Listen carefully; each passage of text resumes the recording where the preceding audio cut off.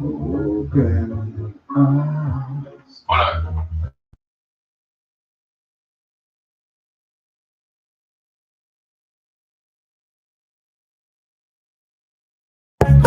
Your eyes, see for yourself. Open your eyes, know for yourself. Open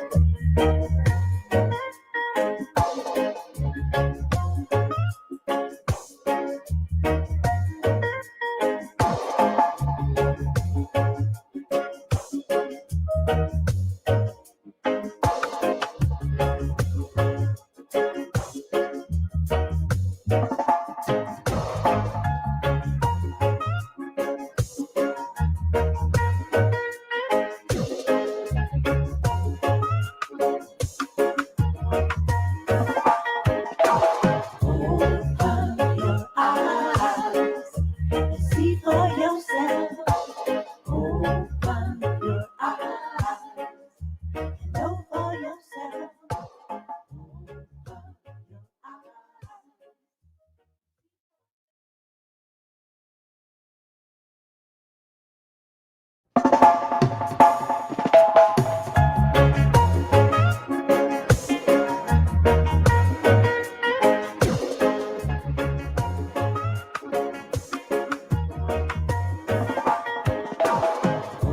Open your eyes and see for yourself.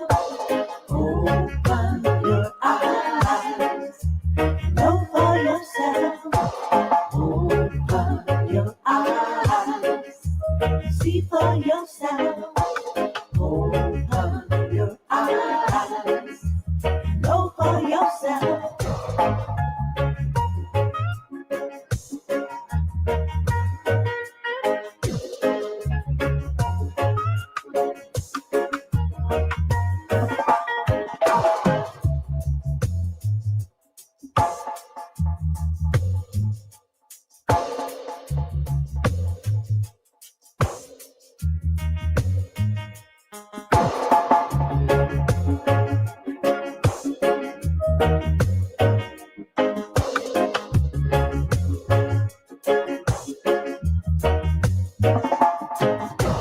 Open your eyes and see for yourself. Open your eyes and know for yourself. Open your eyes and see for yourself. Open your eyes and know for yourself.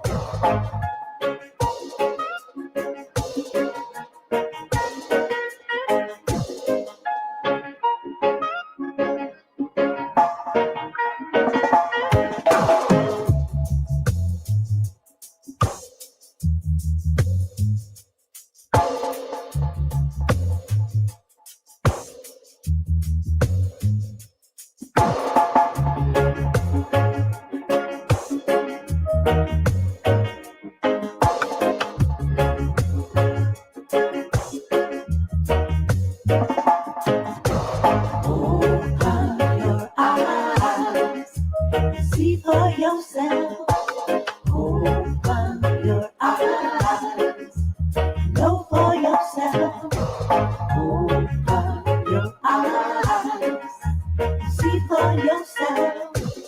Open your eyes and know for yourself.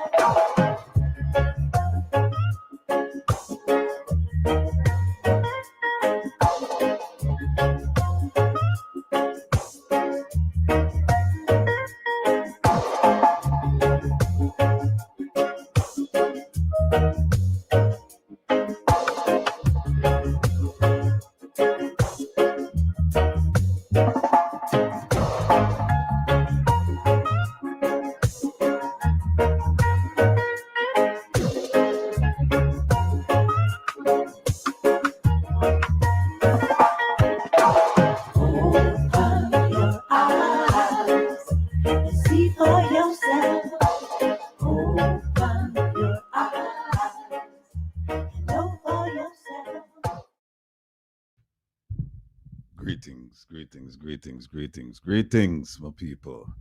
Can you hear me? Can you hear me? Can you hear me? We can't move until somebody say yes. Ratty, we can't hear you. We can't hear you. We can't hear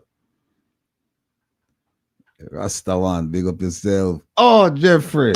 Thank you. Ladies and gentlemen, brothers and sisters, thanks for tuning into Reason with Rattigan, the place where we inform and educate the people and at the same time hold government accountable. As Malcolm X said, education is the passport to the future. For tomorrow belongs to those who prepare for it today. Remember, education is the passport to the future. For tomorrow belongs to those who prepare for it today. So let's get prepared. I want another wonderful Saturday afternoon, and I get to spend it with you, right? And let me just say that big respect to all of you because there's so many things going on in your part of the world that you could be involved with. And yet you have chosen to spend the time with us. Big up on yourself. Big up on yourself. Now, we have a fantastic program today. I know. Some of you are just dying to hear some of the things we have uncovered over the past 6 days. Well, we do have some things going on. And you don't see Kevin. We have to big up Kevin, because had it not been for Kevin, I wouldn't be here right now because we're having some issues, and Kevin is busy trying to resolve those issues in the background. I'm looking at him. He's got the cursor moving and grooving, shucking and jiving, bipping and bopping, caring and sharing, with a dip in his hip and a glide in his stride. So, my people, Jamaica, the gift that keeps on giving. My goodness gracious. Not a week goes by without some scandal of sorts. This week is no different. Now, we were planning to discuss Minister Tufton and the alleged widespread corruption in his ministry. We were planning to discuss beach access and government policies. We were planning to discuss government inefficiency and Ambassador Audrey Marks. Don't laugh. It's like, just doesn't make sense. Audrey Marks, and she's going over there to make government efficient. That's why we said government inefficiency, because the two go along quite well, inefficiency and Ambassador Audrey Marks. We were planning to discuss Ambassador Anthony Anderson and the dark days ahead, as well as the dark days behind him. Pure darkness followed Amania. We were planning to discuss Minister Floyd Green and the potential environmental disaster in St. Elizabeth. Most of you don't know about the impending doom in St. Elizabeth, and we were planning to discuss that. We were planning to discuss the Prime Minister and his many failed promises. We were planning to discuss Minister Malahoo Fort and the failed constitutional reform experiment. We were planning to discuss Minister Babsy Grange and the disjointed implementation of the gender program. There's so much there, so much there. We were planning to discuss Minister Chung and the failed Plan Secure Jamaica crime initiative. We were planning to discuss my favorite minister, Minister Kamina Johnson Smith, and her many, just like the Prime Minister, many failures. We were planning to discuss Minister Bartlett and the lies, flat out lies about tourism dollars, about how much money tourism has brought to Jamaica. We have his speech and we have the numbers. And we were planning to talk about a whole bunch of things. But as usual, I'm an overly ambitious fellow. And sometimes almost all of the times I'm stopped in my tracks by producer Joan and Kevin. They laugh at me and they say, you will never be able to discuss all these things in the 5 hours you have. And I insist, no man, make we try it. And they just laugh and laugh and laugh. So let's see what producer Joan has lined up for us today, since all of the things I raised this morning, and I've been raising them throughout the week, not sure if they were to no avail, but I have this feeling that most of the things I just mentioned to you, we won't be discussing today. And if you have an interest in the things that I mentioned, and somehow you don't see them on the screen in a few seconds, then you know who not to blame. Me. All right, here we go. Big up yourself, producer Joan. All right, Reese Rattigan. That's your boy right there. Look at this. I do remember saying that. Turn a blind eye to corruption and you lose sight in your other eye, because it's going to be all about corruption. All about corruption. Remember that, folks. It's well worth remembering. Yes, indeed. Oh, don't forget the inaugural Reconnection Rally to be held at the Ranny Williams Entertainment Center, June 21st. That's Saturday, June 21st, 3 weeks from today, where all of us will gather and we're going to celebrate. We're going to celebrate our emancipation from ignorance, meaning we are going to bring civics back into the mainstream of Jamaica. We're going to bring it back so that people will know what it means to be a Jamaican in light of the Constitution, the various laws, regulations, etc.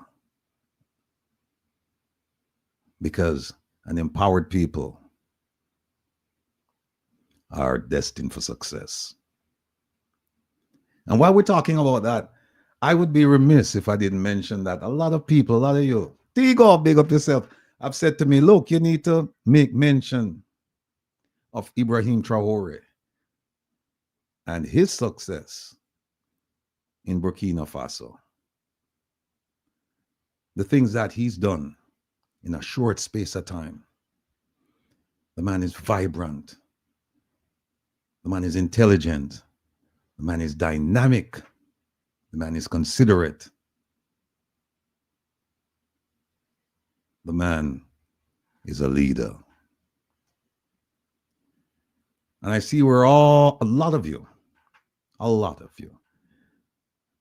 have said to me, why is it that our leader, and some of you used the phrase so-called, but our prime minister, why is it that he's not doing some of these things that this gentleman is doing, that this young man actually is doing?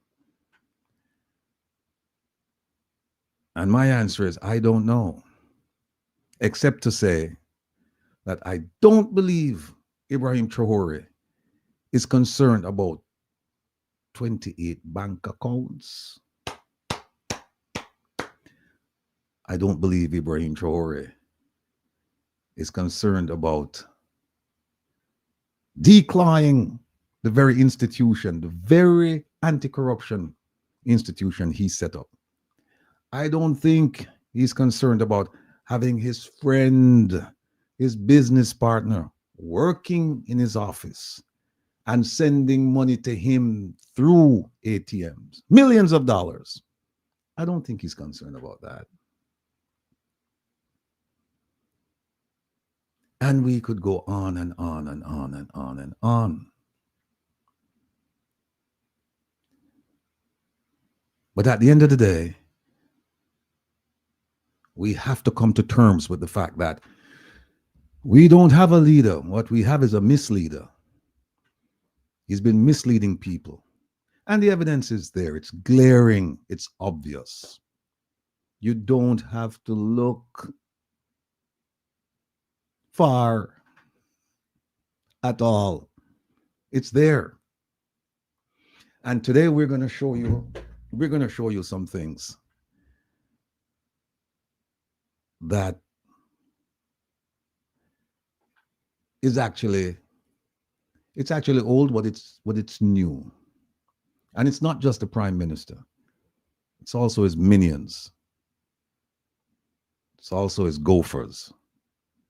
You know, go for this, go for that. Those people. We're going to show you. We have a wonderful program set up for you. And by the way, there are some people in his orbit, you know, some people in his constellation of stars, falling stars. There's some people that I'm the owner of space in their heads. Them can't do without talk about me. Can't do without talk about me. But we're going to ignore them. We were planning on doing a piece on some of those people, but they don't deserve our attention. In fact, we have no call on him this week. They know who they are, and they're watching. You see the 777 devices locked down right now. Some of those people, they were in the first 20. Tell you that. They sign on. They watch us. And they learn from us. And we're hoping that they would take the learning to heart and do a course correction for the benefit of the Jamaican people, not for themselves.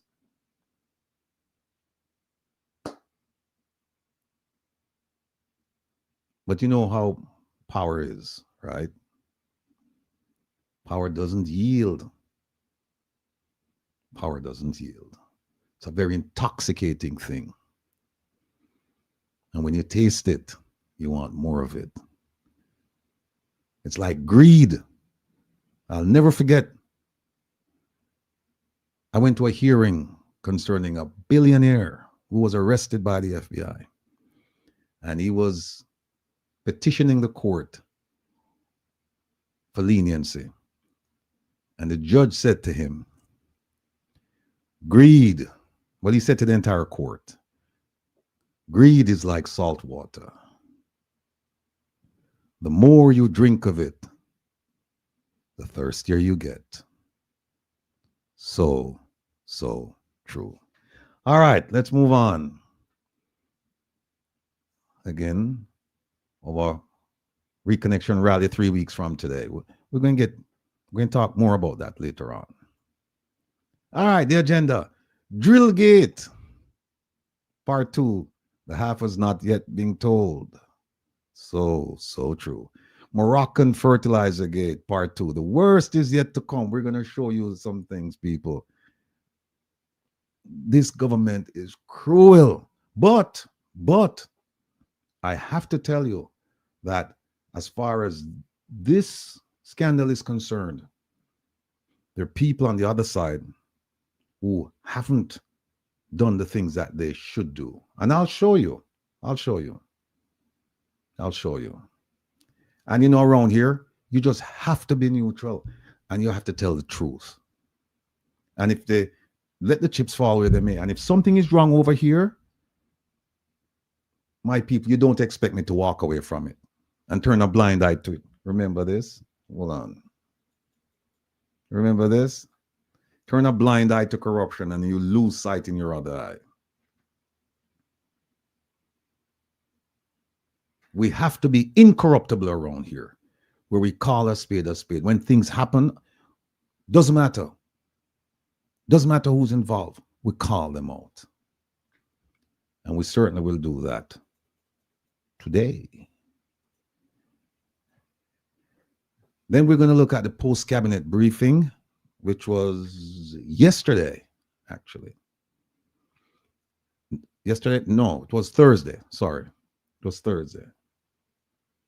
And we're going to be looking at lies, misrepresentations, and obfuscations.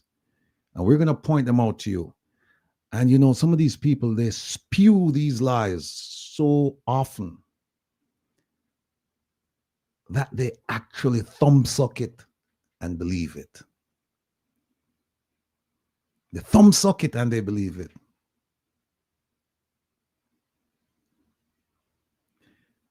And we believe it. And I'm reminded of Mark Twain's, one of his most famous sayings. He said, and I think producer Joan, I think it's there. Let me not preempt myself. Let me wait till I get there. We'll also talk about interview and interrogation techniques, a feature that we've carried on. We've carried now for about, I don't know, 4 weeks or so. And we're going to show you the best and worst examples of questioning government ministers, because we've shown you most of the interviews we've shown you. They're about politicians questioning heads of agencies, departments. And I think there was one time where the Canadian Parliament was questioning the minister, the Canadian Minister of Finance. That was hilarious. And it was short. It was short. Today, we're going to show you how to question a minister and how not to question a minister. And we're going to show how it's done in Jamaica and how it's done in South Africa. We're going to show you 2 countries with similar problems, but one is trying its level best to control the corruption, and the other one, corruption is a runaway train. Moving right along. The panelists, yeah, of course, Medea. Well, Kevin Dea too. Jamaics, well, Kevin is here, but not here in the space with us right now. Jamaics will be on about an hour and a half, and Prezi is supposed to join us. He will be talking about some of the things that we have going. And of course, we have the lovely TT with us from Rison. I heard that Rison changed its name, you know. Them upgrade now, people. Them gone, I don't know. Come on. They've gone uptown now. Not with the location, but with the presentation and the types of services that they're going to provide. And she's with us today. She's going to talk a little bit about some of the things that they're doing and the upcoming plans. Let me see what else we have here. Oh, yeah, Marvin is supposed to join us today. You know, Marvin is lively and always coming up with some ideas. We like him in this space because he's not coming here to talk about people. He's talking about ideas. Now, you may not like his ideas, but at least he's presenting something. And it's better than just criticizing and not presenting anything. So, Marvin, big up yourself. Engagement norms. We all know them. Be an active listener. Use time effectively. Be present. Speak and comment to contribute from a constructive standpoint. Celebrate others' contributions. And last, certainly not least, enjoy the experience. And you know that saying, but there's one I want to get to.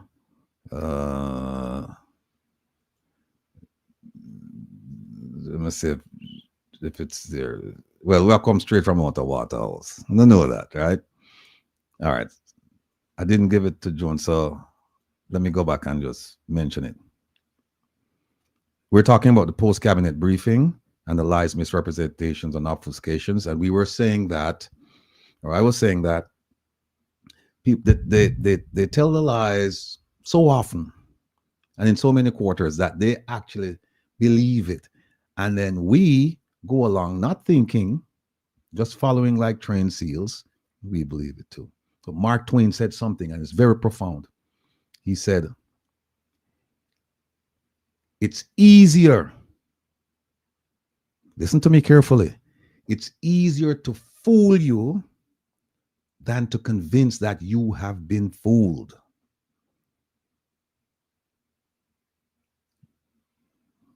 I understand that. It's easier to fool you than to convince you that you've been fooled. And that's the uphill battle we face, trying to convince our people that they have been fooled, they have been tricked, they have been bamboozled.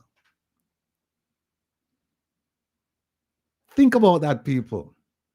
Easier, way easier to fool you than to tell you, convince you that, listen, these people are fooling you. Because part of it is that we can't believe that we've been fooled. Because we say, yeah, we're too bright, nobody can fool us. It's arrogance. Sometimes it's ignorance. We don't know any better. But that's where we are. Let me move this.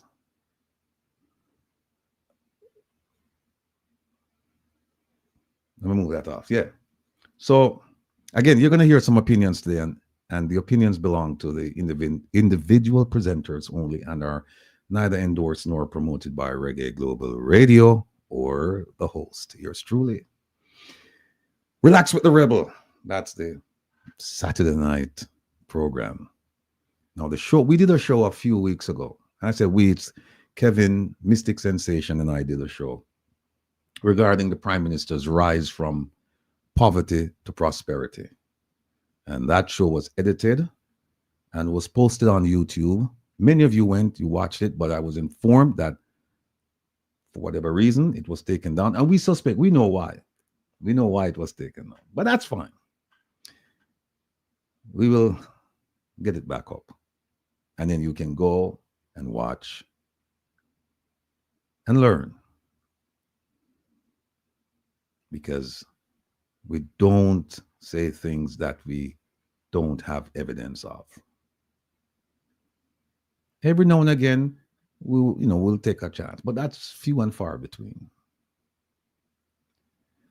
Tonight, I will be back in the musical chair. Yeah. Wait, let me think there. Oh, hold on there. I'll be back in the musical chair.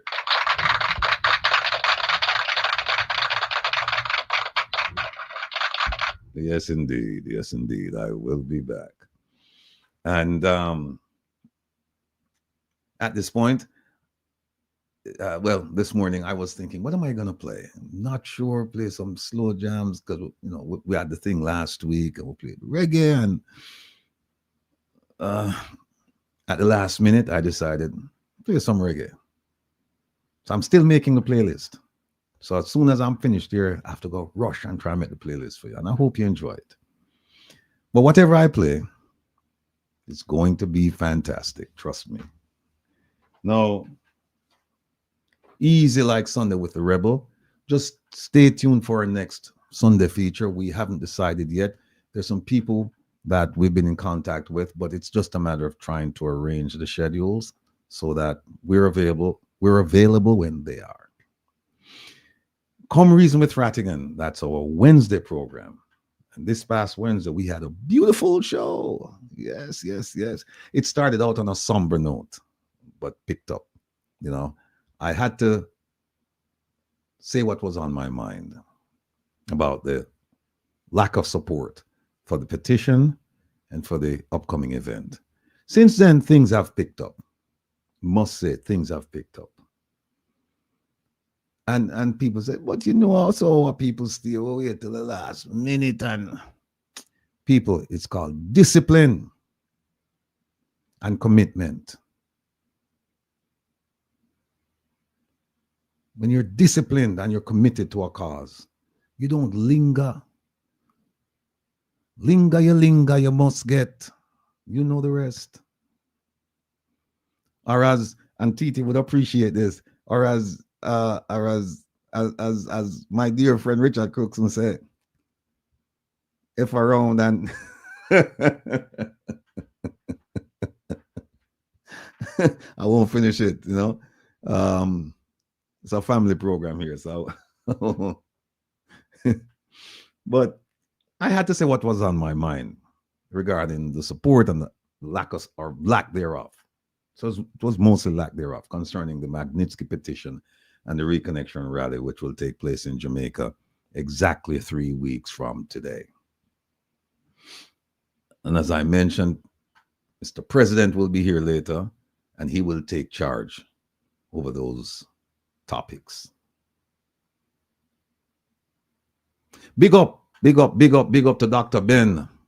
Big up to our extraordinary audience and our supporters. And of course,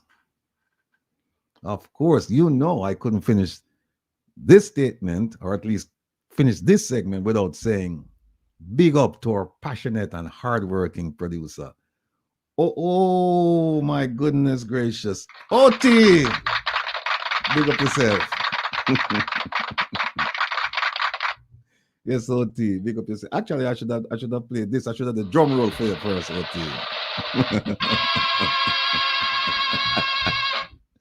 Yes, OT. Big up yourself. Big up yourself. People, this lady puts in so much time. I mean, I'm eternally grateful for the things that she has done, she continues to do, and she's planning to do. We owe her a debt of gratitude. We all do.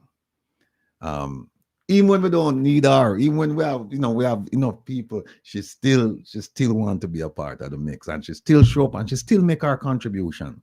So OT, I don't say it enough to you, but don't think I'm not cognizant of the things that you're doing, and I don't appreciate the things you're doing, because I most certainly do. Now make a big up some people now. Send out some greetings. Prayers up, prayers up, prayers up, prayers up, prayers up for Papa Trevor. My P. Hope all is well. Michelle, call me later.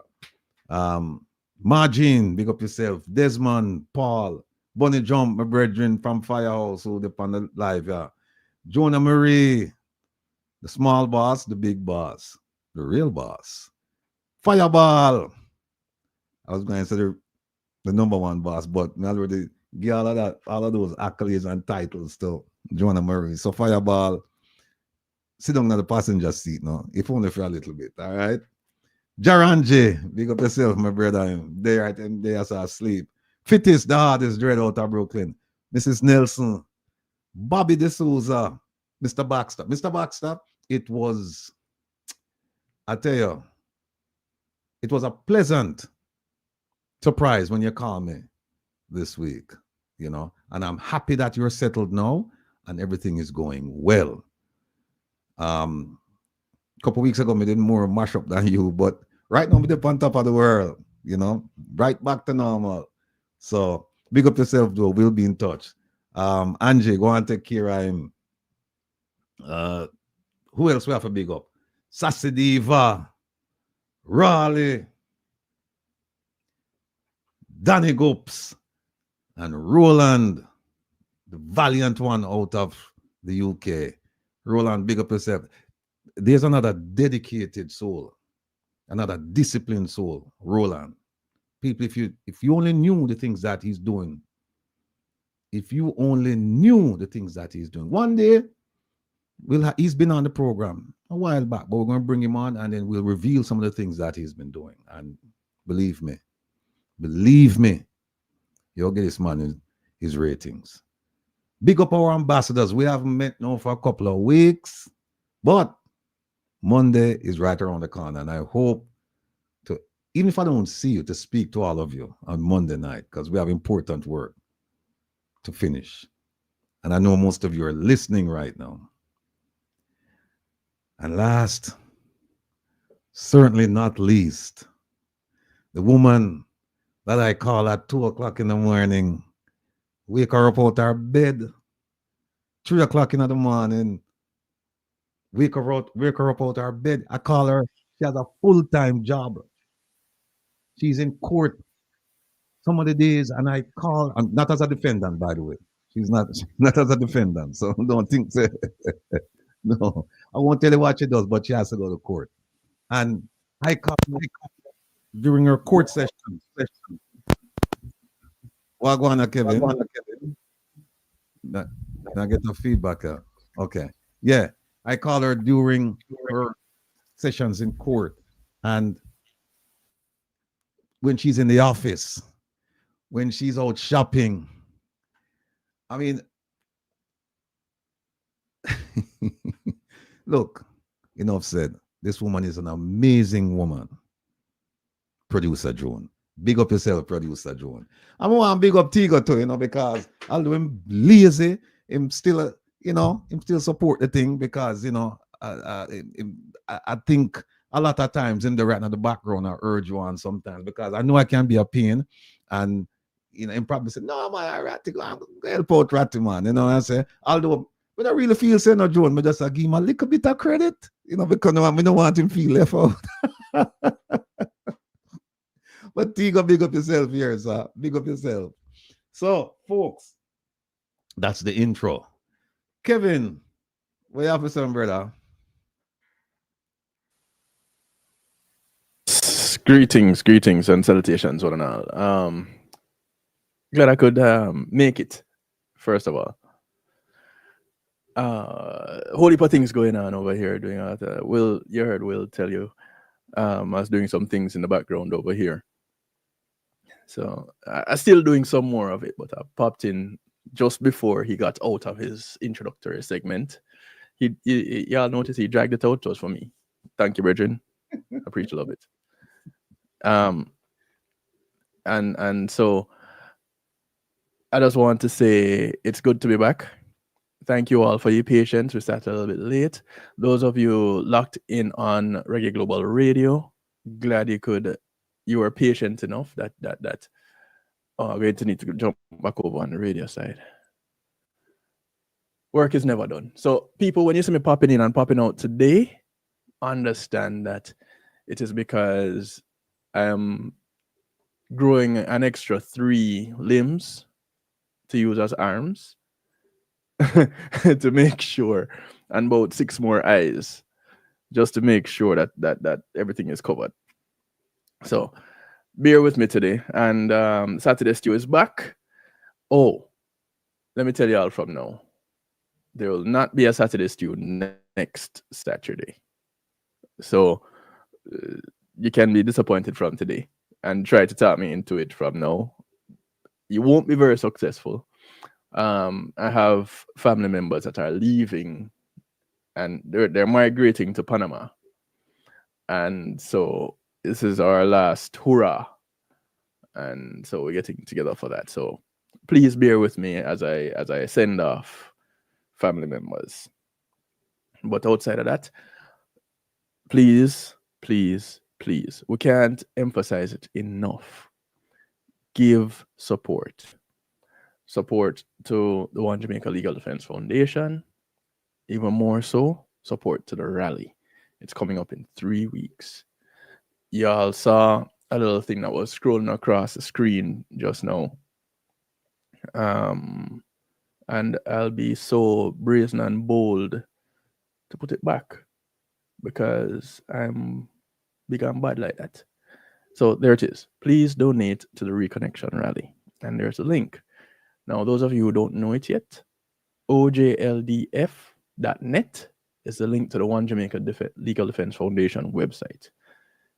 Everything that is happening with the foundation is pretty much there. If you want to get in touch with the foundation, you do it from there.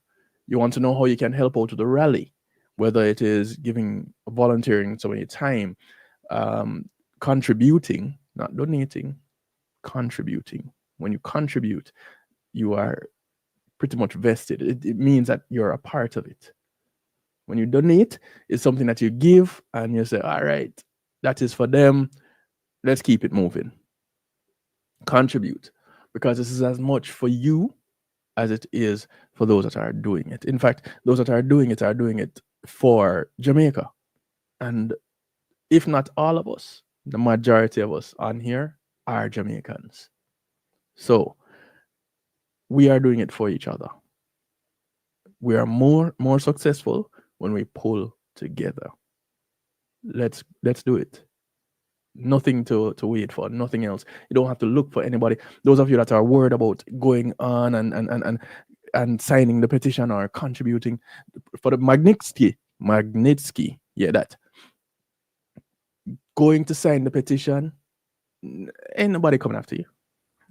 I know it can be daunting at times, and those who are in Jamaica after being told that we know where you are, we can come and look for you. When you hear things like that, it can be a little bit challenging. here's the real challenge.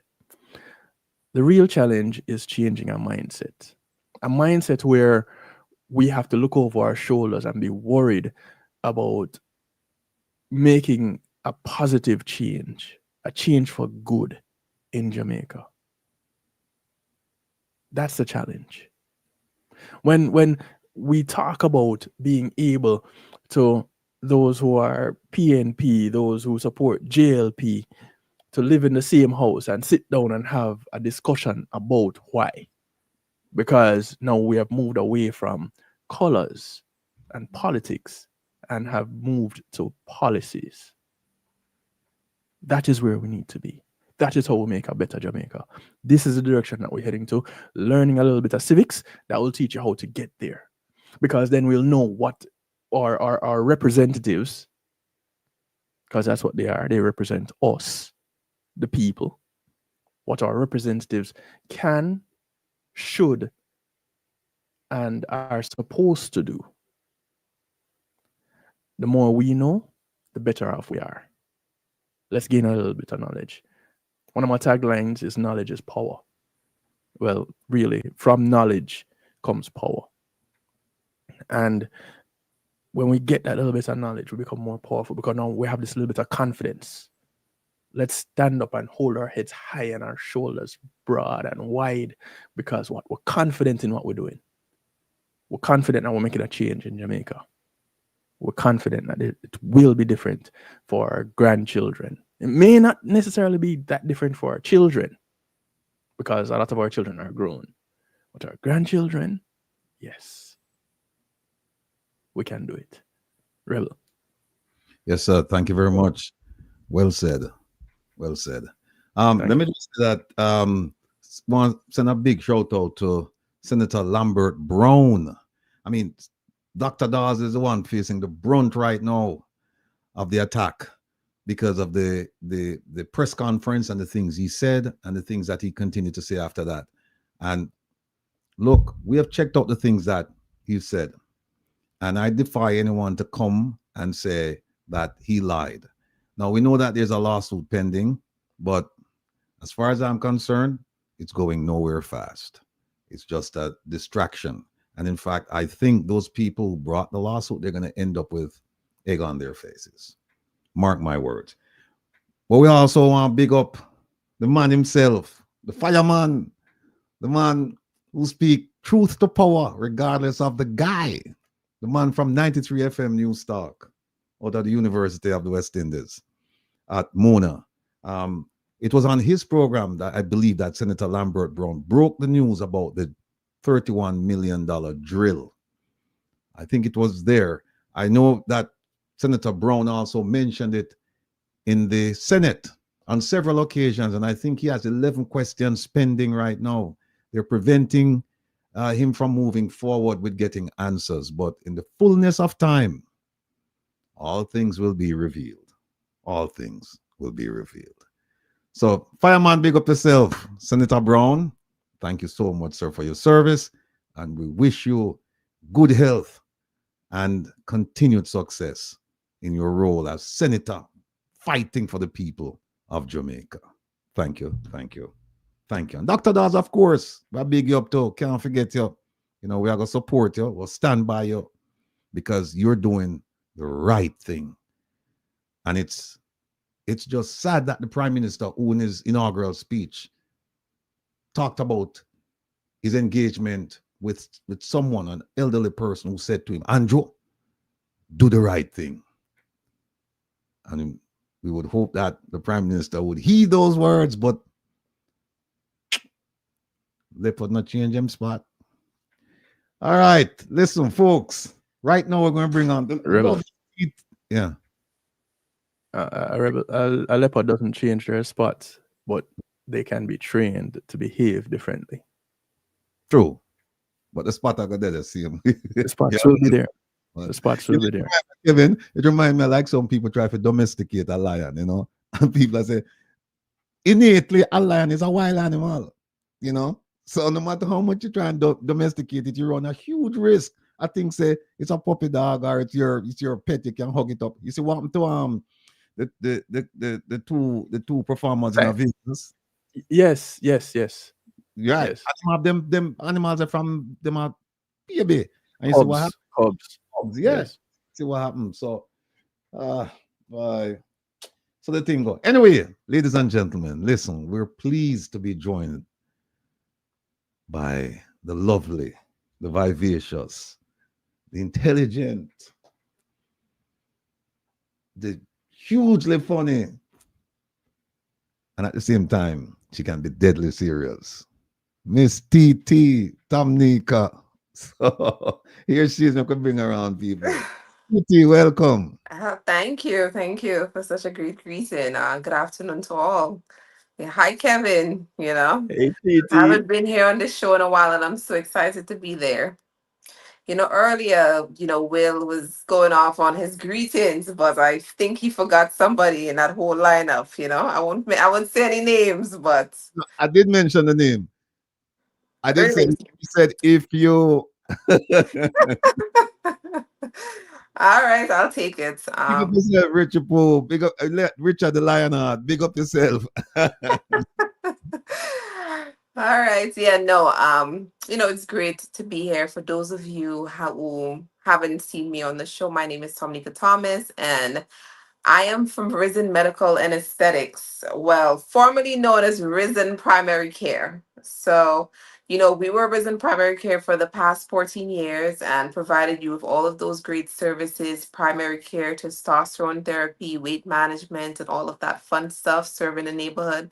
But now we have rebranded, and now we are Risen Medical and Aesthetics. I am beyond excited to share with you all of the new services we have available, how we're going to better serve you and cater to our community. So, one of the things that came on board with us, changing our name to Risen Medical and Aesthetics is that we introduce aesthetic treatments as well. And a reason for that is that we believe that other than the health based stuff going on and things going on internally, there were just some aesthetic concerns with our patients here and there that they would have liked to address, and, brought that to our attention. And we felt that, it was something that we can bring them on board to get better cater to our community. So, that being said, what we have going on is we have introduced laser skin treatments. Okay, so those laser skin treatments are to adjust unwanted hyperpigmentation or post-inflammatory pigmentation. What that means is that if you get a wound and the scar left behind from it, if you have acne on your skin and getting rid of that acne, there's pigment and things left on those areas that you just a little bit concerned about, or it just makes you feel a little bit less confident, we can take care of those for you. If you have eczema and you have some dry patches that you want to, other than probably what you're doing internally, but you want to address it externally as well, it's also a treatment that can address that. Another treatment that's fairly common amongst our patients is a laser spider vein treatments. Especially in women, it's just something that's very common that, we get those spider veins around our legs, from prolonged standing, lifestyle, and whatnot. And this is one of the treatments that these laser treatments can address as well. So, you can go ahead and follow us on Risen Medical on Instagram. You can see some before and after photos. I did share some with the show so you guys can see. Oh yeah. Kevin, did you get a chance to put those up? I know Kevin was busy and probably still is busy doing stuff in the background because we're having Yes. some technical issues. So I don't know. Okay, yes. So you can follow us on Risen Medical on Instagram. We're also on Facebook. There you'll be able to see some before and after photos of what that looks like. And you can, there's a little bit more of an explanation of each treatment there under our post so you can get an idea of what to expect. All right. So at Risen Medical and Aesthetics, as mentioned, the primary care, the great service you've been receiving will still be there. We will still be taking a full body approach to your health, internally, externally. So it's just an add on. We're still a family here, you know, and What the Airlace is in itself, it is an advanced non-invasive laser treatment that rejuvenates the skin and target concerns, as I mentioned, like acne, hyperpigmentation, rosacea, uneven texture, and signs of aging. All right. So how it works is it delivers energy deep into the skin to stimulate collagen production. What this means, what all of this means is that what your skin naturally does, which is reproduce collagen, right? That's why we get a wound and then we heal after we get that scar, and then we form pigment. But it just takes a long time to do it. When we're younger, a little faster than when we're older. But what this is doing is speeding up that process. So instead of you sitting by months and months and months, or probably having damage that is pretty hard for you to get rid of, this is just assisting you in getting rid of that pigment in a shorter period of time. Okay, so it's not something that's going to be super invasive. It's not going to be painful, super painful.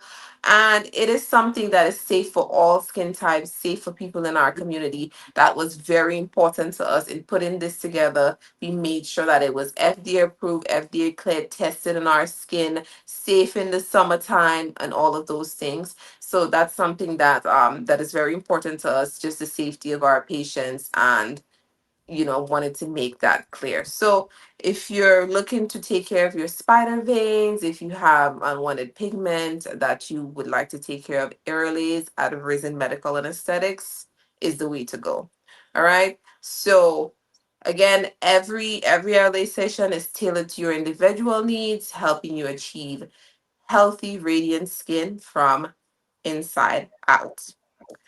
Okay, so we're still providing our other services, weight management, testosterone replacement therapy. That's a big thing in our community with men. Again, that's something I'm passionate about because I see it so often.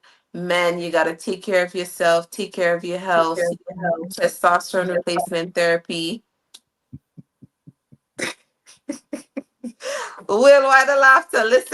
Listen, why the laughter? That is something that is so important and is lacking low testosterone in our men in our community.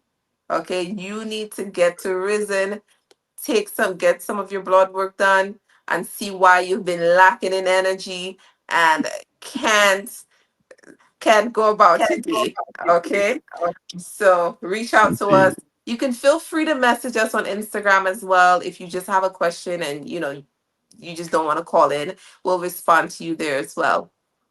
TT, please tell them where you're located because people are asking if you're in Jamaica. Yes. No. We are here in Brooklyn, East Flatbush area, and our address is 3215 Avenue H, Suite 1P, Brooklyn, New York. We're on the corner of New York Avenue and Avenue H. And if you'd like to reach us on the phone, our phone number is 718-717-2278. Again, that's 718-717-2278. Before you go, All right. TT, before you go, there's a no, please finish. I'm sorry. No, go ahead. There's a question in the chat for you. It says, Miss TT, can you explain to audience some other things not to do to avoid hyperpigmentation? Great question. Okay, so one of the things that I do recommend is just it's just the aftercare. First and foremost, if you have acne or you have any of that stuff, please don't go poking at it and just extracting it in the wrong ways. That's one of the reasons why, your skin will take care of itself. It will eventually come to the surface and whatnot. And a lot of the time people see stuff on their skin, they go poking at it, and then the scab comes there, but as you're a part of your body's natural process of healing, that pigment comes. There's extra melanin production to heal the wound, right? It's just a natural process. And so in healing that wound from that scar or scab, that's when you get that hyperpigmentation. But when you do get our treatments, Airlace, we're able to get rid of that. And to maintain that, you would just need sun protection. We do still need vitamin D, but we recommend that you do wear sunscreen out in the sun. not staying away from the sun, because the vitamin D from that is very important for even your skin. There's another question. Do you accept Medicaid? Or what kind of Currently, insurance do you accept? okay, so as far as insurance, right now we're accepting Cigna, Empire Blue Cross Blue Shield, Aetna is just a few that we're accepting. However, there's a big list of what we are currently accepting. I don't know all of them off the top of my head. So please do give us a call and find out. As Mhm. far as some of our treatments are aesthetic, so they won't be covered by insurance, but some of them are not, and so we're able to get you insurance coverage on that. So give us a call at 718-717-2278, or shoot us a message on Instagram or Facebook if that's more convenient, and we'll be able to take care of that for you. And let me just say, folks, that they had a soft opening a few weeks ago. It wasn't really advertised. It was just soft. They did it in the neighborhood, but they're going to have a grand opening, and I plan to be there for the grand opening. In fact, I'm going to broadcast from their location. So I'm inviting all of you. If you want to meet me, if you want to just ask me a question, or if you want to come and get what do you call it? Not what do you call it? Screening. If you can come for I'm going out on a limb now and telling you that they'll be providing free screening. I don't know if it's Okay. So what we actually will be providing. So firstly, that's very exciting for us to partner with Reason. Will be at Risen. Okay, so love if you it. want to come down, and be a part of the show, be a part of like us, and see what this family here is all about. You can come down and come to our grand opening event, but we will have free consultations. Okay, normally those are paid for, but we can come in, you can get a consultation, whether it be for your skin, whether you have concerns or questions about testosterone replacement therapy for men, whether you're not sure, if you're on the fence, if you need this, if you don't need this, not sure if what you're experiencing, you know, would apply. You can ask questions. You're going to meet our providers. We'll have refreshments. We'll give you breakfast, lunch, dinner, whatever time of the day that you want to come in. There'll be everything there. It'll be exciting, and we'll be glad to meet you here too. Uh, So Go ahead. Go ahead. you better look forward to it. What's up? No, no, no. They're gonna have. They promised me that they're gonna have all the things that you shouldn't be eating. They're gonna have oxtail and curry. Hey. Joking. I'm joking. Scandalous. But folks, it's gonna be a wonderful, wonderful experience. Yes. Somebody was asking when is the grand opening. They haven't decided yet, but once because they're going through whatever they need to go through, and once they're finished and they convey the date to us, then I will be there for the grand opening. And I'm inviting all of you to come down. We could just crowd up the place and nice it up. So just Yes. come in, want to come get on a free screening or free consultation, and then gonna get to meet with the rebel. We can hang out together, we can chit chat, we can do anything, right? Yes. Because film place are my place, and my place is your place. That's simple. So the place Right. is ours. All All right. right. Before you go, TT, Yes. No, we here at Prison look forward to hanging out and meeting with you guys. I'm so excited to share the technology, excited to share everything we have here going on here with you guys. Okay. some people already said that they're coming and they're asking when is it, and they're gonna be there. Trust. Listen, as soon as we have the date out, we'll be listen. We'll be back, and then you Reason with Ratigan. Reason, yes, the grand opening will be before the summer ends, just in about a few weeks. Reason with Ratigan will be one of the first people to know and to announce the dates. So whether he announces it on his Wednesday show, on his I Saturday want show, you. I you want guys will definitely know. I see some questions. Yes. I want you, Richard the Lionheart, to come and make the announcement yourselves. Yes. Okay, we have our specialists, our testosterone specialist, weight management specialist, diabetes care management specialist. He'll be announcing it as well. So he'll be on the show announcing that he will be there, and our other provider as well. So, Yes, people. We're gonna pack it up that day. We're gonna nice it up. All right. yes, So yes. make it a date and don't be late when we make the announcement. We'll also be posting our Eventbrite So that way you can RSVP and let us know that you'll be there. So we'll make all the catering just for you. All right, all All right. Now, right. I know my brother is sitting back there. Just tell him big up. Well, I know he's listening. Hey, Richard, big up yourself. All right, and we'll All talk right. later. Love you like life, my brother. All All right. right. Take Uh, care. Thank you again for having me. you're welcome anytime. Enjoy the rest of the show. All right. All right. Take Bye care. bye. Take care, TT. Bye bye. Yes, people, that was a lovely TT. Oh, TT gone. All right. You know who we have another waiting room people, and we can't afford to keep them people are waiting, We have with us none other than Mr. President himself, and he's decided to hang out with us this evening. So, Mr. President, if you can show your face us. There. Oh, okay, all right. So hold on. All right, whenever I'm ready. No, listen. Go out the 1069 devices. Call your neighbor, your friend, your relatives, anybody you can get a hold of. Because what we're going to do now, we're going to show you how to ask questions of politicians. We're going to show you how not to ask questions of politicians. We're going to show you both examples.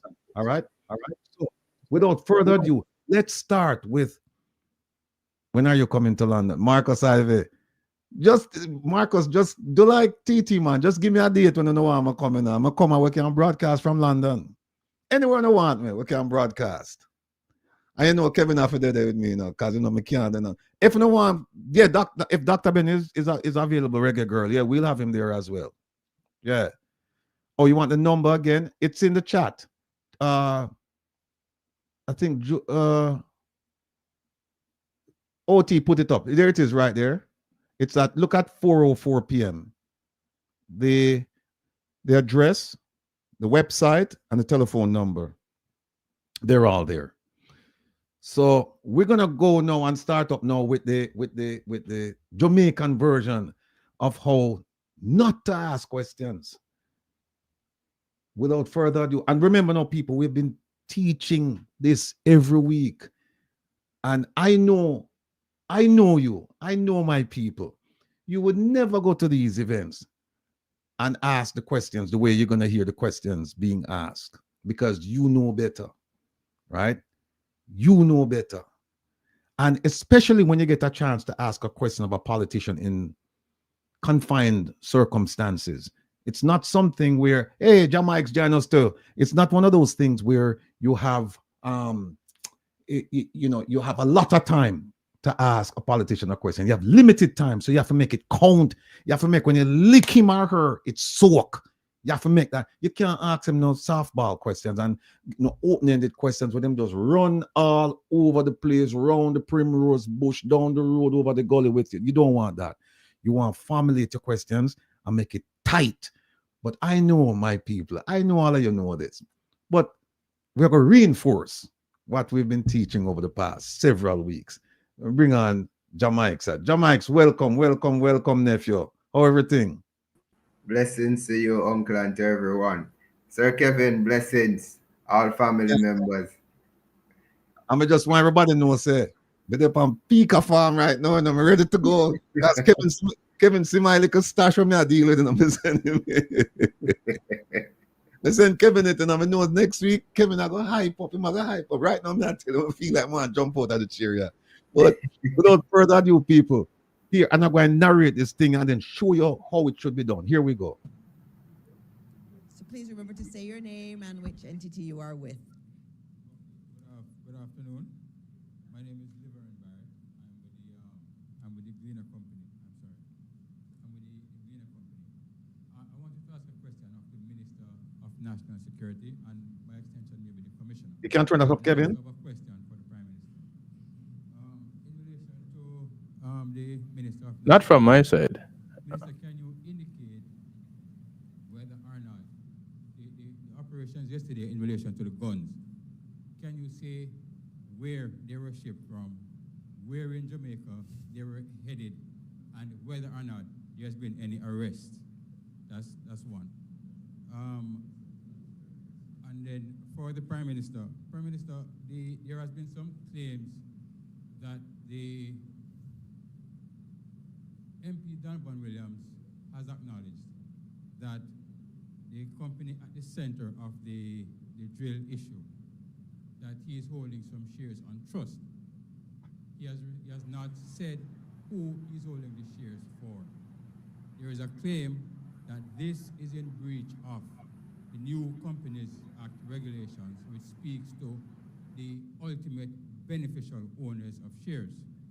I wondered, Prime Minister, against that background, if you have sought an explanation from MP Williams as to why he is refusing to say who he is holding the shares for, given the concerns that it might be in contravention of the law. No, let me move this up. The first question was about the guns. Who shipped them, where they're going to, and all of this stuff. No, Laverne Barrett is in my estimation, he's a very good journalist. He's thorough. But I think he was a bit unprepared there. And believe me, I've watched him over the years. Like I said, he's a very, very good journalist. But I don't know if they caught him by surprise, because that postcab briefings take place on Wednesdays, and this was on a Thursday. And I don't know if it was something suddenly arranged, and so he didn't have much time to think about it, and he went up there. But even so, there are some things that should just instantly jump at you. Let me put up a couple of them. So let's deal with the gun issue first. All right, here we go. That's it, right? We see that picture, largest gun seizure in Jamaica. And you're going to hear one of the journalists ask the question, is this the largest gun seizure? What that says is that he didn't read the newspaper. And this, you have to use your common sense. And common sense is not so common. But you're going to see it, right? This is the picture that they showed. Now, here's where Laverne should have focused this question. Here. This. Look at the date. In 2019, our current Minister of National Security said there are 200 guns coming into Jamaica a month. Illegal. 200. 24. 12 twos, 24. 2,400 guns a year. So the question he should have asked him is, if I were there, I would have said to him, but, you know, Minister, whether it's the Prime Minister or the Minister of National Security, they were both there on Thursday. And I said, listen, you said in August that there are 200 guns coming in a month. And you haven't, since you made that statement, you haven't come in and said, oh, well, guess what? The number of guns coming in has decreased. You have not said that. So we're going to take it that it's still 200 a month. Now, let's give you all of 2019. Let's start with 2020. 2020, 2021, 2022, 2023, 2024. Let me calculate that. Hold on a second, people. Bear with me, right? So that would be, you have it, Kevin, or hold on. So that would be 5 times 2,400. 12,000. So it's 12,000 guns coming, right? From 2020. And then the next question, the part of the question I would ask him is that 12,000 guns, based on your estate, based on your numbers, 12,000 guns have come in since 2020. We're not even talking about 2019 or before 2019. How many guns have been recovered by the security services for that period? And then you would have get the answer. Because when we look at it, it's about I think it's about 5,000 guns or so they have recovered over that period. So the question is, what happened to the 7,000 guns? That's where my question would be focused. And then I would say to him, you said, okay, on a recover 230 guns. Well, that's based on your information. That's what you would expect to get in any month. So what you did was you just seized what you anticipated or what you said was coming into the country. So yay! You say 200 guns coming in a month and you get 200. So yeah. But Mr. Minister, what happened to January and February and March and April? How many guns did you recover in those months? And we have the stats, but time is at a premium right now, people. So I just don't even want to belabor the point. What I'm trying to say to you, and I'm trying to explain, and I shouldn't even do this because it's also an insult, because you know better. All of you know better because you've been around here for a while and you know how to ask the questions. The questions that he asked him, where the guns coming from and where the guns going on, but leave that alone. Leave that alone. Focus on what the man said. He said 200 coming in a month, and then you say, okay, so now you get 200 for this month. Well, tell us about for the last, from 2020 till now, and you grab him right there. You formulate your question around that, right? The second question, where they ask him about the, Donovan Williams, and said that Donovan Williams was involved with this company and whether or not talk to. No, Laverne, you know that Donovan Williams is actively involved in companies owned by the Prime Minister. So you want to make the connection right there. You want to make the connection. So if I were asking the question, I would come out and say, Mr. Prime Minister, we're well aware that Mr. Williams and you are involved in business. And so what you do, you just said, I'm not asking you to give us the content of the conversation, but have you spoken to him about this? Yes or no? Just simple. Any answer him give is a bad answer. Because if him say, no, I haven't spoken to him, we know him a lie. And if him say, yes, I've spoken to him, we know him talk to him about this and them all cook up something. We know people. There's a technique and there's a skill to this, asking questions. There's a technique and a skill. And you see, when you ask those questions, you deserve, when you ask the questions like call Laverne, and again, we all make mistakes. We make them every day. But I'm not afraid of making them and learning from them. And in this case, Laverne is a very good, let me be absolutely clear. Laverne is a very good journalist. But I think in this instance, and it may be because it was hurriedly done, I don't know. But the questions he asked, I wouldn't ask them. And so let's go on and listen to the answers that they gave him. All right, DPM, you want to take the first question? I figure it's a very sensitive investigation. Oh, hold on a second. But you can say what you can. No, you see what she just did. You see what she just did? She prepped him. She prepped the Minister of National Security. She basically said, no, answer the question. You know what she said? The man not come up to answer the question. He's the Minister of National Security. Let him decide whether or not he's going to answer the question. But you hear what she said? It's a very sensitive thing, and I'm not sure how much you can tell him about. So immediately, him not stupid. Him get the message. Don't talk about it. Let me play it again so you can hear what she said. By the way, Prezi, welcome. You can come on now, Prezi? Okay, good. Ladies and gentlemen, our illustrious president, there he is. Welcome. Say something to the people before we move on.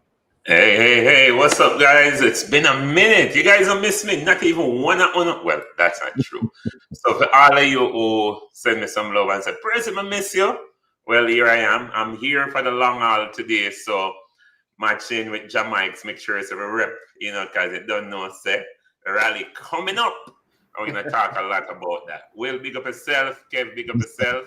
So, Medea, I could hear the interrogating techniques and the master at work. Show us what I'm going. All right, listen to how she prep the minister. Listen to this. Concerns that it might be in contravention of the law. And a low, but listen. All right, DPM, you want to take. And look at her face. It's a very Not happy with the sensitive question. investigation. Well, let me go back. But you can say. He is refusing to say who is holding the shares for, given the concerns that it might be in contravention of the law. All right, DPM, you want to take the first question? I figure it's a very sensitive investigation, but you can say what you can. I'm not taking it. Commissioner, we would not answer that question at this stage. This kind of activity is at a very sensitive stage of investigation. Just 2 days out, and we have to do much more to find individuals. The more we talk about, the less likely we are to find them. So we keep it still quiet. In fact, too much information already gone out. That's absolutely nonsense. If the investigation come upon a bull, I would have eat it. Him no know nothing about investigation. This gentleman here, absolute rubbish. Absolute rubbish. Him no, she guided him. She said, I don't know how much you can say. It's a sensitive investigation. So we more come up and say, come lab him out. Of course not. He more keep him out. Him not gonna lab him out. So that's exactly when come up and say, oh, it's a sensitive investigation. How much people no catch? How much people no ever catch with them gun seizures here? How many year? Oh, you know, we're working an active investigation. And then you ask him a year from now, how many people you catch on that investigation? Zero. Foolishness. I could continue.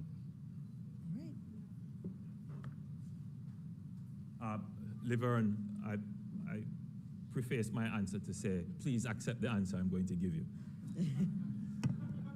Which is that MP Williams has advised me that he has filed suit on the matter. And so I'm very cautious to speak on these matters that are before the court. You see why you should have asked him, when this first surfaced, did you have a conversation with him, yes or no? And the way you say, I'm very mindful that there is a pending lawsuit, but I just want to find out, we don't want to get into the content, but just did you talk to him about this before? You know, I make him say just yes, and you don't want him explain either. You just want to say yes or no. I make him just answer. But here we go. All right. Look on our face. Good afternoon. Mahiri Stewart from Nationwide News here. Question to the Prime Minister. The opposition PNP has given the government, I believe, a 72-hour ultimatum to rescind the appointment of Dennis Chung and his appointment to the FID. My question is, what's the government's response to that call? No, you don't ask them what is the government response.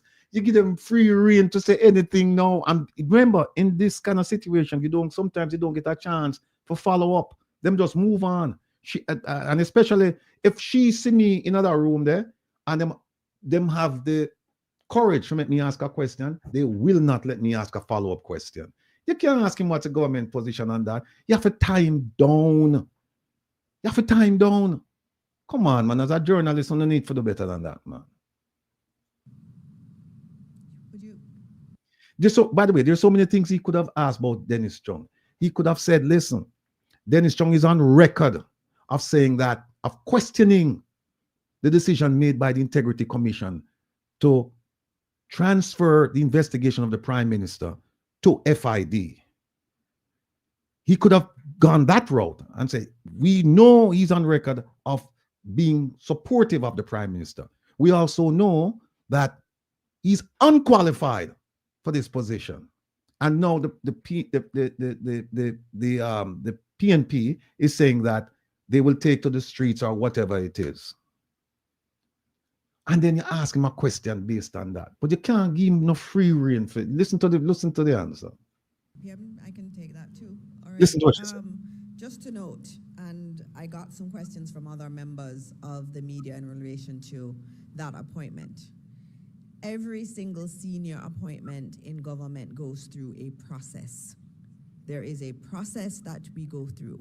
The position is advertised, individuals apply, there is a panel that's put together that shortlists candidates, and then there is an interview process that takes place, and there is scoring. The members of the committee score each of the persons, and then they make a selection. So there is a process that would have been followed. And from all the information I've been given, that process was followed. And so, we may have issues or not, and some people are celebrating the appointment, some are not. But the reality is that as government, we have put in place particular systems, especially in the hiring of senior government officials, and those processes were followed. If you have something to say it was not, then tell us that. But the process, as far as what we have the information on, that process has been followed. I'm answering you the way I answered that other reporter who spoke to me earlier today. Now, let me remove this and talk to you. There's a lot more to the Q&A that I'd love to show you, but time is at a premium. And we have Percy here, and we have a lot of things we have to talk about. We have to talk about the drill and some other things. So I won't belabor the point today, but next week we'll come back and we'll play some more of it. But let's deal with what she just said. She talked about a process. Let me ask all of you a question. And believe me, all of you smart enough people, so when I ask a question, it's just a rhetorical question. So don't think me insulting intelligence. Is a process gospel? No. No. The process she's talking about is something devised by men and women to address a certain situation, how you follow a certain route to get to a certain destination. But it's not infallible. And remember now, things change, times change. And so when you talk about a process as if the process is perfect, it is not so. And now I'm going to show you how this South African, and he's not even a journalist, I'm going to show you how he dealt with the issue of process. Now, let me set it up for you. What happened is that you're going to hear him now talking to a minister. This is the Minister of Higher Education. And she's sitting before the Oversight Committee.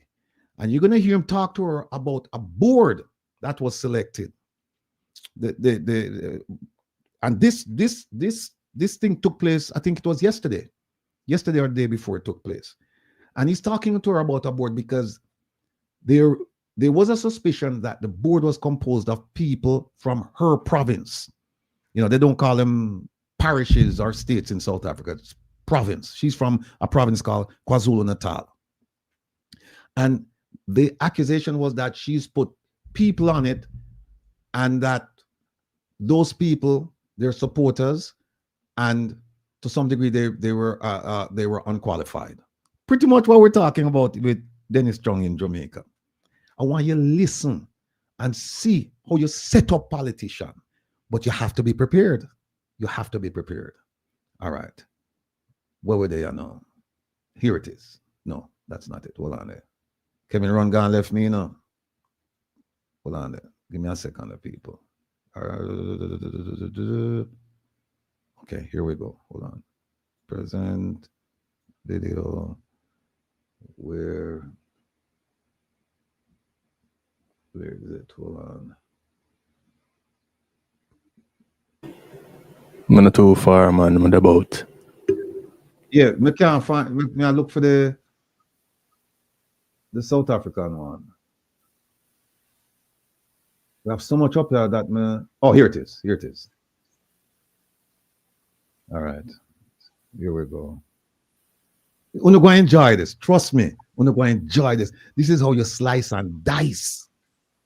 Slice and dice and you fillet. This is how you fillet a politician. Watch this. Very much, Chairperson. Honorable Minister, I think I'm going to start by saying that so that people don't think I'm a MK member. What I'm wearing, I'm actually wearing a design by a local businessman in Rustenburg, Mr.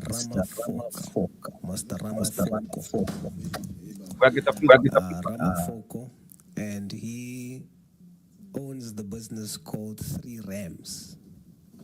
I'm also drinking out of the cup that his business makes.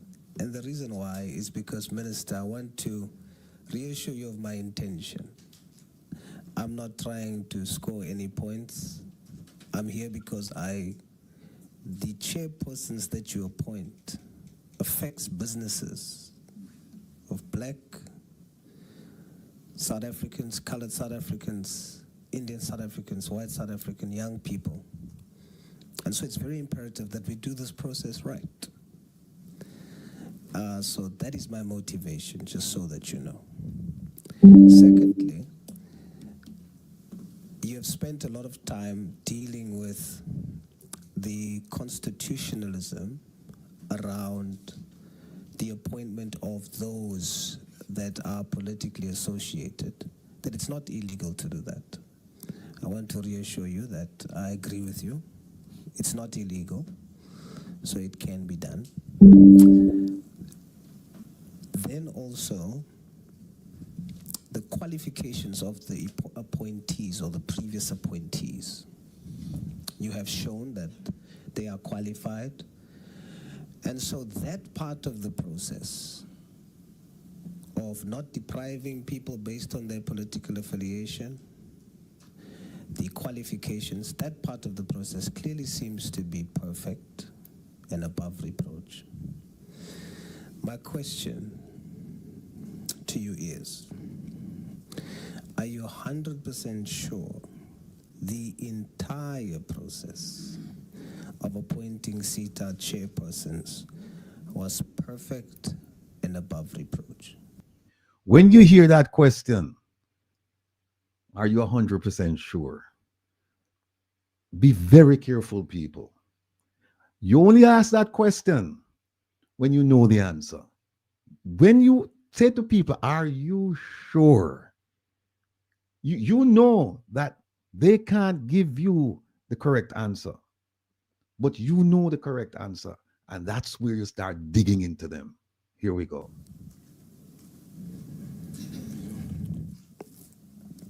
Beyond, above, same thing. Thank you so much, Honorable Soul. That's what I can say. One did not anticipate the outcry from the society, to be honest, because what I sticked on is the criteria and the application of the act. That's what the mandate that I gave to the independent panel that was overseeing the process. So after seeing that or observing that there is an outcry, as a responsible citizen, as a public representative, I had to act and respond to their outcries. That's why now, when we reopen the process, we are going to take all those issues that they've raised into consideration. Thank you so much. Thank you, Honorable Minister. Are you aware that Government Gazette number 34249 of the 26th of April 2011, regulations for matters relating to the accounting authority of CETA,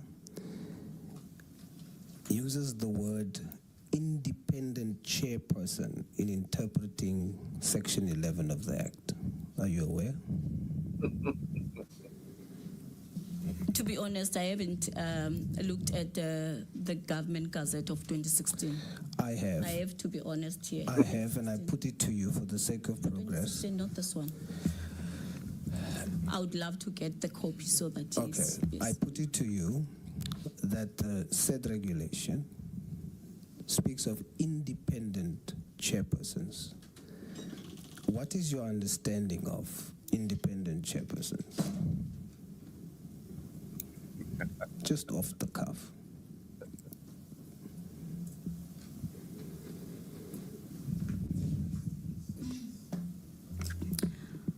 When I think of the word independent, it is quite broad.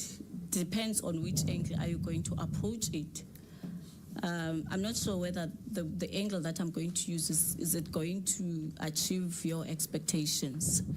For me, the independent part of it is to say the person has to exercise his or her fiduciary duties with distinction. There should be no conflict of interest.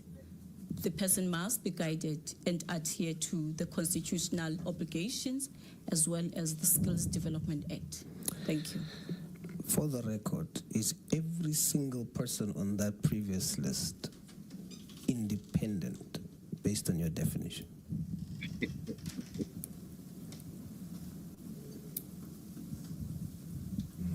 Because in terms of be it a person is implicated or is allegation or was arrested or has a criminal record, my determination was based on the vetting report that I received.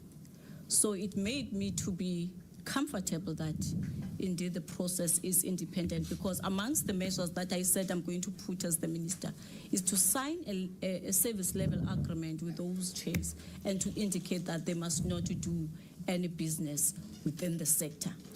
The process might have been independent. I'm asking, are you, based on your definition of independent chairperson, are you 100% sure that every single person on that previous list of appointees are independent chairpersons based on your definition, not mine?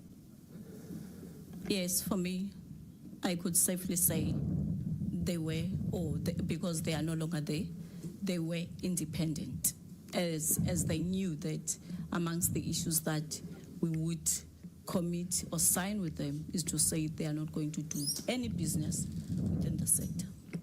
Are you sure? I can't be sure, but we have measures that we have put in place to assess.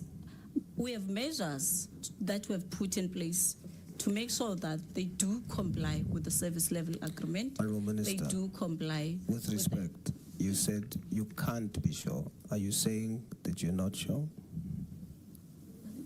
You started your response by saying, I can't be sure, close quote. Are you saying that you are not sure?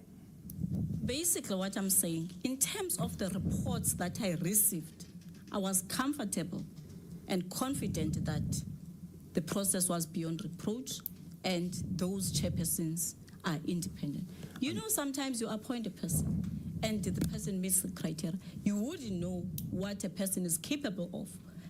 Then what helps you is to put measures in place, internal measures, to make sure that no one contravenes with any legislation and a person also signs a declaration of interest. So that's what I covered myself with.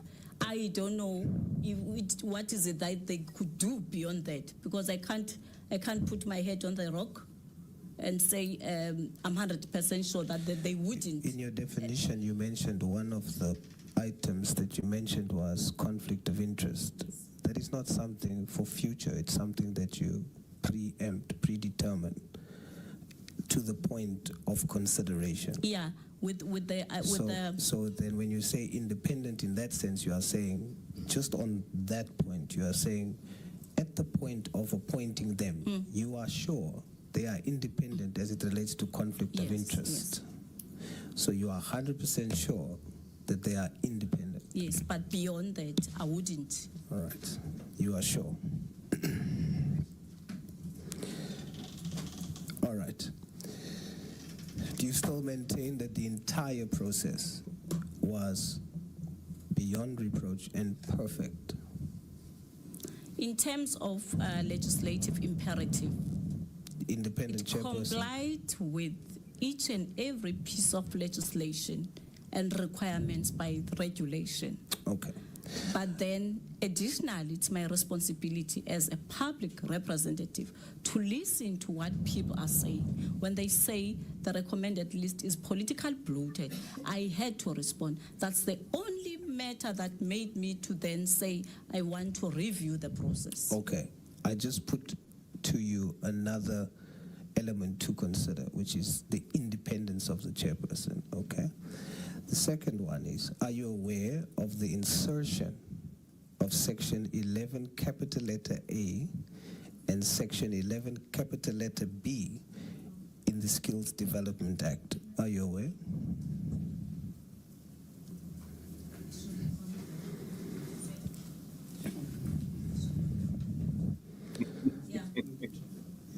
Are you aware? Yeah, this is Section 11(1)A.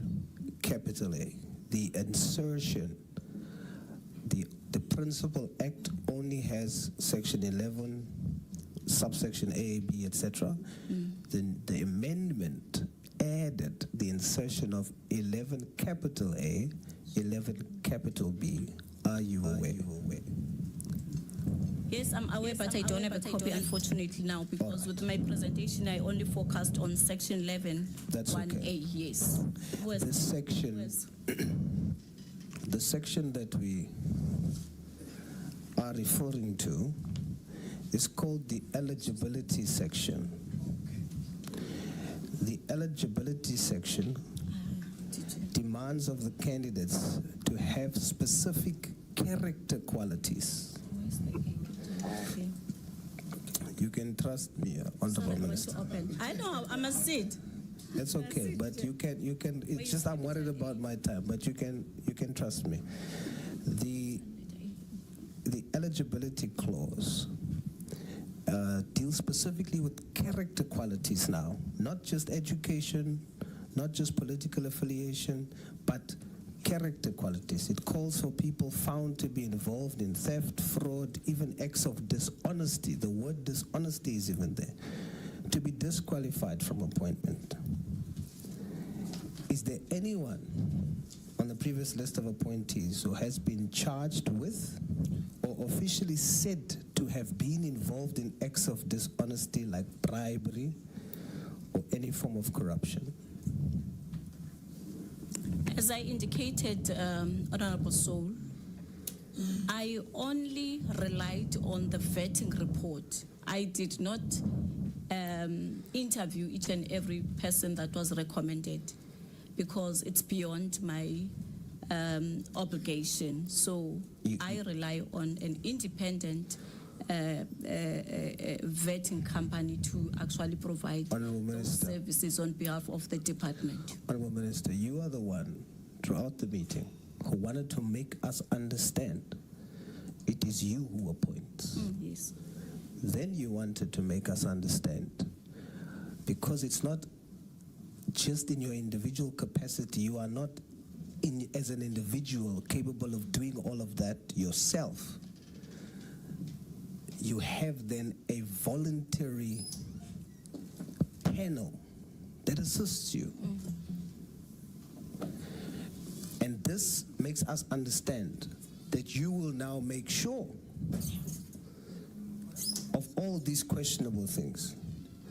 So you cannot now say that you don't know, you just take the vetting report and then you gave me the impression. That's why I'm not asking about the secret panel. Because for me, it's like, well, if it helps you to get to the detail, if that panel helps you to get to the detail, then it's great. Then you should know whether someone as part of that list has been charged or not. Should I come? Yes, please, Minister. Yes. I think maybe, Honorable Sol, you are referring to 11A on eligibility D. Is it?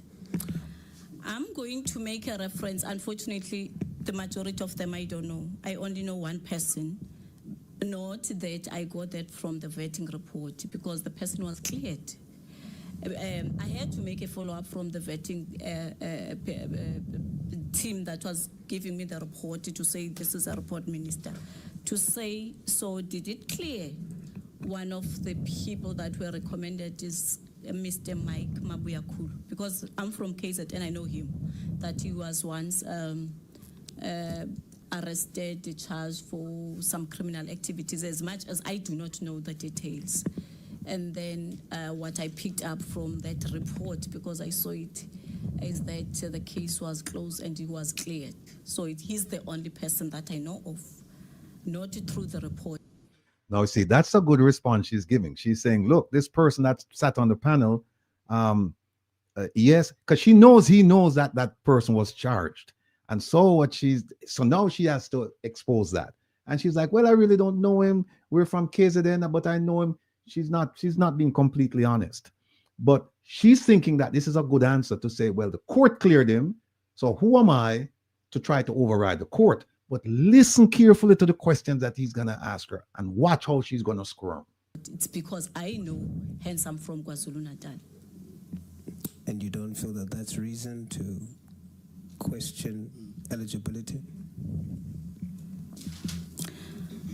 I think this one is more technical in terms of legal terms, because my understanding is that if somebody has been cleared, he has been cleared by the court of law.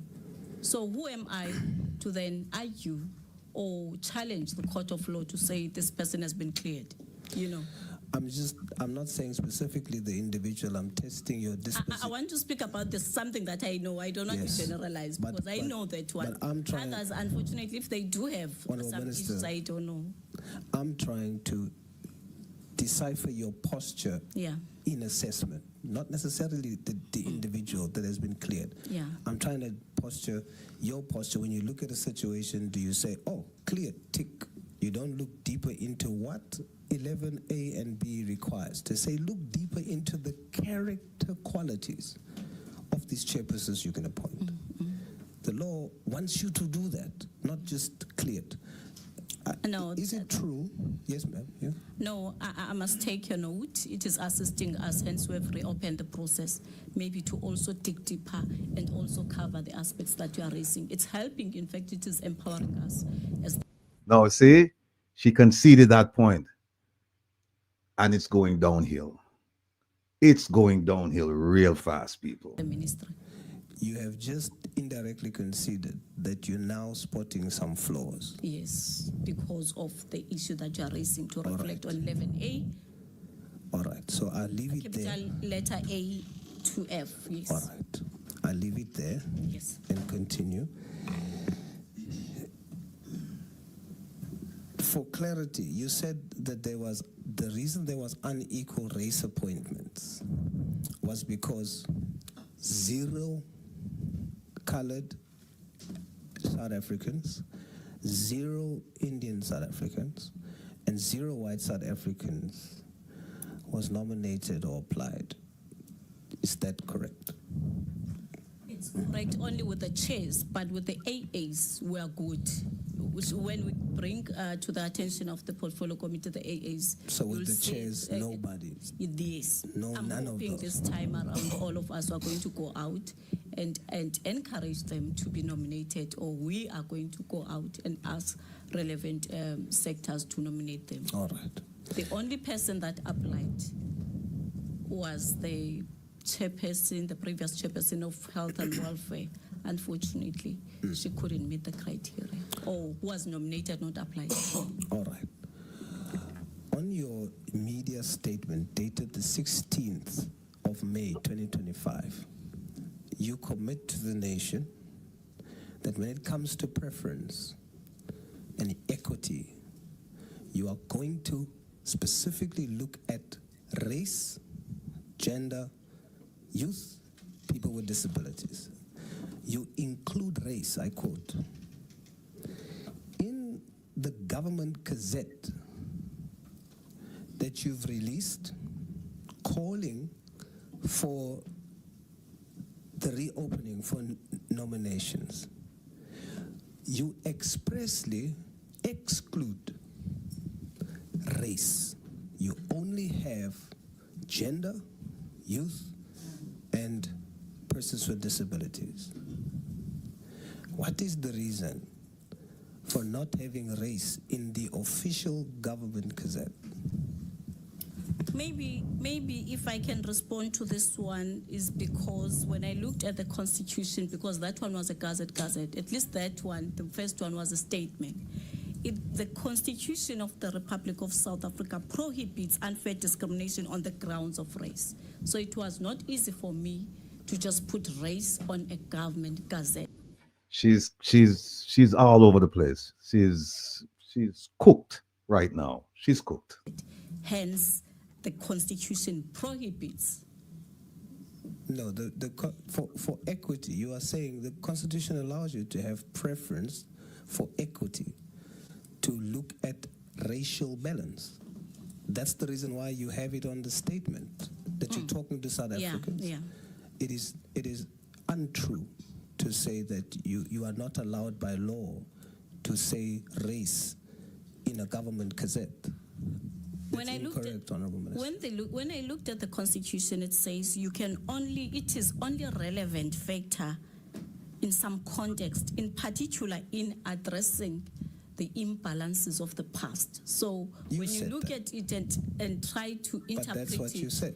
When you I'm making an example, white people, you cannot say you are addressing the imbalances of the past. Okay, colored people. However, I'm reaching out to various organizations, the colored community, as I've mentioned earlier on, the organized white people organizations, and through the business chamber to say, good people, please try to encourage them to be nominated. I also spoke to Outa as well to say, I agree also with spoke you. to various executives, cabinet ministers who are here. Please hear my question. I agree with you. That call that you are making for all races to come requires you to put the word race in the government gazette. Do you agree? I have to get a legal opinion. I don't want to say I agree or disagree. Did you get a legal opinion to put the word race in your media statement? No, I did not. Yet you put it in your media statement. Why? I felt I must put it. You don't feel you must put it in the government gazette?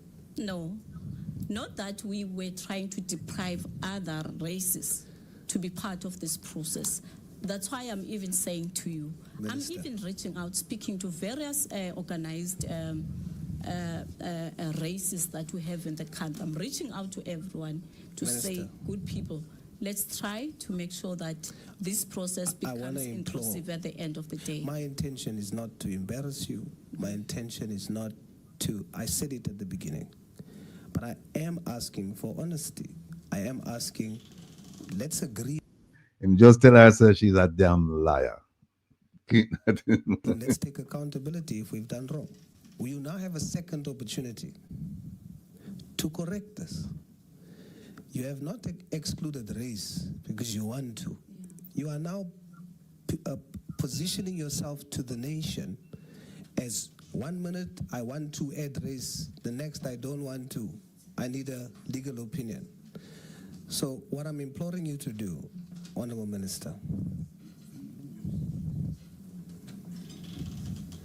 what I'm imploring you to do, take accountability. Say there's race in your media statement and you meant it because you want to include all races. Yeah. And you accept accountability that the word race is excluded in the official government gazette, and you will fix it. I will do, Honorable Soul. Thank you, Honorable Minister. Based on that concession. Another concession. And look what he's doing now. She's made 3 concessions. Look at what he's doing now with her. Because he asked her the question personal. Do you think that the process is fair? She said, yeah. And then she made 3 concessions indicating that, yeah, there's something wrong with it. Listen to the question. Would you now agree that the entire process was not perfect and above reproach based on your concessions now? No, these concessions does not invalidate the process, because what guides the minister in terms of appointing AAs is the skills development act. Okay, so I conclude. So I followed all the requirements as made in the skills development act. So I conclude. However, I am going to consider the issues that you have raised here. I am going to speak to my team to also remove the gazette that we have advertised yesterday and put this one, because we want to make sure that this process becomes inclusive as much as we could. Thank you, Honorable Minister. I put it to you, even though that you have admitted to the flaws, and by virtue of the fact that there are flaws that you conceded to, that makes the process not perfect. That makes the process not above reproach.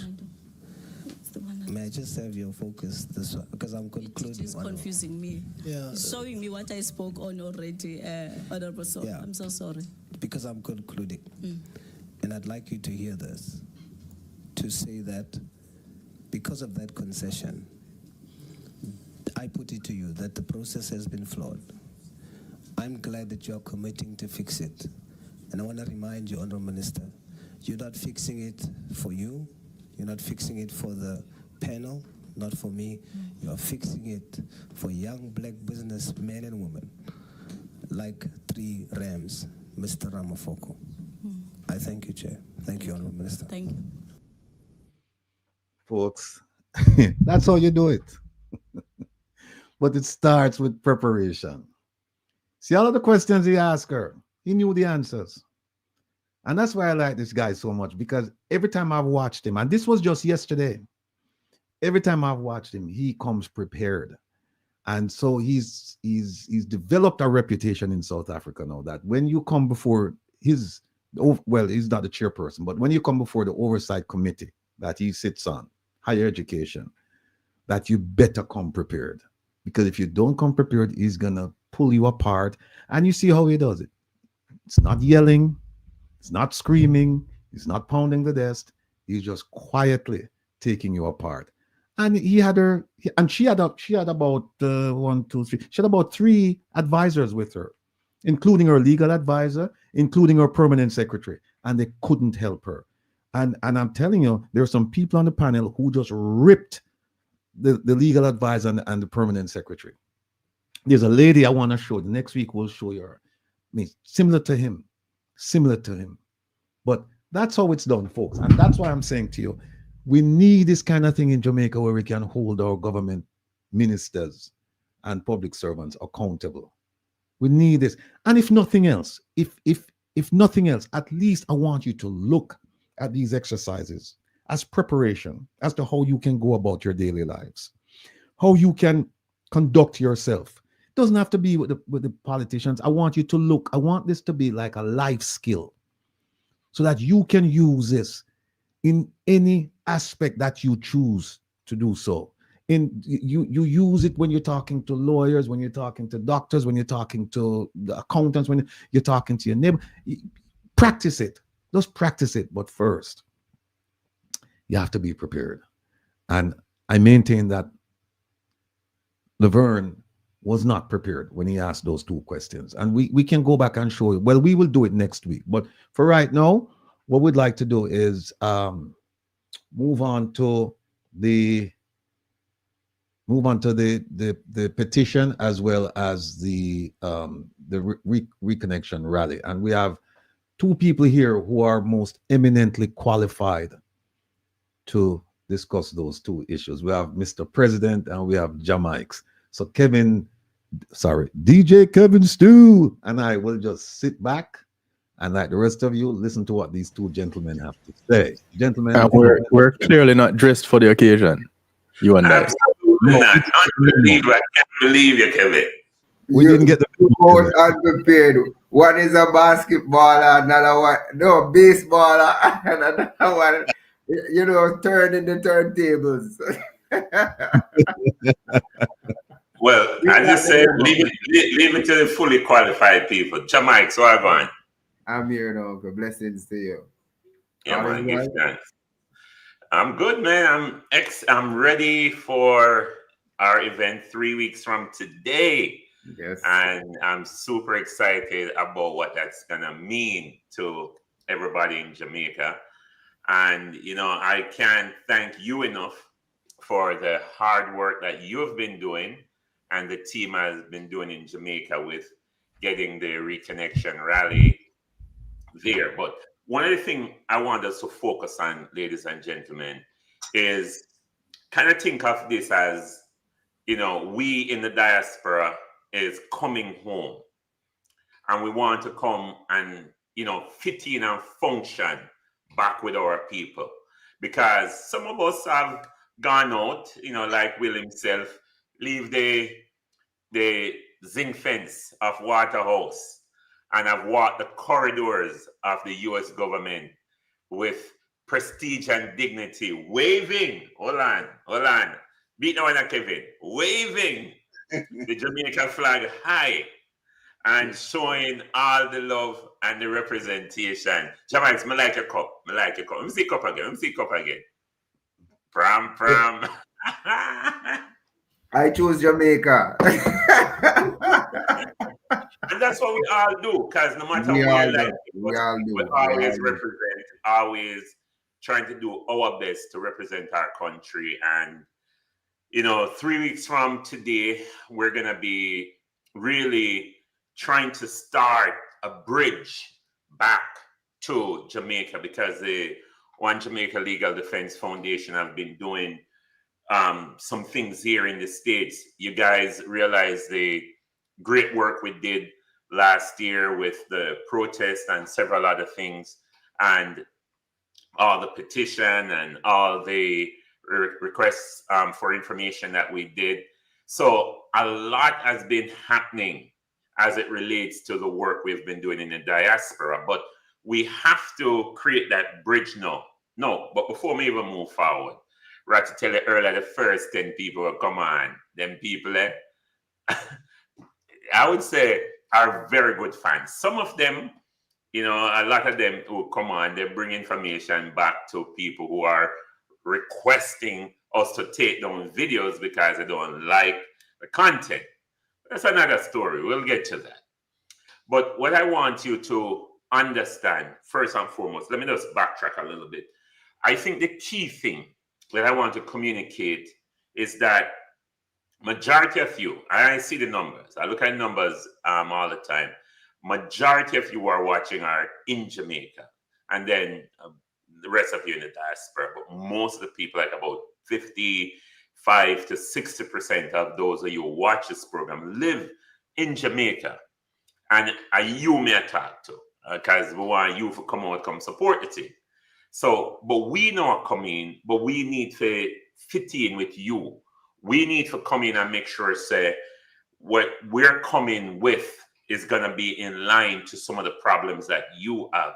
So we have developed a program and a package through the Reconnection Rally that's going to focus. And can I get that flyers up there, if you don't mind? One of you guys, just put up the flyers for the Reconnection Rally for me. What we're looking to do is to create that bond again, that bridge back to yard. Because enough of us up here, our whole heap of way up here, we're trying to make sure that we can go to Jamaica, have a great time, feel safe, and, you know, have a root. Some of you want to be buried. Some of us want to be buried with our ancestors who are in Jamaica. Some of us, when things get rough, we turn our back and say, boy, so rough, we can't deal with it again. But I want to let you know that for many of us, we don't want to lose our roots. We don't want to lose Jamaica. We don't want to lose that connection. So this rally is about us coming back and giving back. So we're not just coming with too long hand, because not so far as I come from, we're not coming with the too long handed. When they even bring something to the kids. And of course, that's why we make it into a rally. And then we're going to make sure so we take care of the children. Because guess what? School just go out now, you know. Because June 21st, you know, so school are done off. Like, some kids don't even go back to school after the weekend. But, you know, them go up until, I think, the 28th or something, or 26 or something around here. So, but we know that this is the last week of school and some kids are out of school already. And we want all of them to come over and have a great time. It's going to be in Kingston. For those of you down country, please start work on a ride, start line up a taxi man, start get your things going. And all of us will be there to represent. So we're not going to start from a distance. We will be physically present, and we want to meet you. We want to rub shoulders with you. We want to latch in with you and do what we need to do. So this Reconnection Rally is scheduled to be an event where all of us, the diaspora and the people in Jamaica, come together as one. And let me tell you this, the way the world is set up now is a time where the diaspora need to lock arms with the people on the island because of several things. Because you realize everybody has say, for them country first, you know. Everybody has say, for them nation first. Everybody are focused on for them nation. And I think that we in the diaspora is saying the same thing. We have to look on where our neighbors drink out. We have to look on where our ancestors are buried. We have to look on the place where we grew up and get the knowledge. And even some of you who are second and third generation Jamaican, you love Jamaica more than some people even born there. So we all want to come back and contribute something. So one, we're not coming with too long on them. Two, we're doing it in a style. So we're not just come and just throw up on top hole in pan two bamboo and set on a wood pot, some food and you know, it's a wood fire and it's a big pot like a, you know, like a dead yard wedding. Not say that not nice, you know, because that can be a good vibes thing. But what we're doing, ladies and gentlemen, is handle this thing in a professional way. We have a lot of things that we're putting in place. We're putting in the right security. We're working with the police department. We're working with the health department. We're working with so many different agencies in Jamaica that is focused on safety, that is focused on you having a great time. You don't have to worry and say you come up there, shot of fire, this and that happen. None of that. None of them things are not going to happen. No. Number one, the police will be there in strong presence. Number two, we're just beside the office of the Prime Minister, just a block or two down. And we are right in the middle of, Kingston metropolitan area, right here on Hope Road. So it is really a great location, the Randy Williams Entertainment Center. Everybody who know anything at Jamaica know exactly where that is. So once you drive coming, there will be adequate parking. There will be a lot of things there for you. We have adequate amount of restrooms, and we have a whole heap. When we say it's gonna be a little porta potty them. So please, if you have a, let out certain things before you come in, but it, I got a little tight and squeeze it. No AC will be inside the toilet, so please. But you understand, but we will have the facilities there to take care of you. We're gonna have a lot of food, and especially for the children, we're gonna make sure that the children can get them snow cone and get their ice cream, them popcorn, them cotton candy, them hot dog, and of course, bone sauce. You can't have done school and have a reconnection rally and the kids not have something to go jump on. So bring the kids, the grandkids, all of them. And them are going to have for them like a section where them are going to do that. But then we know, we as the adult, you don't have to worry, because each of these bone sauce will be manned by 2 people at all times. So you don't have to worry, say if them go to bone sauce 1, bone sauce 2, or whatever number bone sauce they go to, they won't be adequately supervised. No. We'll have adequate amount of supervision, adequate amount of security, adequate amount of parking, and of course, adequate amount of hydration for you and food. So we're not going to make you come there and stay hungry. We have to make sure we feed you and feed the thousands of you we are expecting. Now, what we want from you is a commitment to help us make this event as successful as we're planning it. And, it don't really take a lot. All it takes is a willingness and a commitment from you. For some of you who want some money from you, we have a need it because we have a lot of expenses. For some of you, we're just going to really need you to hype up the thing and tell some people like, yo, I have to support this. I beg you, please go out. I can't come down with it under that ear, but I call all of them, I call cousin, I call brethren, I call friend, I call children, I call grandchildren, and I say, yo, put in the WhatsApp family group or whatever you have to do and say, please, Randy Williams Entertainment for support the event. And that's all I ask. If you can't help us. 1 second, the president, let me come in a little bit there. Finish up. So listen me. Yes. What me want from you is you to share this. So 1, some of you may go want your money. 2, some of you, I need you to share it. But most importantly, today, we're looking some engagement from you. Because we have to test enough to see where we are. And once we can gauge or have some level to measure the engagement from your part. So one of the things we're going to ask you to do is, number 1, if you see that URL on the screen, the aojldf.net page, you can go there as soon as you go to the website in the upper right-hand corner. You're going to see the donate button. If you're on a computer, or you will see the phone number. You can send us a text, not WhatsApp. Text if you're in the US. And then you can also click the donate button there. If you go to the join page, you can also hit the join page.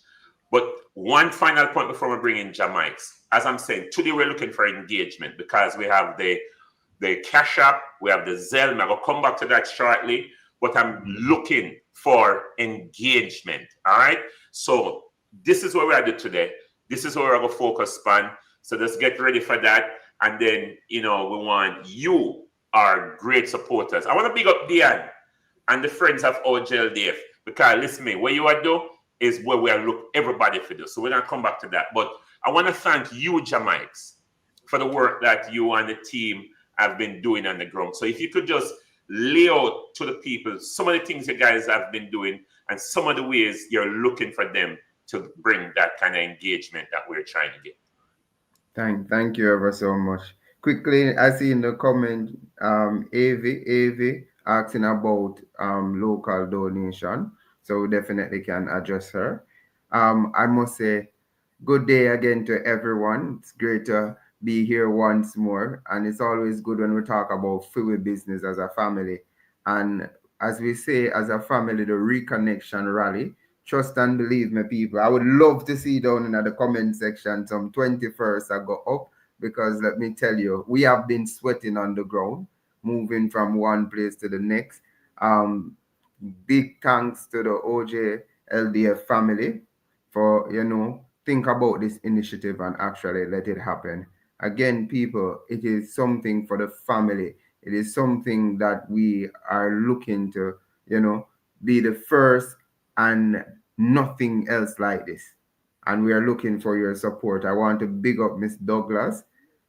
She has reached out and do volunteer work, and trust and believe, man. We thank you, Miss Douglas, and everybody who is ready to come along. There's more spot. Please give us your name, your location, and we can work with you or we can get this thing off the ground. Again, there's a lot of red tape to get this going, and a lot of help we got, and we need a lot more help. So we're asking you, the family members, when you talk about the volunteers that we are going to need to, man certain station, like where the bounce about is. We want people to be at the tables, as much volunteers as possible, because we want to ensure that the kids are safe and everything is done heartily, and we can enjoy ourselves. So we want a lot of people to look out for us as well as we are looking out for them just the same. And when you see the poster, share it all over social media. Tell a friend to tell a friend that the diaspora is ready to come back to have something fun with them for the kids and also education for the Jamaican people. So we want to see your questions going up in the comment section so we can address some of your concerns. And just I see Marlene Brown saying, tell me or call me. Let us know when you're ready.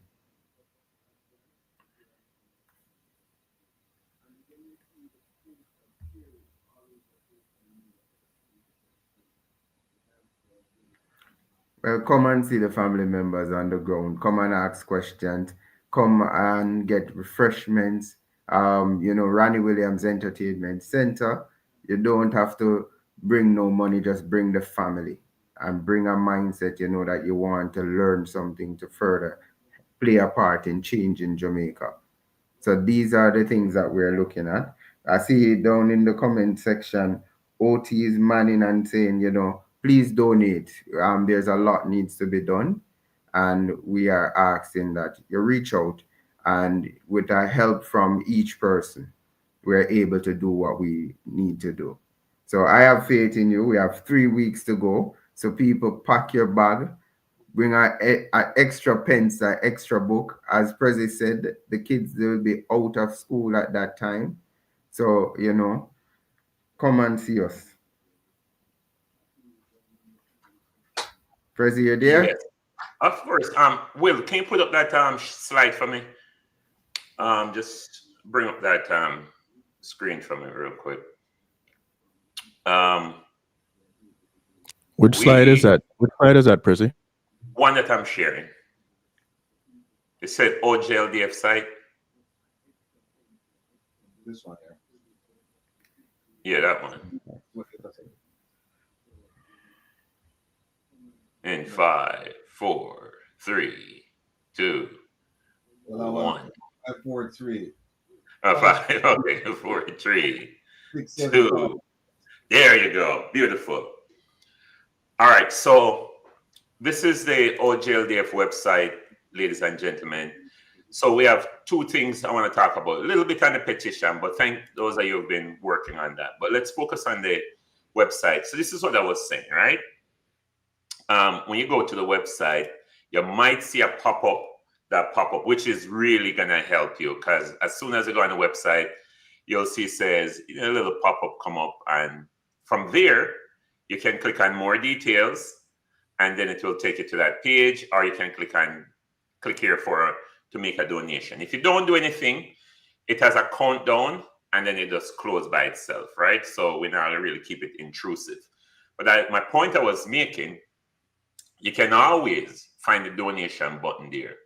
But let's say you were on your phone. Let's say you were on your phone, right? It probably might look a little something like this, with the menu button here.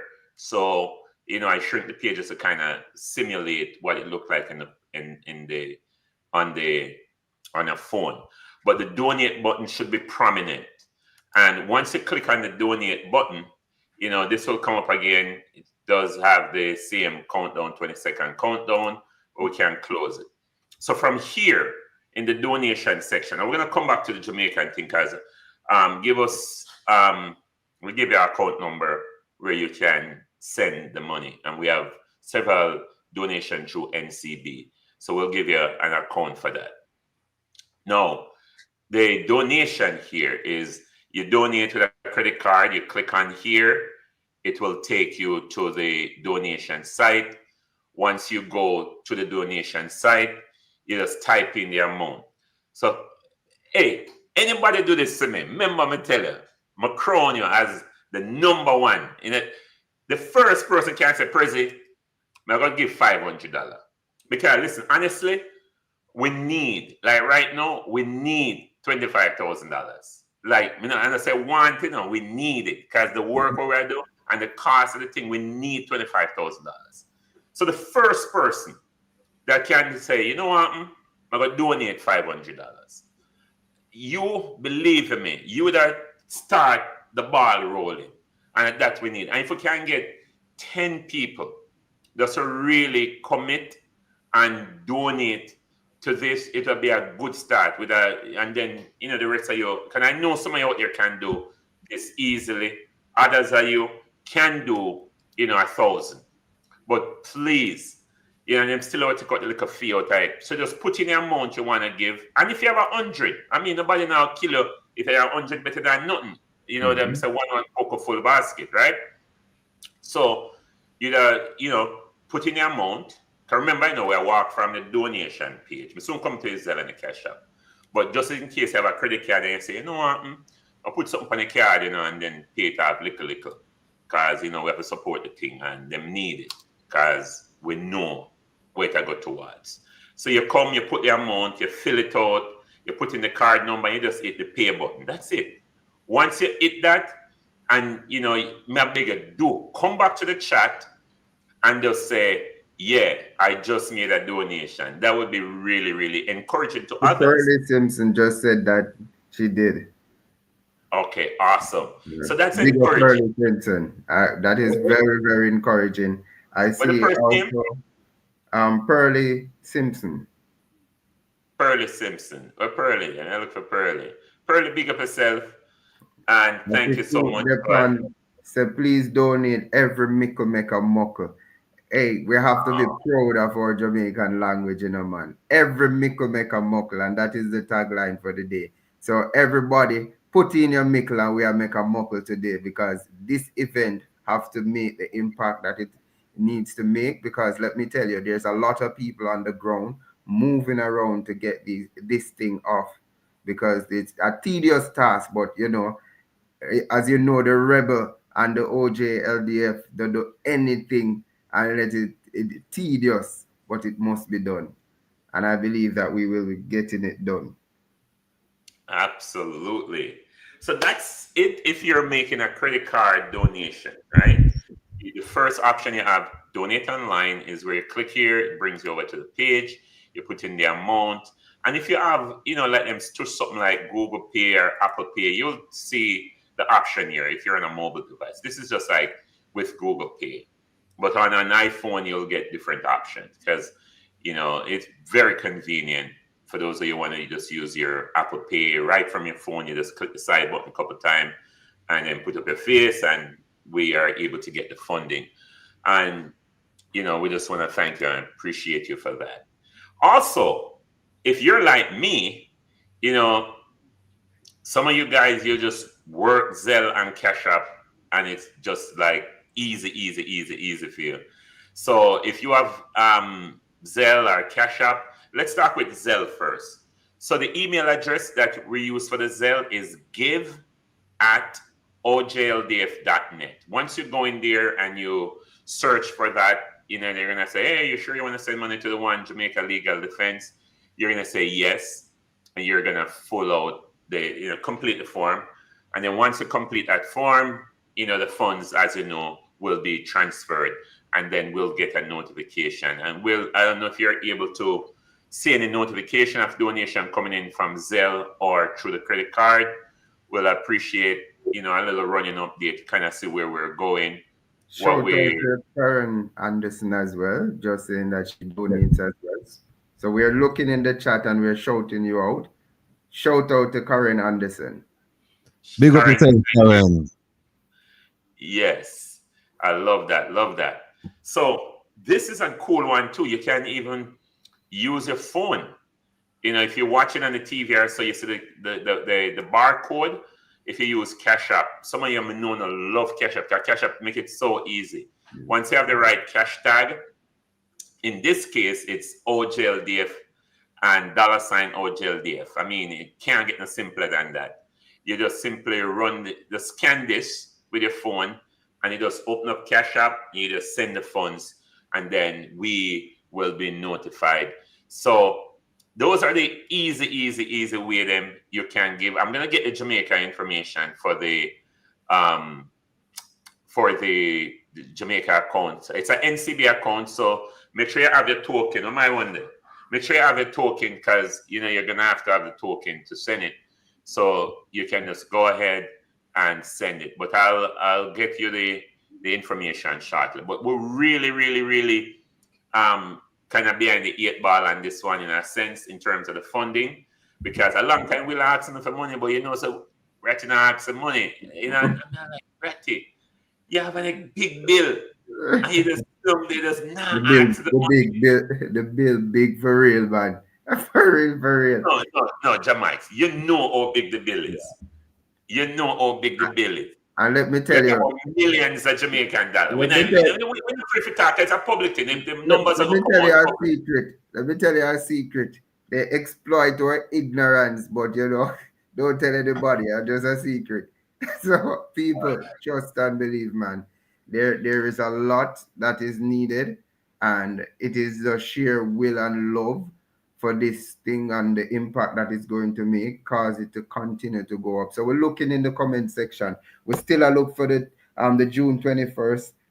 People them put it in the comment section with the hearts, and also we look out to call your name as well as a donor. So please, we're looking, people. So continue. Listen, we need you. Go ahead, right?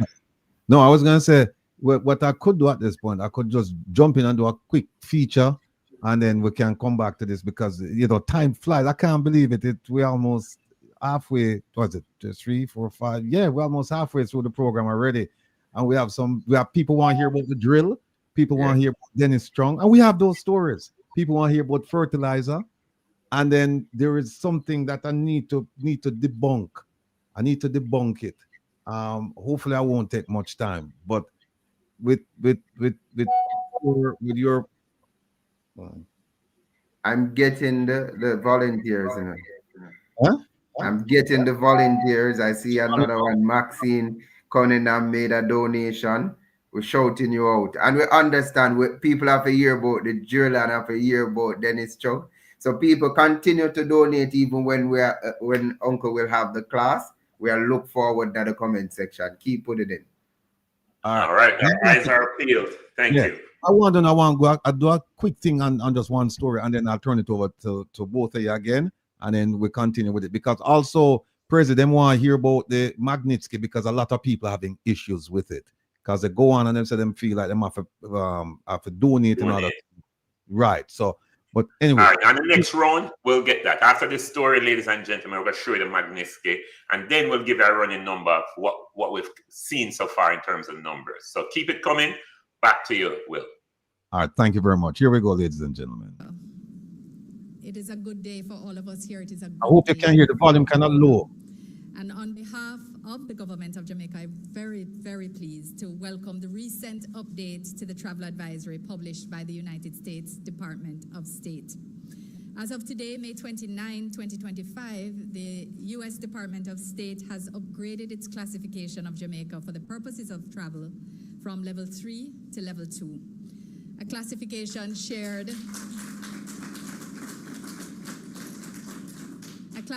Listen to this carefully. Listen to the classification shared by, and shall list some countries. Listen. And remember, it's based on the downgrade. They say it's based on violence. It's not based on the health sector. Listen. Shared by many much larger and more developed countries than ours. There is as close as Domrep, Panama, and as far away as Spain, the UK, Germany, and others. They're all at level 2, so we are in good company. This improvement is a time. Now listen to this Freudian slip. Listen to this.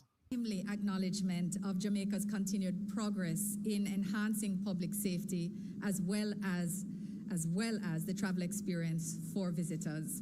The improved level acknowledges even lower risk levels for visitors, because you would recall that we have shared previously, and Minister Bartlett would never forgive me if I did not remind, that Jamaica is rated as one of, if not the safest resort location in the entire Latin American and Caribbean region.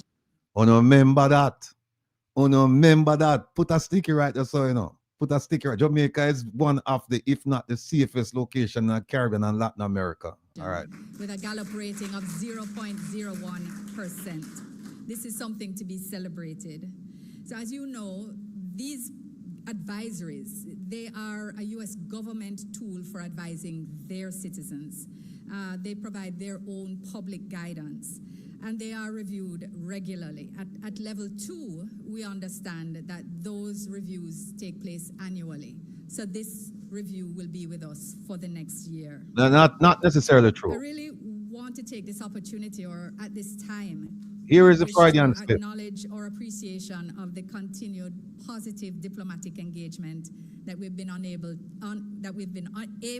Hear that? to under. Hear that we have been unable.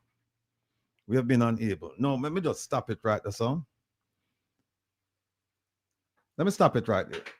And then no, take the floor, Prezi. No, take the floor now. I'm not showing you something, people. You should say it's been downgraded to a level 2, right? And I want to look at this document evidencing the downgrading. And this document is the Department of State's travel advisory. And I'm going to walk quickly through it with you. Here we go. All right. See that? Travel advisory, May 29th. Now, let me just say something to you before going further. When I looked through this and I looked at the others, the previous ones, the 2, it's the same thing. Same thing. And if you look, you see at the top right here, it says reissued after periodic review with a change in level. Line below it, some areas have increased risk. Consider crime and limited medical services. Read the entire travel advisory. Look at the next one. Do not travel to high crime areas described in detail below. No, remember I told you a while back that one of the ways that they would downgrade the travel advisory for Jamaica is geopolitical reasons. That's one of the reasons why they would. It's geopolitical in nature. This has nothing to do with crime, because don't make them fool you. Jamaica's crime rate is still high, and we won't be able to have everything right here, but we won't be able to get to that today. But the crime rate is still high. Now I'm going to walk you through this level 2, and you hear what you say? We are in company of the Dominican Republic, Panama, the UK, Germany, and Spain. And I'm going to show you that it's nothing she said we should celebrate. No. People no fool. People can't read them these. All right, make we go through this thing. Look at what it says for the country summary. Right there at the top. See what it says? It says, while violent crime in Jamaica has decreased since 2024, it remains statistically high throughout the country. So where this lady come from and start talk about it's safe. Safe for whom? Look at the next sentence. Tourist areas generally see lower rates of violent crime than other parts of the country. What this is about, and she said it, it's about Americans visiting Jamaica. This has nothing to do with what's going on with our people being killed, extrajudicially or otherwise. This has nothing. This is about America telling their citizens, hey, if you go, and by the way, 2 is not, we're encouraging you to go. It's saying, hey, if you go, be careful, right? Now, look at the next sentence. It's very telling. The next sentence. the homicide rate reported by the government of Jamaica is among the highest in the Western Hemisphere. People, don't make the Honorable Minister Kamina Johnson-Smith fool or no. At least you can't fool none around here. If you're new to this platform, I'm not sure what you're coming with, but I know what you're going to be leaving with. You're going to be leaving with an acute sense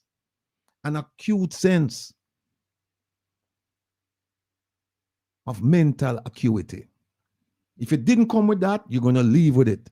You're going to learn how to parse words. You're going to learn how to think critically. You're going to learn all those things. You can be educated without being a thinker. Well, around here, you're going to be a thinker. Look at the next one. Armed robberies and sexual assaults are common. Is that an endorsement of the Jamaican crime system, of the criminal justice system? So say everything is fine, go. We're downgrading it to a 2. People, if you get a chance, look at the level 2s that the U.S. government has issued since 2020 till now. And when you read the language, you'll see it's the same thing. They just change it to a 2, but they really don't give you any reason why they change it to a 2, because they say crime is still high. Look at it. Look at this one. The U.S. Embassy routinely receives reports of sexual assaults, including from U.S. citizen tourists at resorts. So they're saying you're not even safe in the resorts. And it says U.S. citizens report slow or unsatisfactory response to serious criminal incidents. And when arrests are made, cases are infrequently prosecuted to a final verdict and sentence. So what they're saying here is, if you don't have to go to Jamaica, don't go. The language is still the same, people. Look at medical care. It's still the same. It says U.S. citizens should not expect the same level of health care available in Jamaica. You know what? Hold on a second. Let me show you something here. Hold on. Look at this. Talk about health care. This is a woman from the UK who recently got bitten by a shark in Jamaica. Right? Let me see the date. Look at the date. It's Tuesday, May 27th. Right? And let me show you a very telling thing here. She was swimming off Rosal Beach in Montego Bay. It says when a shark bit her left hand, she was terrified to see her ring finger was hanging off with blood spurting from the wound. Thank you very much, Kevin. Big up yourself. People, big up Kevin. Big up Kevin. No, it says that 2 sisters, right? They were knocked over by the impact of the animal, which was in an area that had been designated as safe to swim. So the resort owner said this area is safe to swim. Shark come in, but bit the lady. Now look at what. Talk about medical. Look at this. Let me show you something. It says, look at this. Smith, the lady who was bitten, she's a pharmacologist. She was taken to hospital in an ambulance, and doctors said she needed plastic surgery, but with no surgeon available for 2 weeks. You see why the U.S. government was saying, don't get sick or don't get injured in Jamaica. No surgeon available for 2 weeks. Yeah, big it up, Kevin. Make sure show the people. See it right, I saw. Oh, wait there. No, up there, so. There it is. See it right there, so. She needed plastic surgery and no doctors around for 2 weeks. So what she supposed to do? So she have to go home. She come from Ireland, sorry.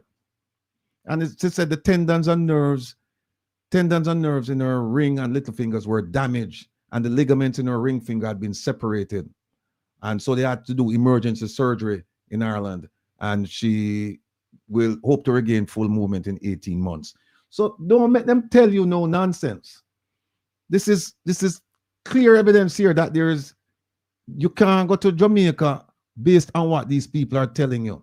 Now, make we get back to this. Let me show you. So the medical thing, they were right about the medical thing, right? It says, let me show you another one here. Ambulance services are not always staffed with EMTs and are not always readily available, especially in rural areas, right? Now, hold on, Kevin. Let me move this up. Now, here is the kicker. Be prepared for the shock. If you didn't read this document, be prepared for the shock. You see that last sentence? Kevin, you can big it up for me there, please. See that? Very last. If you decide to travel to Jamaica, the other way, Kevin, yeah. Maybe that's a, okay, all right. Thank you, sir. You see that? If you decide to travel to Jamaica and it says don't bring firearms, look at this. Avoid walking or driving at night. Avoid public buses. Avoid remote places. This sound like someplace safe to you? Do not physically resist any robbery attempt.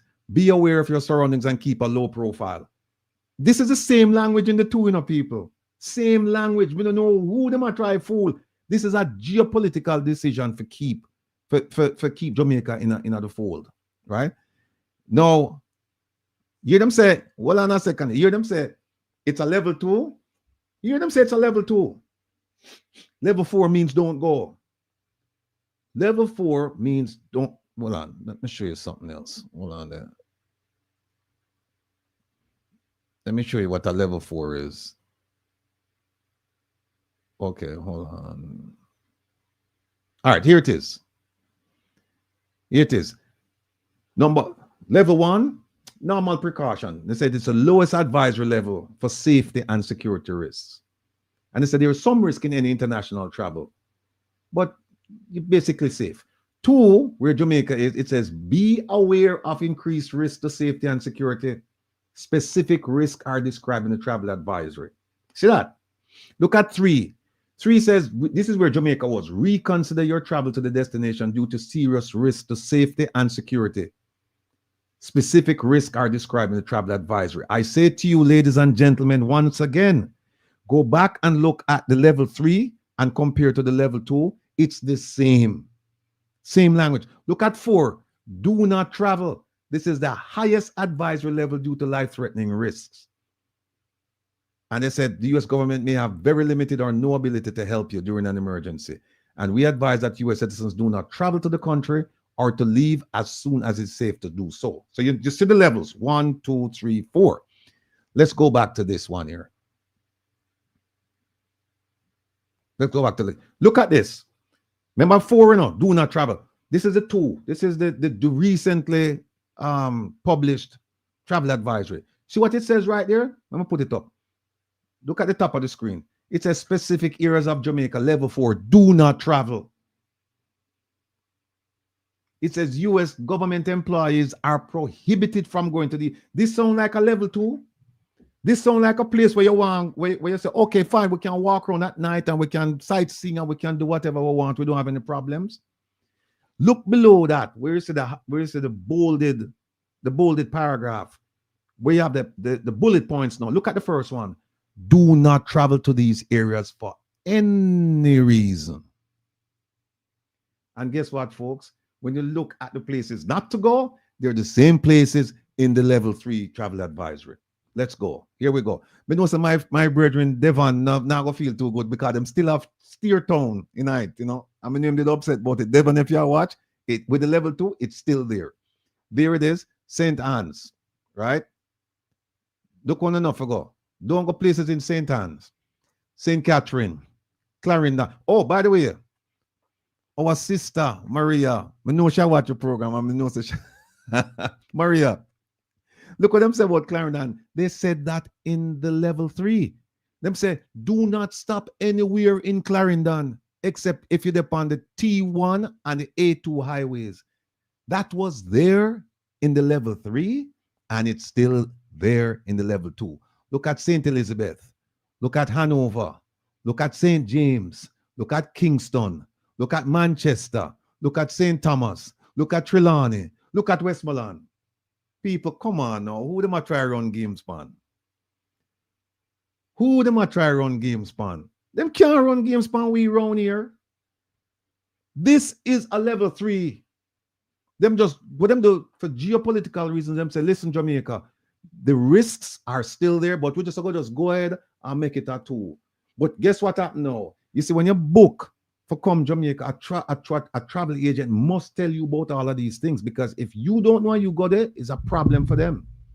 So they must tell you that if you go into these places, then you're going to have a problems. You're going to have problems. Now look here. How many parishes? 1, 2, 3, 4, 5, 6, 7, 8, 9, 10, 11. 11 out of the 14 parishes, the man them said don't go. Are places within those 11 parishes. One parish we know for sure, them said don't even stop there. Clarendon. So who them are going to tell them things, people? Who them are going to tell them things? Now, we hear the minister, and she look like she under a lot of stress. If you take a good look at her, she look like she under a lot of stress, and I don't want to stress her out any further. But I must tell you the truth. She come out and she said that Jamaica is at a 2 and we're in good company, right? She said we're in good company. Which one is this? Look at this. This is homicide. Remember she saying no, we're in good company because we're at a 2 and the UK is at a 2. No, let me show you something about the UK. What's the number there? All right. Kevin, big up this to me so the people in my UK can see this now.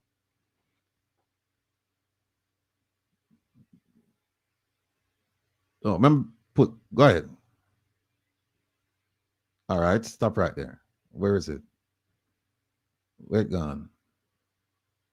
All right, see it there? You can't make it big. I don't think anybody can see it. I hope all of you can see it. If you cannot, I'll read it for you. It says, this is the UK now, you know.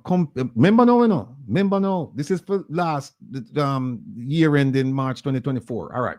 Look what it says. Compared with most other crimes, the homicide, the murder rate remains very low in the UK, with 9.5 homicides recording, not per 100,000, which is the standard, per million.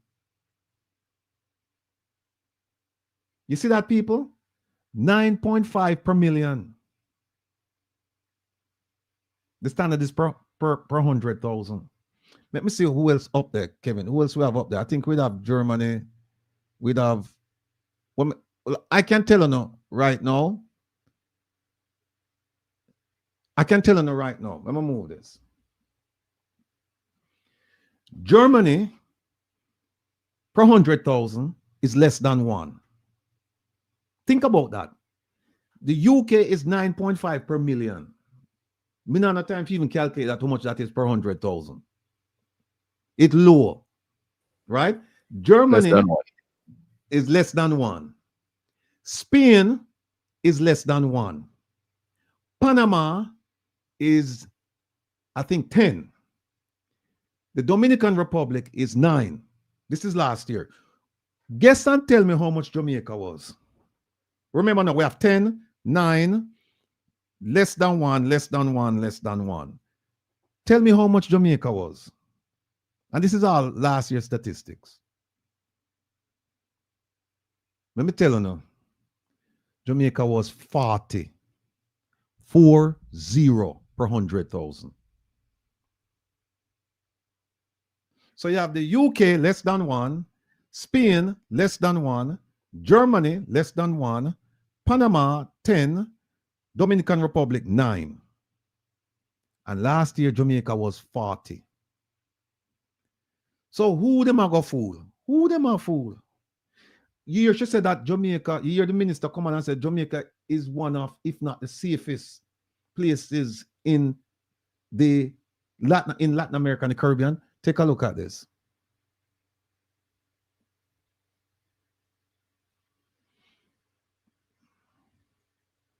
We're going to show you something. Remember now, Jamaica is what? Jamaica is now a 2. And remember now what you're saying now. Jamaica is one of the safest, if not the safest.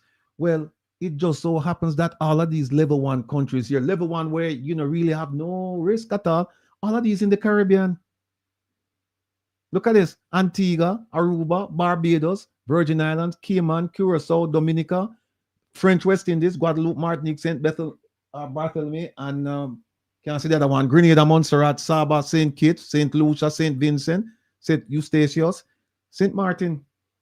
All of these in the Caribbean, and they're 1.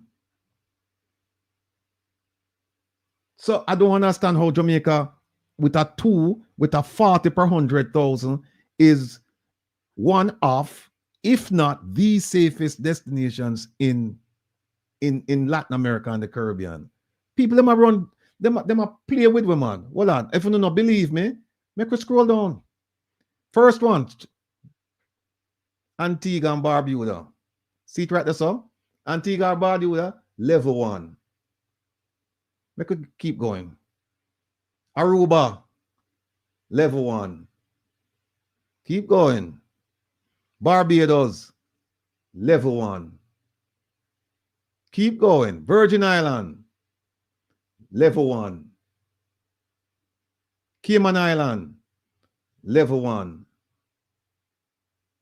That's of last year. This is our last year stats. Curacao, level 1. Dominica, level 1. The French West Indies, level 1. Grenada, level 1. Montserrat, level 1. Saba, level 1. St. Kitts and Nevis, level 1. St. Lucia, level 1. People, this minister, you no right, man, in our head, man. Our head piece no right, man. For she come out and say something so blatantly false. And she, remember now we know, she's not Ministry of Local Government or Ministry of Mining, where we can say she don't know. She's she's a Minister of Foreign Affairs and Foreign Trade. She's supposed to know. So what we have to say is simply this. She knew or she should have known. If she knew, she lied. And if she should have known, she's a dunce. It's that simple.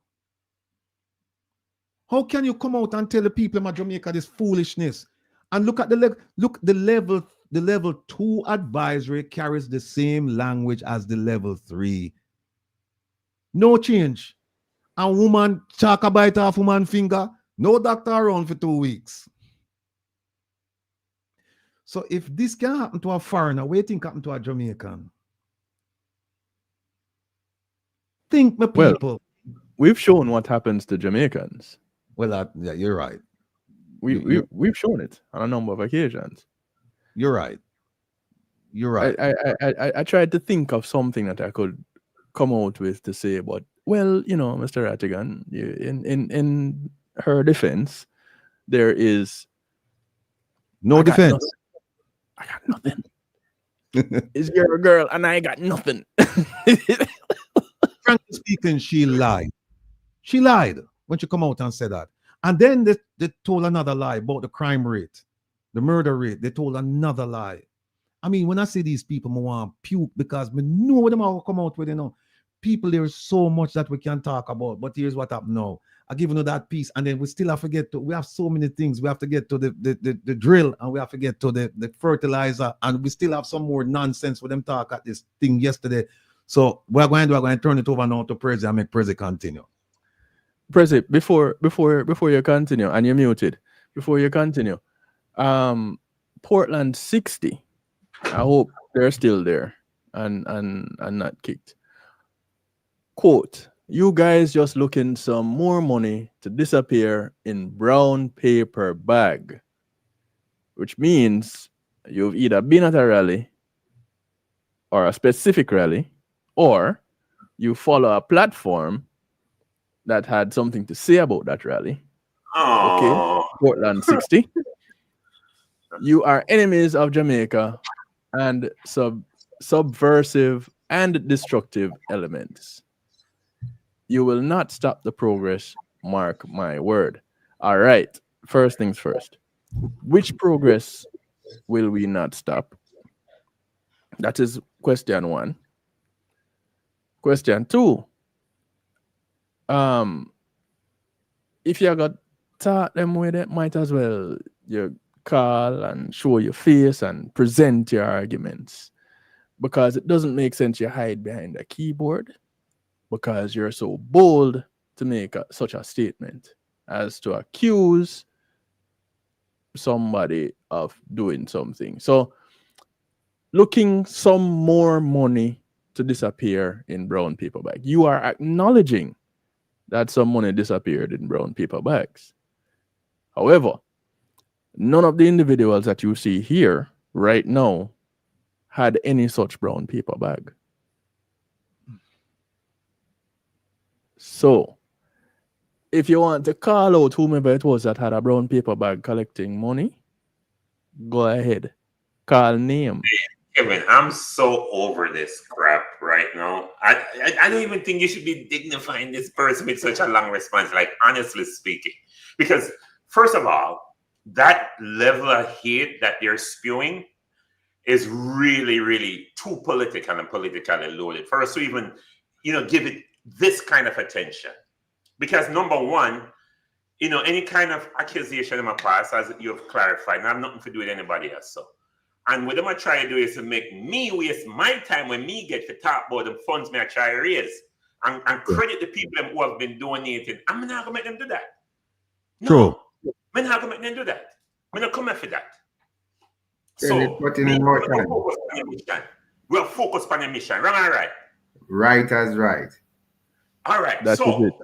Let me thank some people who have been donating. First and foremost, this is such a creative way that I just discovered. That is one of the things I don't think we had appealed to. But Andrea made send us an email. She went on the website, Andrea B. I'm not going to call your last name. I'll just call you by your first name. She went to the website and said she would like to donate 10 cases of water. And I'm like, that is such a good idea. Because here's the deal.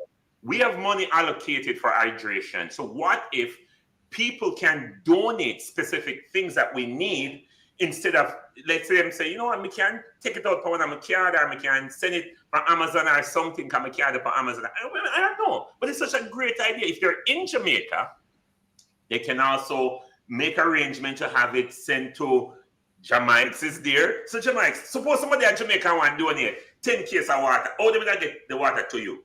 Well, we start getting a lot of volunteers and we have to say big up for that. The person from Portland, if it's a case that you want to bring that energy to transfer it into something good at the rally, most definitely. We'll take that energy for good, not for the word that you want to spread. All right? So, yes. From Portland, but the name Portland, right? Yeah, wherever I come from is a Jamaican speaking. Everybody at Portland grows up. So that energy, wherever you come from, bring it on. We're getting a lot of people volunteering. The number is there to call, as you said, Prezi, if you want to give a hand and you want to donate something to the cause, reach out. It is about positivity. It's about doing what the Jamaican people need. And I want to see more people sending up some heart and some June 21st inside the comment section. We are about the positivity and about saying, making the change. We are work too hard, Prezi, to make any Portland. We don't see nothing yet, my youth. You don't see nothing yet because people out there support the thing. So I want to big up Glendon W. Glendon W said, Prezi, listen me. I am a regular follower of the program, and I would love to participate in your event at the Ronnie Williams Center on June 21st. In fact, I am an event coordinator who have worked with the JCDC for over 30 years, and I've produced many events at this venue. That we are talking about. Come on. And then Iman said, listen, we can't help in any way. Risk assessment, permitting, everything. This is the kind of engagement I go after. I'm going to come talk about brown paper. Who can talk back? Don't pull me out. You're so quiet. Don't pull me out. Take another sip of your drink and tell somebody else who can pull me out. You hear me? Yes, take another sip. Who can top that? We want all hands on deck. So hearing that, we are very happy about that. We want somebody else to tell us what can you donate? What kind of service can you offer? We're here for it. The number is still there. We've gone about 5 volunteers already. We need some more because we want to ensure that everything runs the way it's supposed to. And let me tell you, man, Jamaica is ready for this. It is not anything that we're coming here to cry to anybody. We want to love each other and bring people close. Jamaica ready for it, man. So nobody with them mindset can ever derail this. So people, continue in the comment section. We want to see your name. We want to see some hearts. Go ahead, Prezi. Anybody will give pan cash up, big up on yourself. So I see some donation coming in and cash up. So again, we have to big up. Dana Thompson, shout out to Dana Thompson from Falmouth, we have St. Mary in the house, we have Portland. We want to see some more chats of who just donate. Who just donate? Just put your name inside the chat and we just big you up just the same. We love the energy. Elaine, big up yourself. Thank you for your donation, Elaine. Big up yourself. Continue, man. We want to see some more arts in the comment section. We want to see it look a bit colorful. And we want to see the June 21st because everybody should make it. Hey, Elaine, I'm a big supporter, I know, man. I love Elaine. Who's that? Elaine, man. Yeah, man. Elaine Turner. This is she and my virgin. Yeah, and let me tell you something. Them support this thing more than you even know. And them go beyond. I see some things will come out here, you know, in terms of their commitment and their support. But a lot of people behind the scene, they love the movement, they love what we're doing. Because it's, first of all, look how Ratty just break down the travel advisory. There was no accusation. There was no falsehood. It was just literally information publicly available. Just to illustrate, Kevin, to the people them that's on everything we hear politicians say must jump up and clap. Yes. Because facts are there. Facts are there. And you say, hold on, what you just said a while ago? You have to listen with that 30 years, you know. Because that's a problem. A lot of people just hear words and it's so good as that, yeah, but they have 30 years. And the man say, what's the difference? But really, they may have one class where probably never refer anything, but it's really the same thing. It's really the same thing.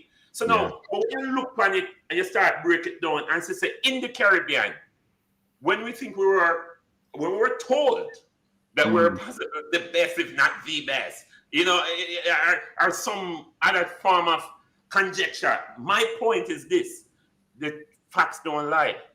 So many of the Caribbean countries are level 1. So help me understand, why do people do this to our own people? The honorableness of honorable. The honorableness of honorable, because the honorable telling a bag of lies. And there's no personal. Maybe should have known. Thank you. And there's no personal. The people more briefer, the people who ever write the speech are supposed to fact check. They're not supposed to put in numbers and inflate things and say things that are not here. So she need to query our team because they really set her up for failure.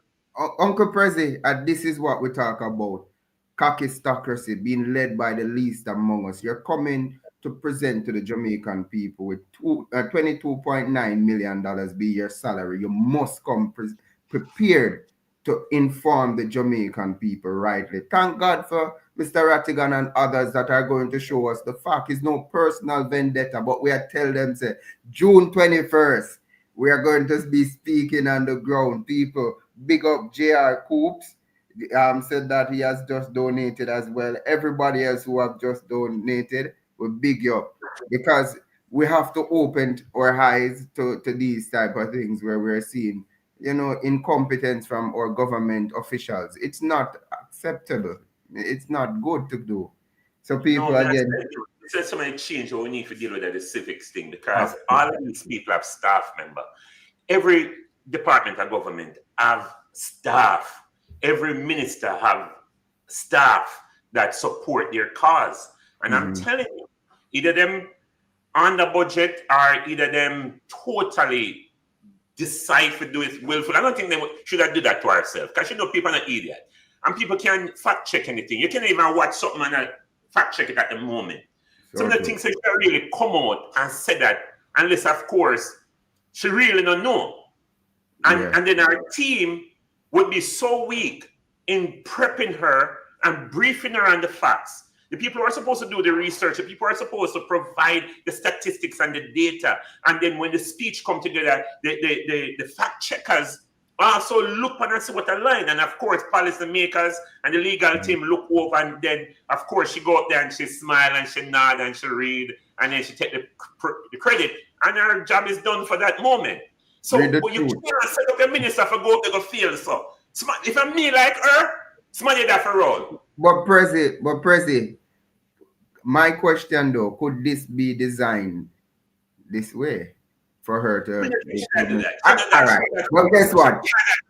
Guess what? Kevin, put up back the poster, because I see Samantha asking what's going on the 21st. Please put up back the poster there. Let you see it now. Please and thank you. There you go. Lady What's Samantha come from? Where's Samantha come from? Samantha, there you go. The Samantha, reconnection where's rally. she from? Where's she from? Is she in Jamaica? We want to talk to Jamaican people now, because them WhatsApp will come out too. Yes, because we are come cook food, you know. We are come doing a bounce about for the kids, and we have some nice goodies for them, some back to school stuff. So some nice things, so you can save some money. September morning when the kids are going to go out to school, you know, certain things that you already have from when you come at the rally. So September morning when you pack the bag them and them uniform, you know, nice and pretty up and clean up, you just take out something and just hand it to them and say, you know, they might pack it maybe too, you know, with the books and all that. We're going to set them up good. We're going to make them have a great time, and we're going to have music to play. We're going to have, you know, different segments, food they're going to share. The kids are going to have them like a snow cone. And please, don't sound like big people. Because I know some of the big people, when they say like a cotton candy there, a long time, someone they eat none. They will go over there in Jamaica, I tell you. Yes. Slow down at them. Remember, it's for the kids. Slow down at them. Me, I go watch them. Don't eat of the kids them snow cone. Listen me. But guess what? We got some nice food for you. Yes. So just make sure you come out and support the thing. Jamaica, what time we start? And can you walk us through what the day event is like? All right. We're starting at 10 a.m. We want, again, volunteers as much as possible. Reach out to us.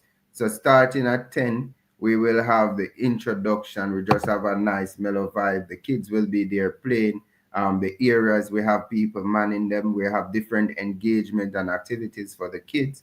And then later in the evening, after done eating, drinking, meeting and greeting, then we'll have the civic symposium where we'll be, you know, speaking about some of the issues that are affecting Jamaica. How can we approach these issues? How can we ventilate issues? And, you know, thinking about conflict resolution rather than escalating from conversation into physical war. We don't need that anymore.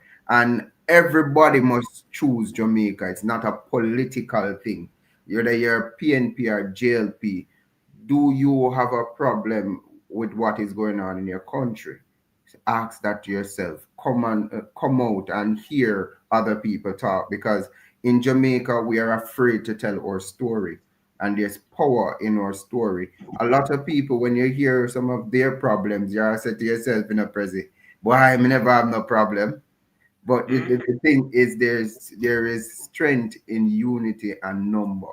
And when you come together and you do things together, trust and believe, man, you get to exhale, because we're living in a tense country, very tense. So here come the reconnection rally to give you a chance.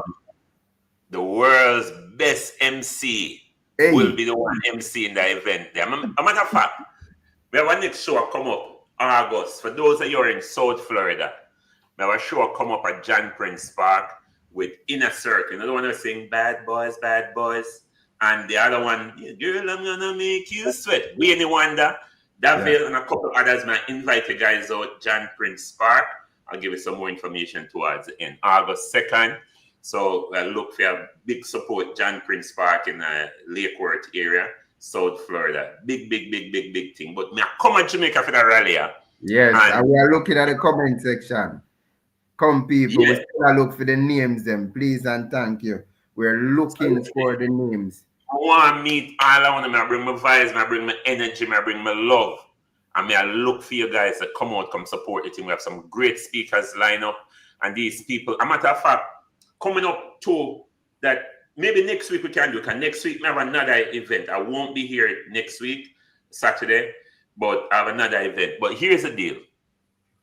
I am imploring you guys right now. First and foremost, let's make some money before we'll come out. We'll ready again in So people, we are looking for 3 names in about 5 minutes. I'm not coming. Yeah, we have 5 minutes. We are looking for 3 names. We know people can do it. 3 names in 5 minutes. What do you think, people? I refresh the person, because we don't believe say you look on the right thing. Refresh one more time. People, 5 minutes. That's the way you guys texting us on WhatsApp. The old JLDF number is not on WhatsApp. So I apologize for that. But we still, thank you all for who is trying to help. We appreciate you. But okay, I see your email address. Those of you who want us to contact you back. But right now we're looking for some more donations, and I need to have something to tell Will. Can me tell him, say no, yeah, man, come on and talk to people, man, because we can, help you ask them for help out. And believe me, when I let me down, Jeffrey, you can't tell us to get some more money, Jeffrey. Do. Come on, make we talk, man. Yes, we need some funds, $25,000. And me I tell you, and this time, it's a going a money bag, not a brown paper bag. All right, they're going digital. Hey, we're looking for a popcorn machine from that same Portland fella. So bring the popcorn machine. I'm violating Kevin. Hold on, people. 5 minutes, we say Uncle will come back and we want 3 names. I will not get it yet. Come on, man. We can do better than that. All right, so on Jamaica number there. Come on, send out the volunteer text there. I got another volunteer just now. I'm saying to you, Prezi, refresh one more time. People in the comment section, we still look for the 3 names. Refresh it, we'll see what I go on. 3 more names and then we hand it over back to Uncle Will. So we'll look for 3 more names. And me I look 3 more donations. Even 1 more donation, I want something to come out, go to that bag. No matter do me that.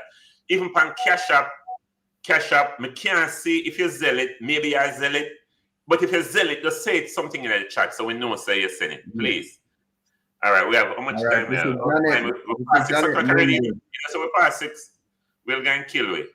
I see, Janet Monday. 1 more person and then we're gone. So, Mr. Will, a thief a phone call. So, yes. 1 more person. We see One Monday. for the road. One for the road. All right, we see Cash App just come in. Yeah. All right. Refresh again. Sean, big up yourself, Sean. Love it. See, the volunteers. Hold on, I want to shout out the volunteers and see them are coming. I feel the energy. People reach out still. Whether cash or time, reach out. So send all like $10, all like $15, like $20, them everything else. Send them, please. Back to Sir Will. Oh, back to Kevin.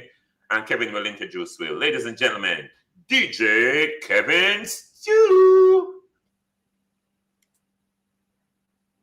People buy 1 less beer and put that money towards the rally. I'm just saying.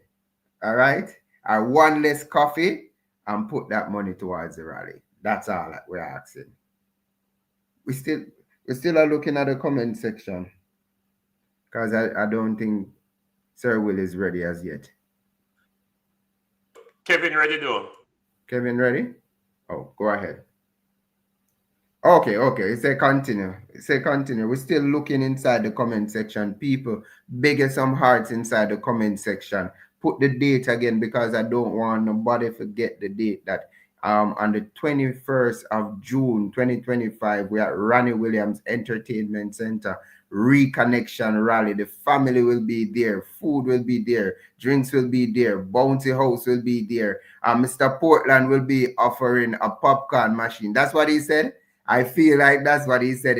We'll have the kids getting the ice cream cones and the hot dogs and those things. So I'm asking you, dip a little bit further in your pocket. That coffee money, not buy no coffee this morning. All right, tomorrow morning. CC. Mr. CC. Come on, man. You got to give till it hurt, my brother. Ilian. Yo, Mr. Ilian, you catch it. Stella Grace asking what is the Cash App. Yes, the Cash App is $OJLDF. $OJLDF. It's very easy. $. Somebody drop it in the chat for me, please. $OJLDF. And it's easy. I want to quickly say to people, I know it's not easy to do donation at this time. We understand and we appreciate. Money tight, money. Yes, we understand and we appreciate everybody who donates, everybody who has a mind to donate, everybody who reach out as volunteer, everybody who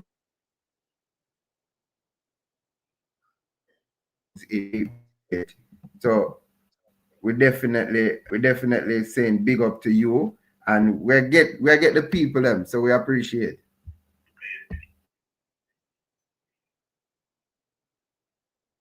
All right, ladies and gentlemen. So as I continue to give, we want to say we appreciate you. And I think at this point, I don't know if you guys can hear me. Anybody can hear me?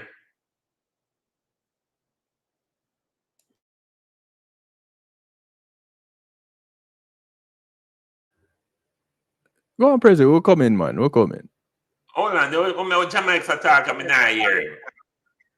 Jamaica sorry about that. Come here, sir, freeze. I'm most crazy thing freeze up. I see your mouth and move. Will mouth and move. And Jamaica talk, you know, non-stop. I'm not If that's what's wrong with you. But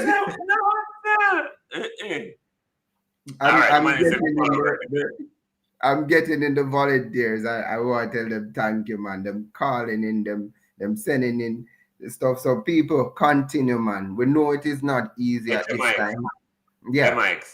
Me, I'm gonna put you up on the spot now. Yeah, go ahead. I know if I can manage this, right? But let's see. I'm gonna give you a little quiz. As a matter of fact, I'm gonna share some information about Jamaica that most people don't know, right? Because when they come at the reconnection rally, you know, when they come in and quiz them, I get, you know. Yes. All right. So here's a little known fact. Okay, we're ready to come back and oh man, I don't miss that one yet. All right. So Jamaica was once part of the West Indies Federation from 1958 to 1961.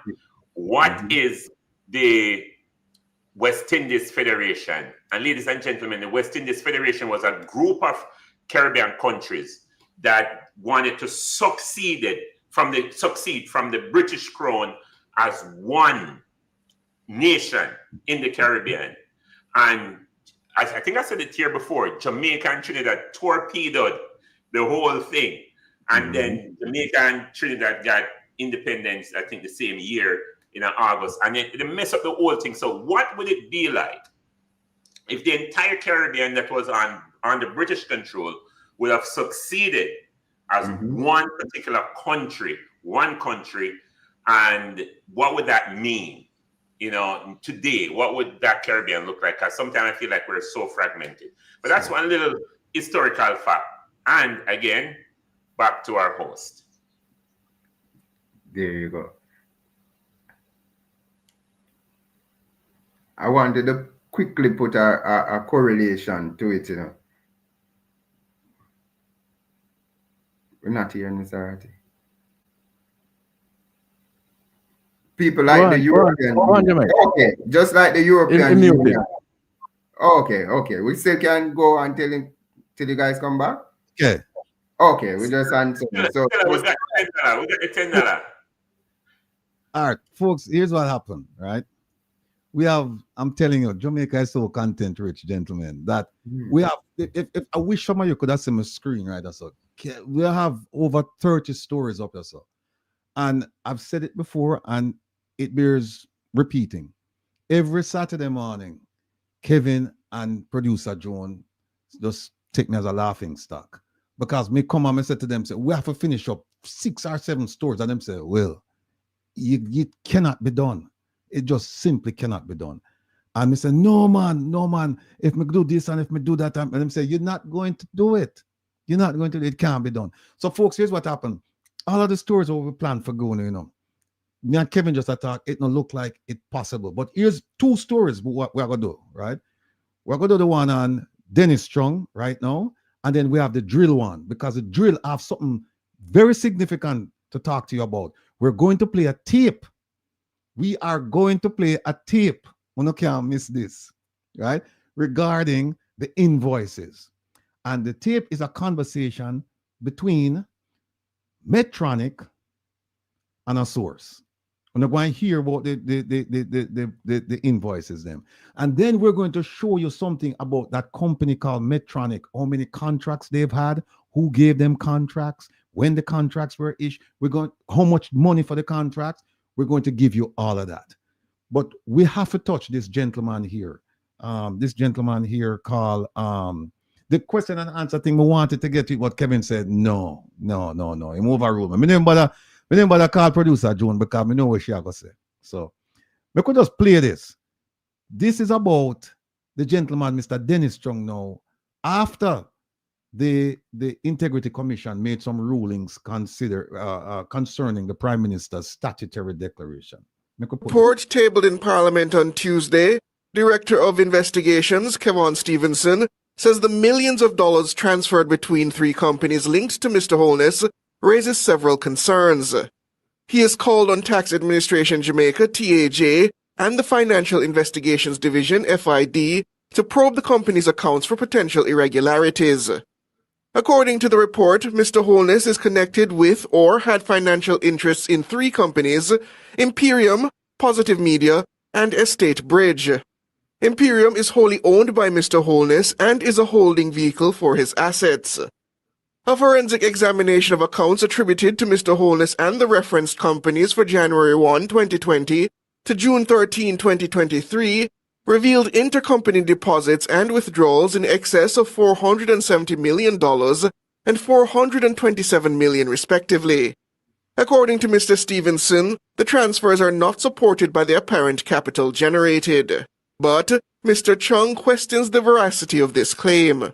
And I'm trying to figure out what the relevance of that finding is, because transactions can move between accounts based on, liquidating one asset, getting a loan, setting it up somewhere else, and you set it up somewhere else for use. So, for example, Positive Jamaica, I understand, is a foundation, and you might want to move money from a foundation to another account, which is an investment account, to do transactions. Particularly when I look at Table 6, which is the assets, liabilities, and income held by Mr. Holness, you don't really see any significant positive movement in it. You see that there's movement between US dollar assets and Jamaican dollar assets, but the total of it doesn't seem as if there's any significant increase in assets. The chartered accountant also calls into question claims by the Commission that a company named Green Emerald does not generate sufficient income to support loans valuing $20 million to Positive Media between 2021 and 2022. I've looked through the report and I see, for example, that they're questioning loans from a company that does not have the income to lend the money. You don't have to lend money like that. You can lend money by basically being a guarantor, taking it in one name and sending it to another company. So there are some things there that I'm still trying to understand the conclusion from it, because I think there are still some things missing. In addition, Mr. Chung says the Director of Investigation's claim of potential tax evasion on the basis of certain entities filing nil tax returns is dubious.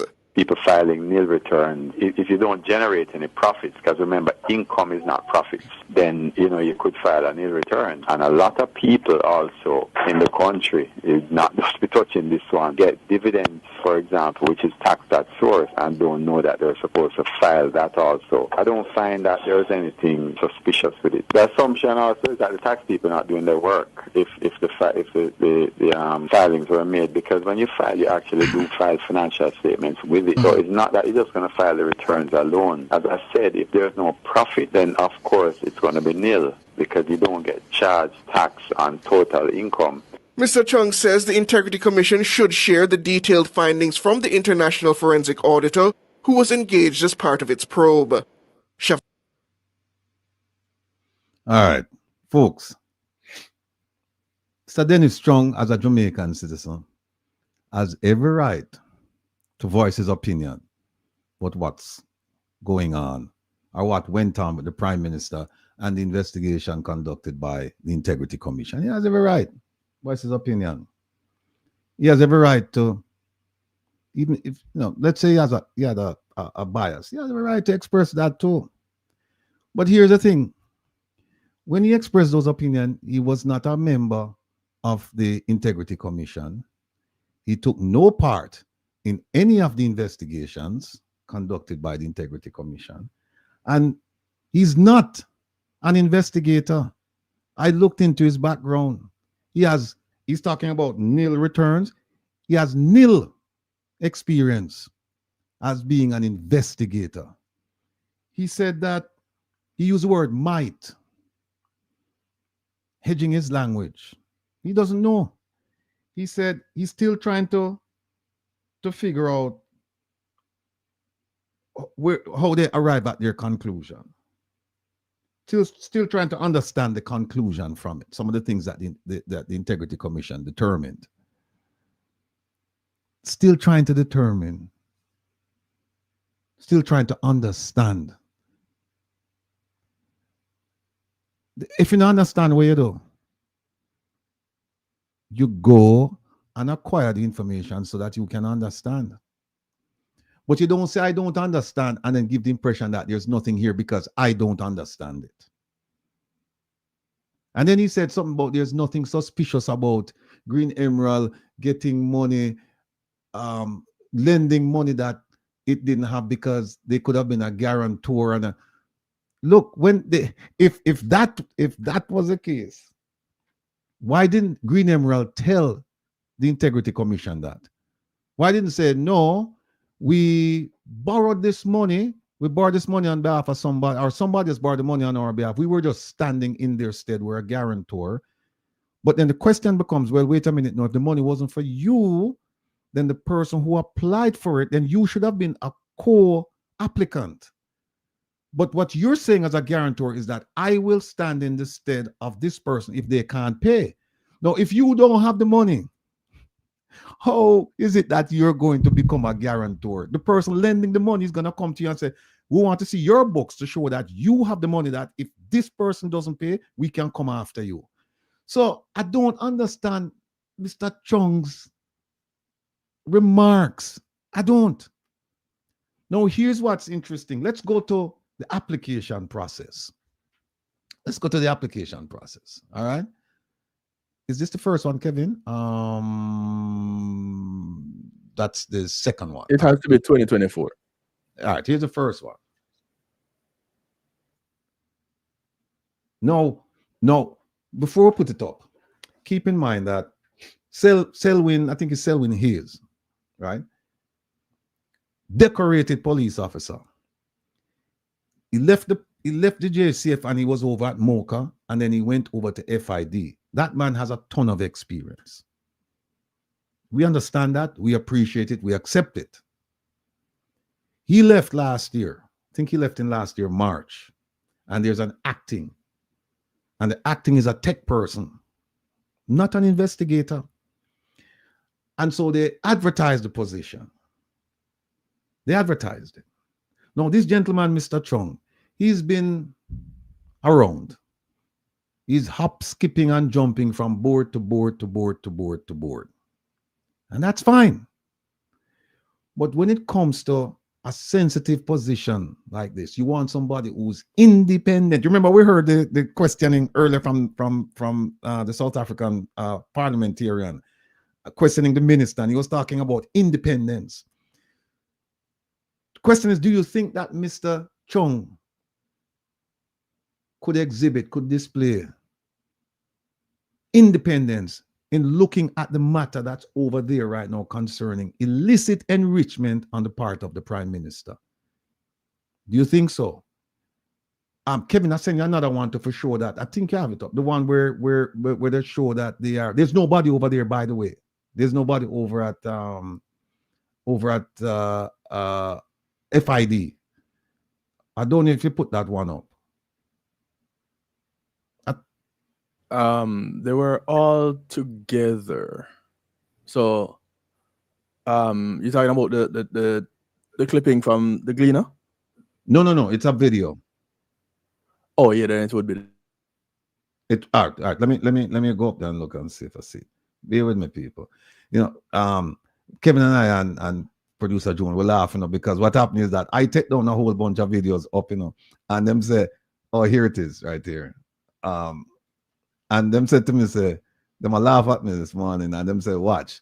He must say, take down this, I don't need that. And then once him start talk, and him just start expand and expound, you're going to hear him say, hey, Kevin, want to that video there? And there's a video him tell me, say, him don't want. But anyway, I want you to listen to this video, yeah. Listen to this and we'll come back. This is the state of affairs over at FID. All right, here we go. The opposition spokesman on national security is insisting that resources are being withheld from the Financial Investigations Division FID to fight financial crimes such as money laundering. Peter Bunting was speaking at a recent constituency meeting in central Kingston.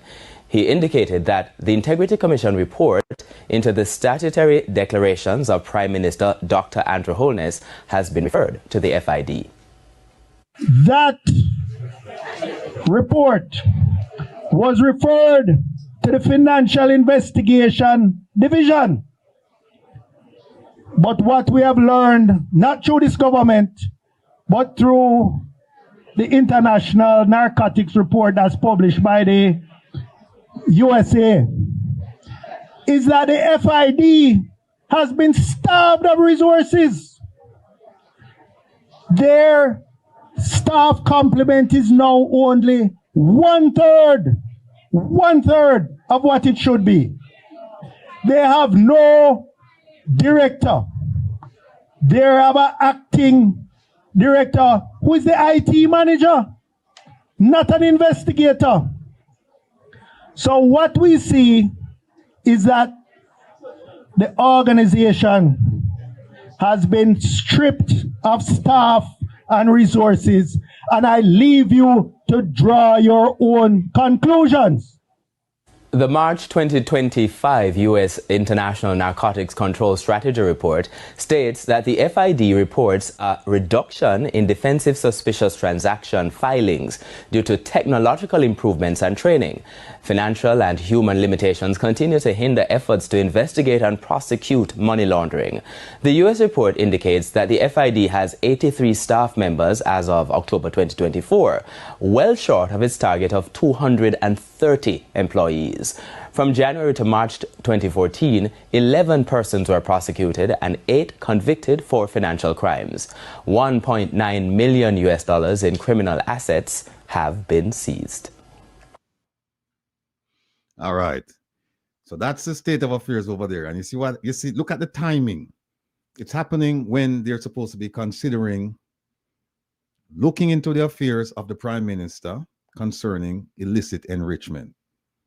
See that? They have less than a third of the people that they're supposed to, of their complement. Less than a third of the people that they're supposed to have.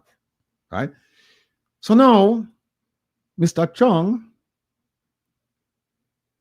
he decided, hey, you know what? Well, actually, before he did that, the government said, look, we need somebody to replace Selwyn here. So we're going to put out a notice inviting people to apply. All right, let me move this. And here is the first notice they put out. First one. All right. This is what it says. It says that, you see that? That's page 2, right, of the application. It says you must have sound knowledge of financial and budgetary framework, be knowledgeable about procurement. Look at the next one. Expert knowledge of law enforcement. You see the third bullet, the third bullet point from top. It no say you must have some knowledge. It says you must have expert knowledge of law enforcement, legislations, binding agreements. Next one, strong resilience with an ability to withstand external pressures. Look at the next one. Proven track record of accomplishments in the area of national security. It says public administration or finance. So I guess him feel, hey, me have something in the finance because he's a chartered accountant. And then in-depth knowledge of legislations governing the FID's activities. I guess he could get that. But then look at the minimum requirement. Look at the minimum requirement, people. Make me big it up so you can see it for yourself. Make me big it up. Oh, that look, Kevin. Me look good right there, so. Look like Starboy right there, all right? All right. That fit nicely. All right. Look at the first. All right. Thanks, President. Look at the first bullet point. It said you must have a postgraduate degree in management, public administration, criminal justice, law, or equivalent qualification. So what they're saying is that you must display that you have been formally educated at the tertiary level. So you go sit down in a class and university and blah blah blah blah blah. That's just the first step. Here is the second one. You must have 12 years experience in law enforcement. 12 or 5 years, 5 years of which should be at a senior level. Pay close attention. That's the minimum, That's the minimum. 12 years experience in law enforcement or equivalent. 5 years of which should be at a senior level. I don't know what the equivalent would be for law enforcement. I guess if you're a lawyer, I don't know. But I can't think of one off the top of my head. The third one, experience in enterprise risk management. That's really getting to the heart of being an investigator and also a manager. And it says you must submit this no later than Friday, the 29th of November. And that was all good and well. But here's what happened now. Then put out another one after that. Remember that one that was November, you have to submit it in November 2024. Then they put out this one here. Same thing again. The required knowledge, skills, and competencies, the same. Actually, no, it's not the same, because on the other one, the third bullet says expert. See it right, so hold on. Expert law enforcement. It is right here. There it is.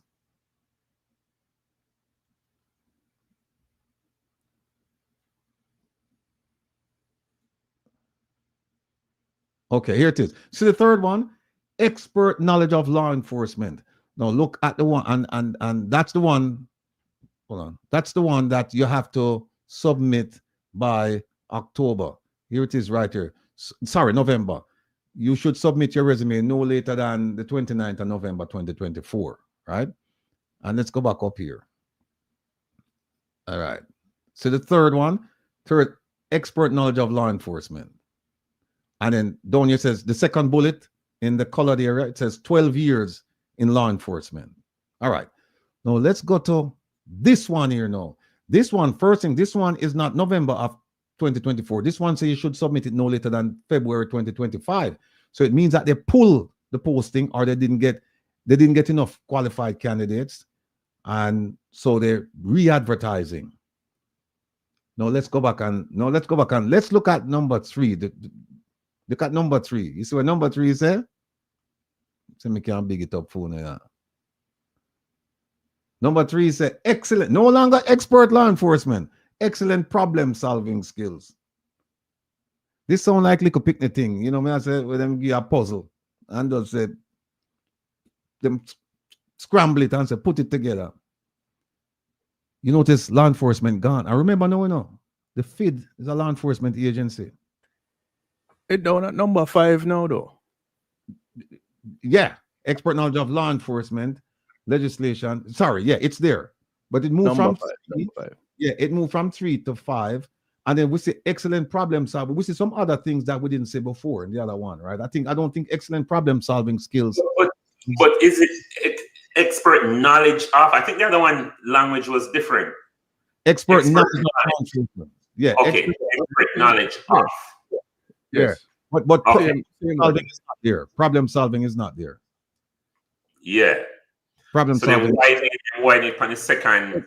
It might have started on the first page, though. This is something. For the 2024 application. 7, 8. They added 3 more to this one. The first one is 8. This one is 11. 11 bullet points. Right? Yeah, but the first one, the 2024 one, might have it on the first page. Might have started on the first page. On it, and it come over. No. Yeah.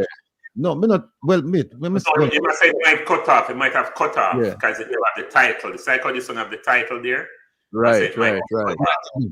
All right. But anyway, we'll look at the 12-year law enforcement one now. All right. Yeah. Okay. Minimum required. I want to not tell me if you say law enforcement on this. 12 years. For the minimum requirements. Yeah, we said 12 years, but it's not law enforcement. Managerial. But that's law enforcement. And remember now, FID is considered a law enforcement agency. I don't think it's considered an advisory body. Them not advise, them investigate. In fact, them work with the Egmont Group, which is a global community of financial investigators. Right? So it's not there. Why you think it's not there, people? Because I want the IT guy to do it. Shout out to all IT guys. Me, sir. Big up all IT guys. IT guys are the best. Yeah. So that is it. And then I think we have the let me see, qualifications, 12 years law enforcement experience. And I can't say that, but that is we just talk about that. And this is the one that came from the Gleaner in the November one. So right. It's right here on over here. Hold on, like Kevin, give me something. I'm put it in green now. See it right as well. You couldn't use orange. No, Kevin, some of you.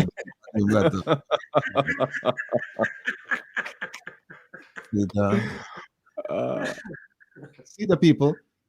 That's what the Gleaner posted, and then all of a sudden it changed. And you know why it changed? Very simple. Mr. Dennis Chung has no experience with law enforcement, and them decide to give him the job. And remember now, the spokesperson at the post cabinet briefing, remember, she come out and talk about there's a process and we follow the process. And what happened with the South African thing? Because the guy said, if the process is flawed, just because of a process doesn't mean the process can't be flawed. It doesn't mean that. We need to dig into the process to see whether it's flawed or not. So when she tell us, say, oh dear, you submitted it and people reviewed it and they interviewed you and they this and they that. No, that's not enough. That's not enough. Just because you have a process doesn't mean that the process isn't flawed. Or doesn't mean that the procedure isn't flawed. So when she come out and she talk fair nonsense, and we're talking about what should it? We're talking about this lady here. This one here. We're talking about this lady. Look at her. Look at her. Anthony Lug, Television Jamaica. Commissioner, Dr. Horace Chung, remove it. the reduction in murders coincide. I'm gonna remove it. But when she come out and talk about the process was followed, it doesn't mean the process or the procedure contained in the process that it wasn't, that they weren't flawed. It don't mean that, people. What you need people now to sit down and say, bring it to me, let me examine it. Bring it to me, let me examine it. That's what we need. So now we understand now that Mr. Chung didn't and doesn't have the law enforcement experience. So them take it out and say, why we have to do something for Dennis. No, we want Dennis. The question is, why them want Dennis? Out of all of the people in Jamaica, why them would have want him? Remember, we started out playing what he said about the Integrity Commission. Say, I may have it written down here. You know, say nothing suspicious with the emerald green thing. I'm still trying to understand the conclusion that they drew from it, that the Integrity Commission.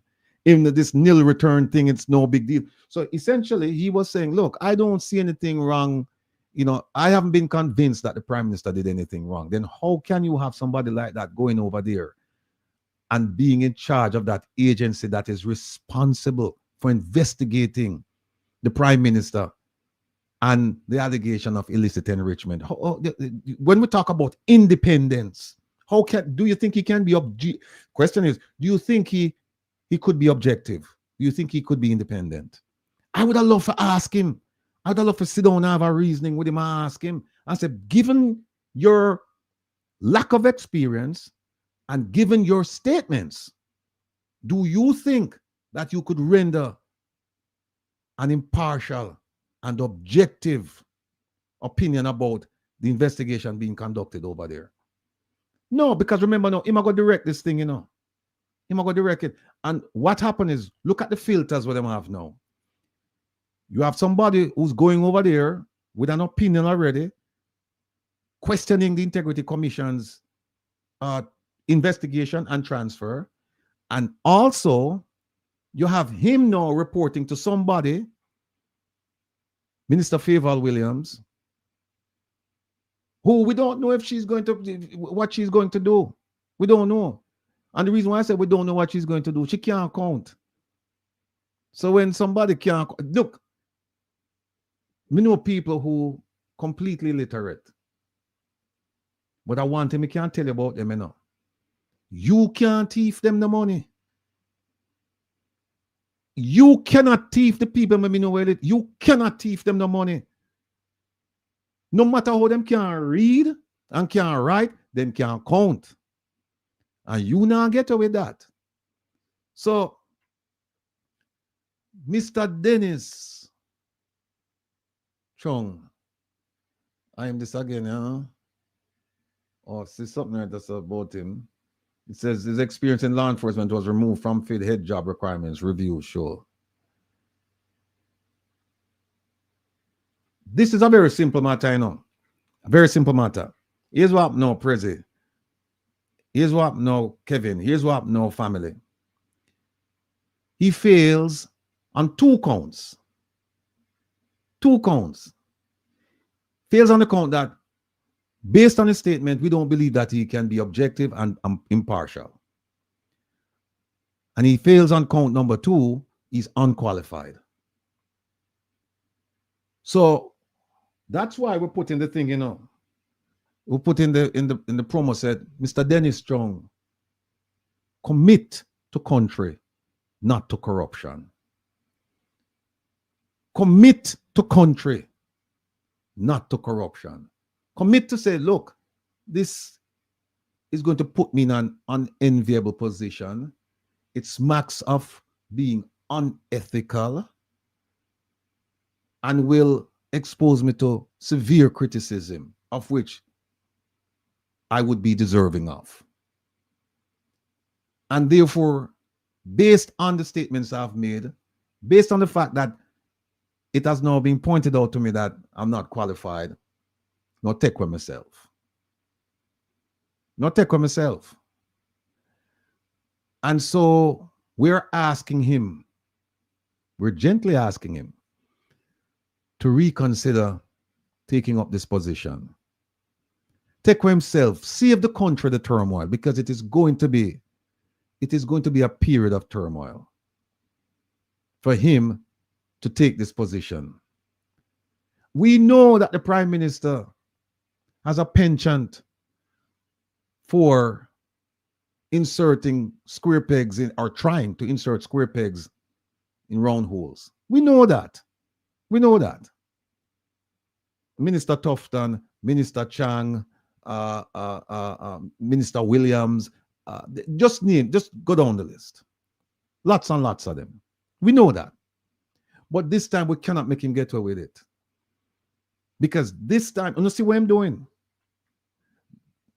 You see what he's doing? This has the potential not only to, well, he's embarrassed already, but this has the potential to jail him. And so he must say, no, I have to put, and then also think about the Prime Minister's position. Why would you seek to put this man over there, given his statements? And here is, listen to this. Well, I'm gonna put up this one. Is this one? Yeah, this one here. Increasing police fatal shootings. Some continue to. Somebody asks this lady the question. Hold on a second. Of the change in the advisory, and I just got this quotation. Yeah, somebody, let me find it, people. It's my fault. We have a lot more work to do, but as you can see. Yeah, hold on a second. Last question? Yes, last question. Who are you directing? Let me hear the last question. Last question. Commissioner, could you say why the media and the public are not shown the images of these firearms when of this nature, when seizures of this nature happen? I don't know this gentleman here, but listen to the question him ask. Why is it him get a chance to ask influential people some serious questions? And here we must. Why is it that you don't show the video of it? Why you don't show a picture of the thing? Instead, them ask, what about our borders? Why are these things coming in? Why is it that we have so many seizures coming in? You said we have 2,000 guns coming in the country every month, and so we have an accumulation of weapons, over the past several years. What are you doing? These are the questions them should have asked. Them never asked that. But is that somebody asked her about let me see. Somebody asked her about Mr. Dennis Chung. Oh, that's the one who should talk about the process was followed. He's conflicted or he's biased. I wanted the government to respond to that particular assertion. I have not seen those assertions, so I can't really. Oh, here's another question. Hold on. Let me just quickly touch upon this question here, people. Hold on. Quickly. I wanted to be clear. There's an assertion that some comments made by Mr. Dennis Chung in relation to the Prime Minister gives the impression that he is conflicted or he is biased. I wanted the government to respond to that particular assertion. I have not. No, people. Again, we go back to the question and how you formulate the questions. No, Laverne, the video we just played on, I'm sure Laverne know about it. The way you formulate that question is that you say, listen, on such and such a date, Mr. Chung gave an interview, and in that interview, he said the following. Ba, ba, ba, ba, ba, ba, ba, ba, ba.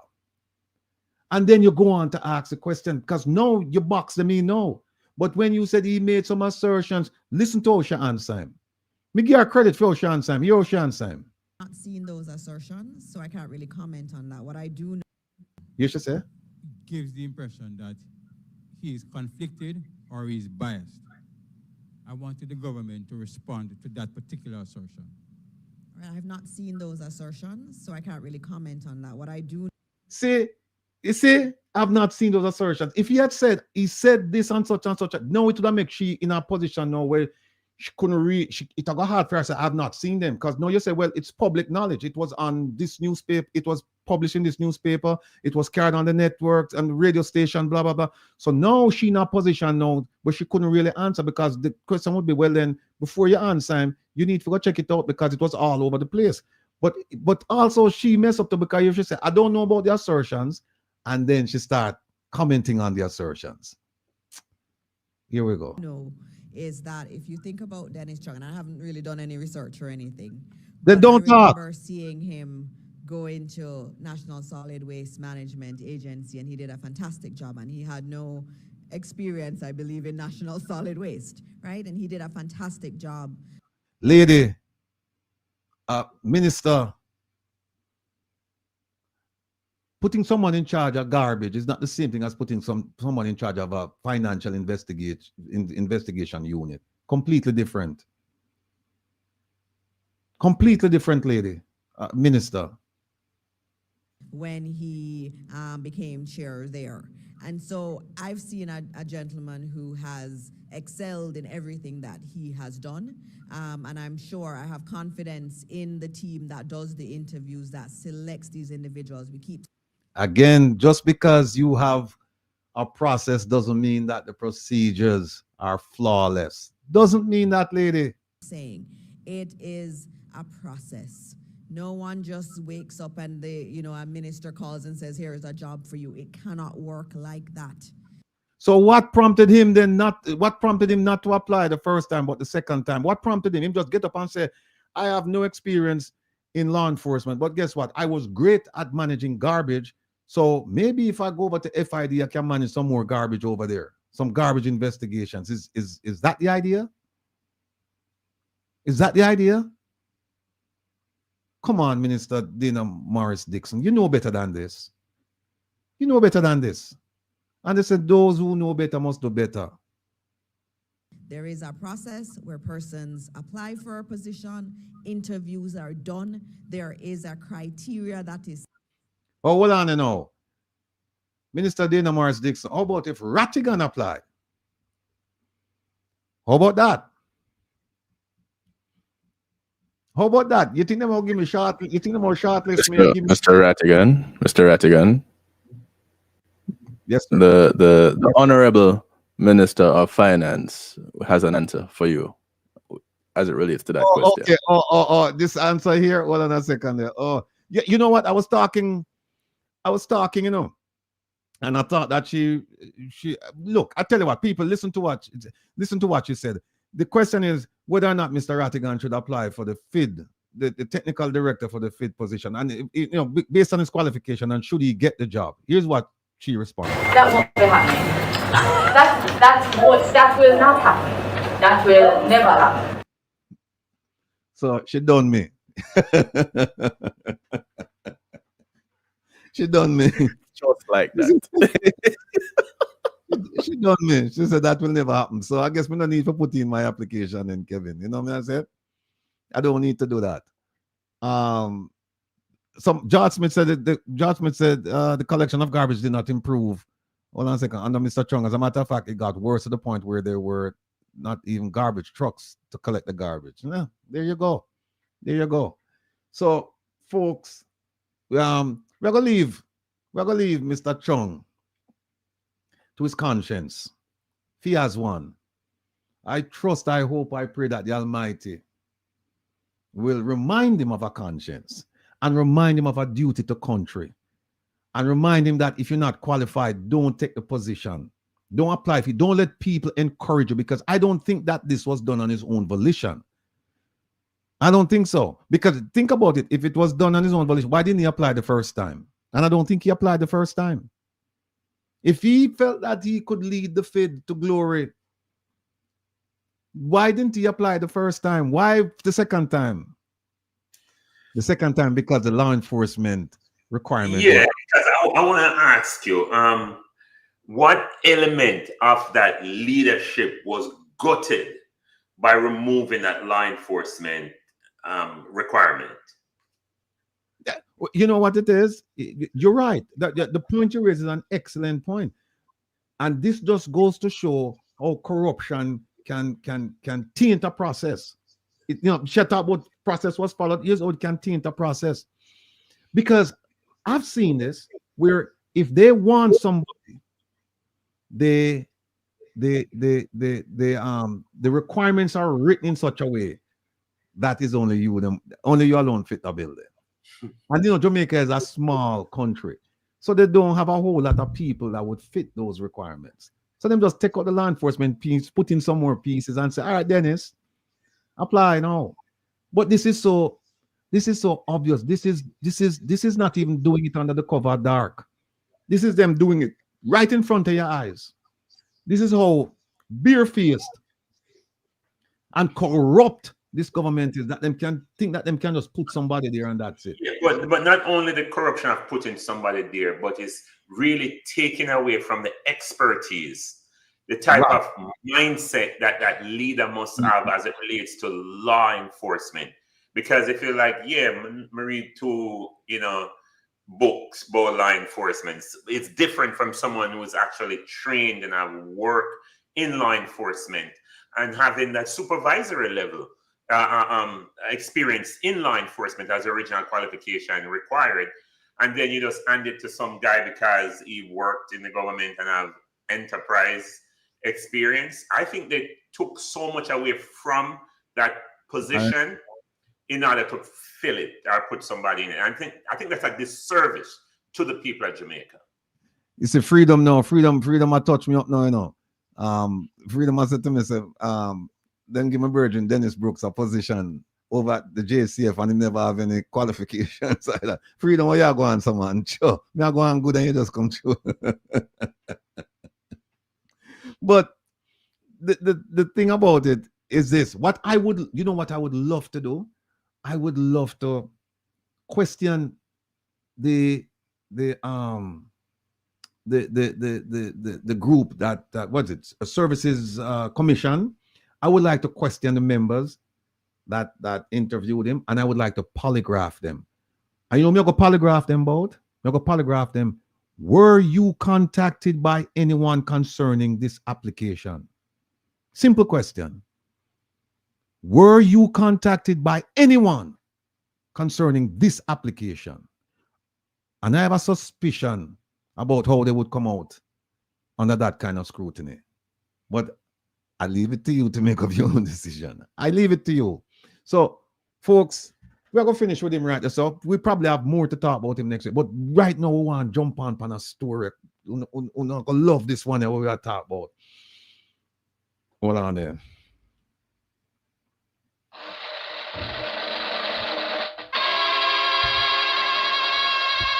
All right.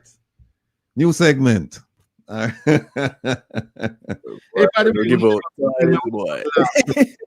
I not really tell you what up on the last segment, you know. Me hear what them think about, because you know the lady embarrassed me and said that will never happen. But me hear what them think about me. All right, thank you very much. Thank you very much. Somebody say, that is still qualified. Stop spreading disinformation and lies. Oh, Dennis. Hey, listen, people. Dennis, I'm my virgin, you know. Not Dennis Strong, Dennis Brooks. Not Dennis Strong. Dennis Brooks, I'm my brethren. I might not be his brethren, but he's my brethren. How about that? So I don't know which Dennis they're referring to. That's the thing. Yeah, but here is what we're going to know. We're going to show, you know, we'll just leave out the fertilizer and leave out the other things. We're going to go now straight to the drill, right? And let me start off by saying that there are so many aspects to this thing about the drill that you can't really focus on one without connecting dots to other things. It's impossible. If you start looking at the company, you're going to end up looking at the directors. And then you're going to end up looking at the procurement process. You're going to look at not only the procurement process from the local perspective, but also the international perspective. Who did they purchase from? When did they purchase? Why did they purchase? How much did they purchase for? Did they purchase? You're going to come across all of those things. It's tough. And so I'm going to try my best with the able assistance of Prezi and Kevin and all of you in the chat, because this is such a vast subject. And there is one person I know who's watching at home, and that person is I know the person is cheering me on, and my phone is right here. So feel free, person, if you want to call, you can call and or not call, just text me and let me know what's going on. All right. No. Let me see if such person send me any. Oh, okay. Okay. All right. No. Let's start with, and I'm going to show you something, people, that you must pay attention to. You must be engaged in this process. It doesn't cost you anything, but a small investment of time. I need you to pay attention to JAMP, the Jamaica Accountability Meter Portal. It's an outstanding organization. They are doing their level best to hold government accountable, or at least they're documenting what our government is doing. And so I looked at this issue of the drill and I'm trying to figure out where should I start. And believe me, I could start just about any place, but because time is of the essence, I think I need to at least bring this to your attention. Here it is. Help me out, Kevin. Which part is there? Wait there, brother.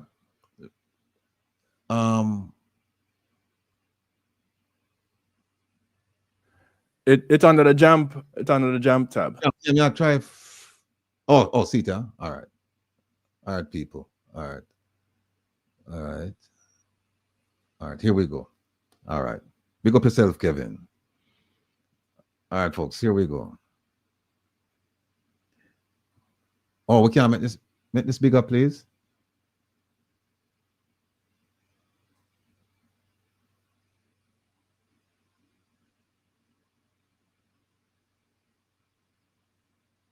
Okay, all right, thanks. Now, let's go up at the top. What I need you to do in your spare time is just Google JAMP, Jamaica. The name is right there, Jamaica Accountability Meter Portal. I want you to do that. for two reasons. I want you to get involved with the Access to Information program. And that is a vehicle to obtain information, some information from the government. That is the legal way, probably the best way. Well, actually, it's not the best way. You could get it from sources, but then you run into all kinds of problems. But here, you can actually go to the JAM, to JAM's website, and here it is right here. And look to your far right. See it right there, ATI, this over here, ATI request tool. You can go there and you can request information from the government. We're not going to do that today because, again, we're pressed for time. What we're going to focus on is not to the far right. It's not to the middle. We're going to the far left. It's called the procurement tracker. So when you go to the website and you get to the procurement tracker, you click where it says click here, bam, you click there and it comes up. And then you see this thing here. What this is saying, under the Contractor General, the Contractor General used to provide this information. You could get it, the public could get this information.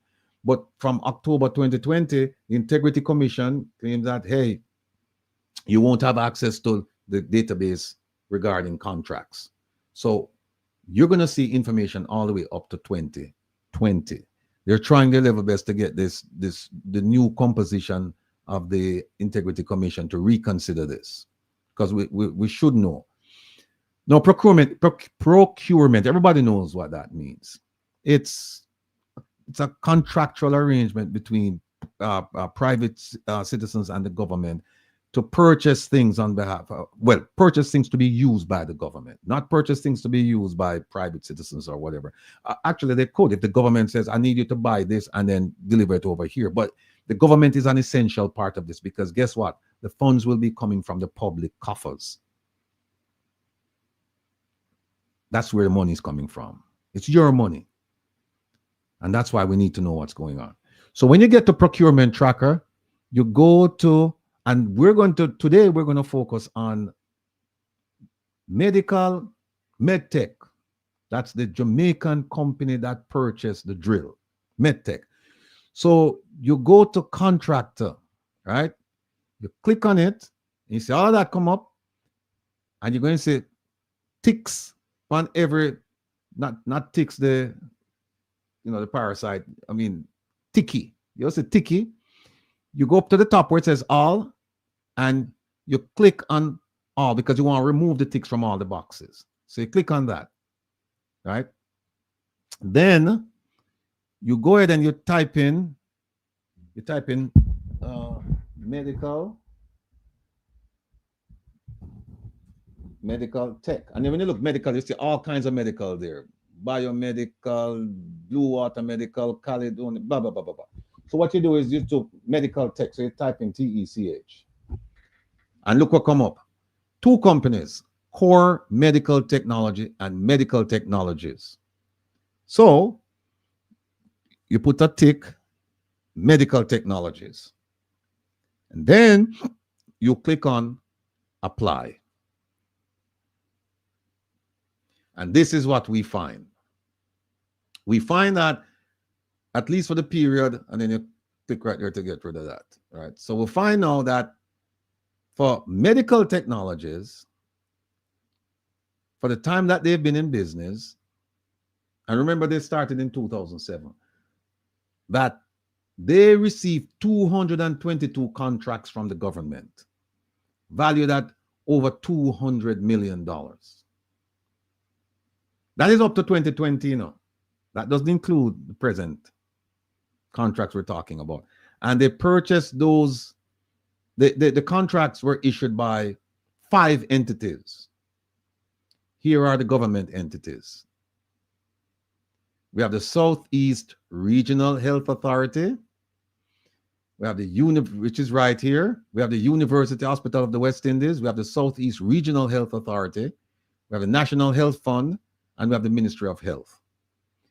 Now you move your cursor over here, and it will tell you right there that Southeast Regional awarded 171 contracts to medical technologies valued at 95 million. You move the cursor over to University Hospital of the West Indies, they gave them 20 contracts for 42 million. You go to National Health Fund, 4 contracts for 13 million.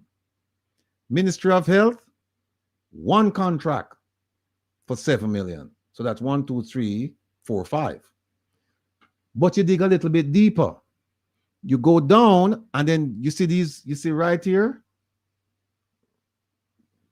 that I'm circling, right here. This determines, this tells you what kind of contracts were issued.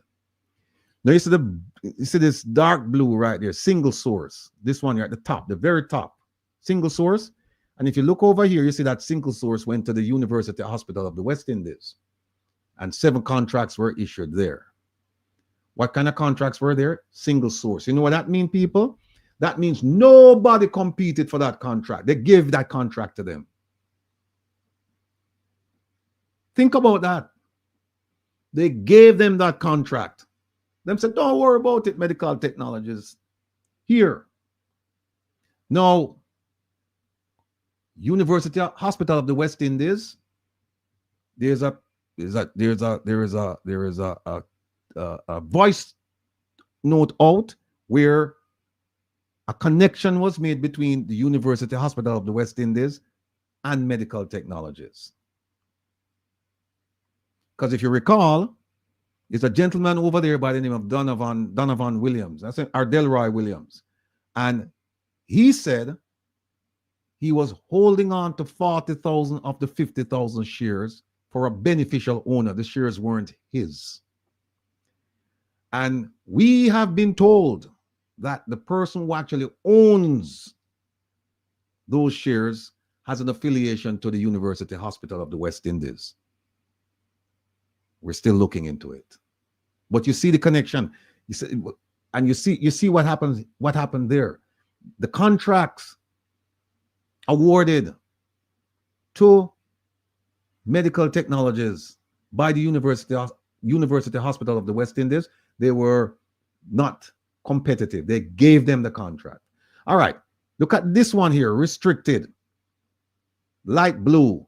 This one is right here, Southeast Regional, right? 171 contracts for 95 million.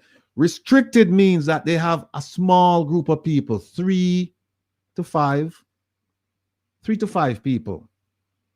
It's not publicly advertised based on what I've been told. It's just 3 to 5 people that they've said, hey, we have a contract right or so, and we want to know for just put in some bits for this. You can just imagine. You can just imagine the opportunities for corruption with something like this. The same thing with the University Hospital of the West Indies. You can just imagine the opportunities, the glorious opportunities for corruption. And here it is again now, restricted contracts. Remember now, single source contracts means that it's just you alone get the contract. Them just give it to you. Oh, this is Donovan, not Delroy. Oh, sorry. Thanks, State Titan, Roe Washington. All of the Delroy out there, Delroy Williams, I don't know me at all. Sorry about that. Donovan. Thanks, Desmond. All of the people who will correct me. Carl, State Tight, Roe, all of you, Jamaica, for all of you. So the single source, them say, here's a contract. Restricted, them have just a few people. Look at the next one now. National competitive. This is where now them put out the bid. And anybody in Jamaica can put in a bid for the contract. And then them have and it's over here. University Hospital, they gave one. So them give them 20 contracts, right? I say no. And it's just one over here, so them give them for where everybody, a lot of people. This was true competition for this contract, right? Then you have this one here, emergency, the very last one, green. And of course, what that means is that it's almost similar to the other one up here, University Hospital, where them just give the contract. It's emergency. All right, fine. Emergency, these people can deal with it, we'll give it to them. Now let's dig a little bit deeper. Look at the amount of contracts they received, the percentage they received for restricted contracts, 56%. Single source, 29%. Emergency, 10%. And national competitive, 3%. Now, when people hear that there's a bid, this is the one you're really thinking about, you know, national competitive, where everybody put in their bid. But look, it's only 3% at the time that happened. 3% of the contracts 3% of the contracts that they received came about as national competitive. Most of it is restricted.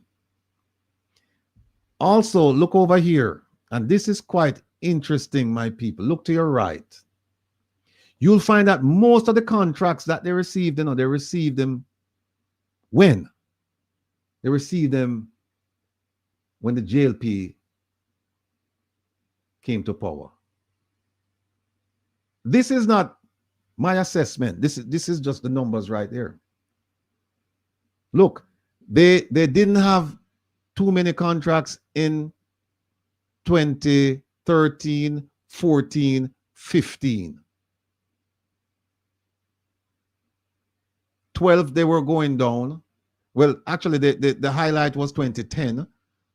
Who was in power in 2010? You remember, Kevin? Let's see. Anybody can help me? Who was in power in 2010? Oh, we have Marvin here, I know. Marvin can't hear me. But here it is right here. They didn't get too many contracts in 2013, 14, 15. No, they got huge contracts in 2016. That's when the JLP came to power in February 2016. It's going down, but still, bunch of contracts. And then in 2020. So we don't know what happened since 2020, but we suspect that they continue to receive contracts. So, and then here it is. You can go further down, and you can see all of the contracts right here that they received. It's right here, all the contracts they received. The procurement method, whether it was direct or limited, who gave them the contract, what was the contract for, how much was the contract, all of that is here. And you can get it on spreadsheet, image, or PDF. Now, let me remove this. Kevin, where are you? Because we want to play that tape. Oh, 2010 was Bruce. Oh, so it was JLP again. So it looks like they're getting most of their contracts. It looks like they got most of their contracts, at least for the period we looked at. They got a significant amount or significant number of contracts under the JLP government. Kevin gone. Oh, so Kevin, yeah. Kevin, no, people, remember now. Let me go to the thing that Kevin. This is the Medtronic. We could go to the, hold on, the PDF invoice. All right. We can go to one of the invoices. All right. Here's an invoice. No, this one is for the Chinese. Wait a minute. Oh, is the call you wanted to play? Yeah, but I want to show the invoice. Oh, okay. So here's the invoice. All right. All right. Here's one invoice we looked at last week, right? For refurbish. And you see what it says, Midax Rex drill. It doesn't say anything about parts or anything. It says Midax Rex drill. We can't read. That's what it says. And here is a company, Medtronic. Now, folks, fortunately for us, we have come into possession of a tape. And this tape is a conversation between a concerned person and Medtronic. And you're going to hear some things. But you're not going to hear the whole story. And here's why. There is so much on it. And we want We say Marvin there. We know someone not gonna vex with me and say, oh, you bring out Marvin, and you know, we want to finish up Medtronic, we want to finish up the thing. But even if Marvin, let's say Marvin wasn't here, we still wouldn't be able to finish it because there's so much. Oh, somebody said put up that data again. GA Pharma. Okay, hold on one second. Let me go back to this. All right, which part of this data you want? GA Pharma. Which one? What I can do, let me go back and show you how to get in so everybody can see again. Here's how you get in, right? You go to the website, this website, Jamaica Accountability Meter Portal. You just Google it. And then when you get to it, you go down to the bottom left. Actually, no, just go to Procurement Tracker. It's on your left, right here. Then you click, bam. Then you come up. And then you're going to see this thing here, this missing data, which will tell you that they don't have any data from October 2020. You close that. Then you go to the left, the filter options, and you go to contractor. You click on that, and when you click on it, you're going to see ticks in boxes all along the side. You want to get rid of the ticks. So you go to all, and you click right there, and the ticks are gone. Then you go, and now you type in medical. And when you type in medical, you see a whole bunch of medical. So then you go one step further, tech. And then you'll see core medical technology and medical technologies. You don't want core medical technologies, you want medical technology. So you put a tick, you check that box, and then you click right here, apply, right here. You just click apply, and the machine will work for you. And then after that, you click outside the box so that will go away. And then there you have it. 222 contracts awarded to the tune of 200 million. Five procuring entities awarded contracts to medical technologies. And the 5 are right here. The 5, okay, here they are. They're right here. Southeast Regional University Hospital of the West Indies, Southeast Regional Health Authority, Southeast Regional Health Authority, Southeast Regional Health Authority. Oh, it's Western National Ministry of Health, National Health Fund. So it's 1, 2, 3, 4, 5. So there you go. So it says 5 right there. I will come up here, so we have the 5. 1, 2, 3, Western National, right? 4, 5. And then right below it, you have the description of the contracts right here. You have the description of the contracts. And then when you go down, this tells you the percentage of the type of each contract. And over here, this section tells you when those contracts were awarded. So somebody says 2010 was the JLP party was in power 2010.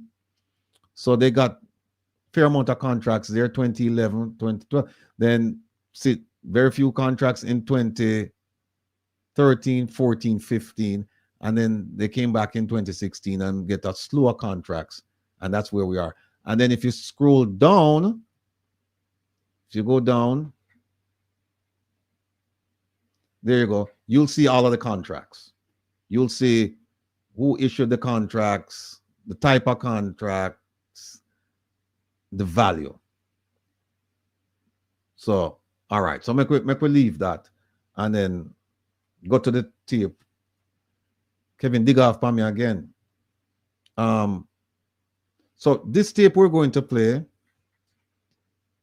Oh, Joycelyn asking what about the recent contracts? Joycelyn, sad to say, you don't have the Integrity Commission ruled in 2020 that the public shouldn't know about these contracts, even though the contractor general, right, the precursor to the Integrity Commission, the current Integrity Commission, they made everything public and transparent so everybody could see what the government was spending our money on. The Integrity Commission came up and said, no, I think it's section 56 that the public was not entitled to get this information. So from 2020 till now, we do not have that information. But as soon as we get it, we'll share it. Just keep checking with JAMP. All right. Now, Kevin, where are you, Kevin? We need to play that tape. No, here's what happened with the tape now. We can play that tape. That tape is remarkable. but we're only going to play a little piece of it because, oh, that's it. And Kevin, it's only the 3 minutes, right? Yeah, no, because I don't want to go over. We just want to whet them appetite so them can hear. But Kevin there. Kevin, where Yeah, you man, there? only 3 minutes. Only 3 minutes. All right, here we go, people. Here we go. Listen carefully now. Listen. Oh, no. Kevin, we'll forget the electronics. The invoice.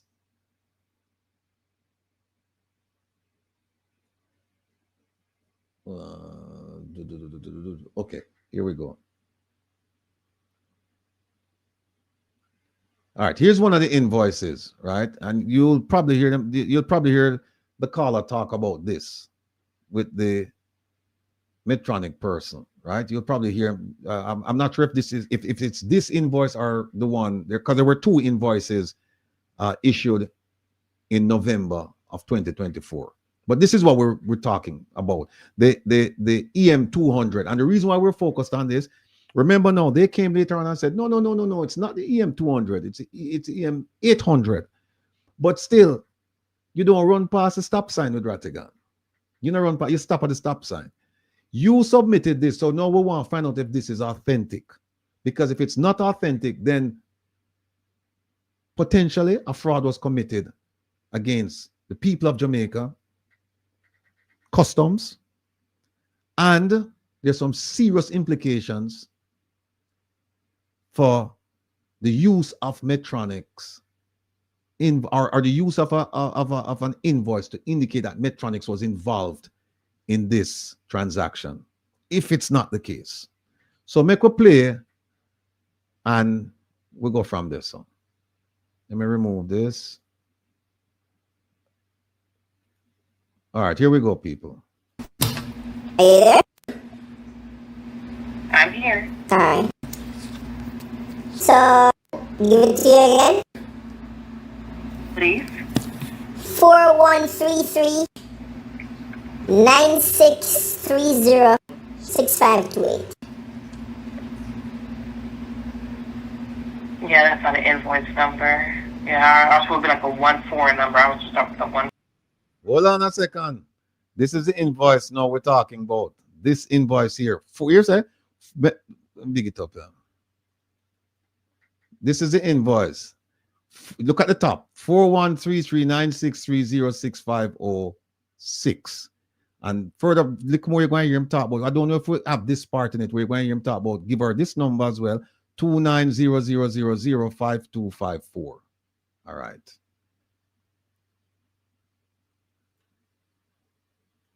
Your invoices start with 14. But I'm seeing here where the sellers, Medtronic, Logistic, USA, Latin America Operations, 7000 Central Avenue, Northeast, Minneapolis. I'm not that sure. Let's see. Do you have like a PO number, order number, anything like that? Let me see if I can find anything else.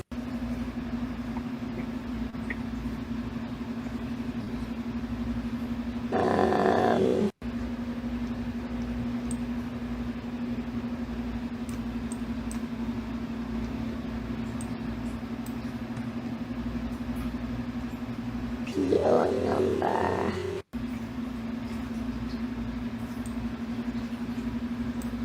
Alright, I'm seeing another number that is called invoice. It starts with a 29. Would that be an invoice number? A 29? Okay, yeah, let's try that. What's that number? 29 and then 4 zeros. 0 4 times. Then 5252. Let me show you something. Here's the invoice. Remember, they can't find nothing with the 413. So now we're saying, how about the 29 with 4 zeros, 5254? Just want to keep you on track.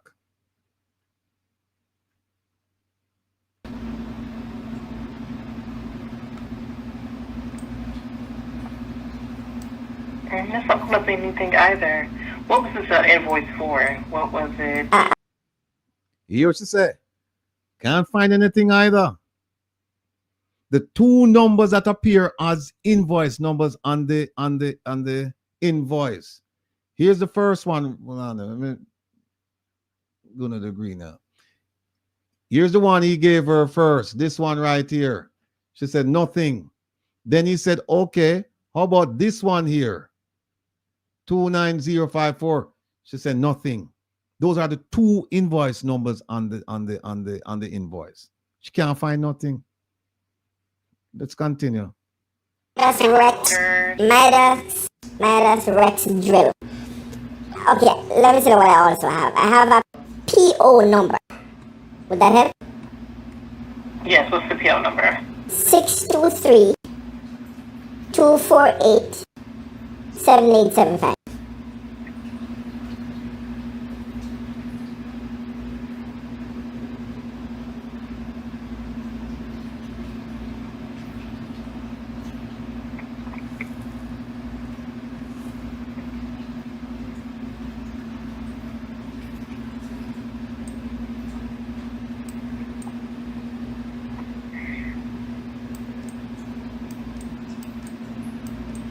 You said that was 623-248-7875.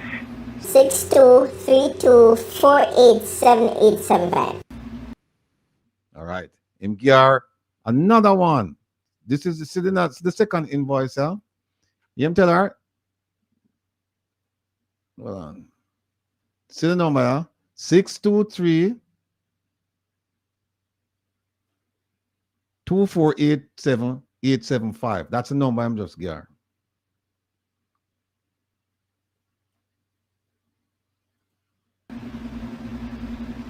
It's not coming up for me either. Let me ask you something then. Let me just ask you another question. You hear that? She said, nothing's coming up either. Now listen to the question I'm going to ask her and listen to her answer. Listen carefully. And if you don't hear the question or you can't understand the question because it's garbled or whatever, hit me up in the chat and I will play it and I will keep playing it until you tell me, yes, I understand what was said. But if you would be able to pull it up with any one of the pieces of information provided it is correct. Am I correct?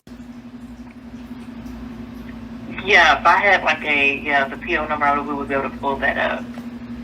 Yeah, or the invoice. Or the invoice number. You hear that, what she said?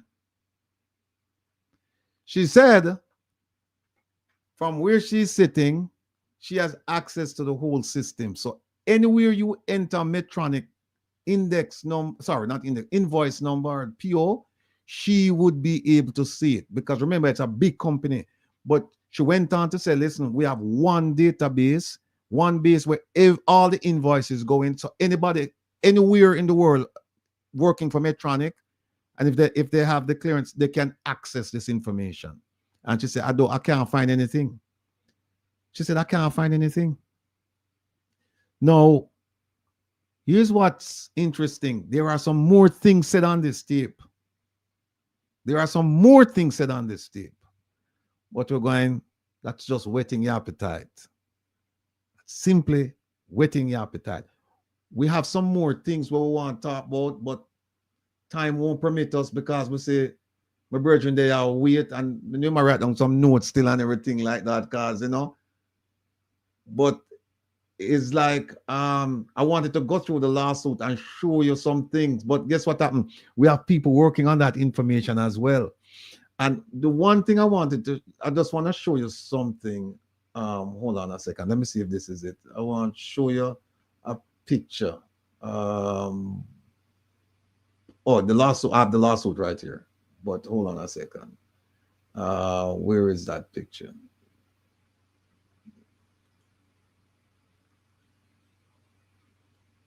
No, hold on. Kevin left me out for dry, man. Kevin dig up left me. Is it this? 15,000. All right, that's one. Hold on 1 second, people. I'm looking for another picture.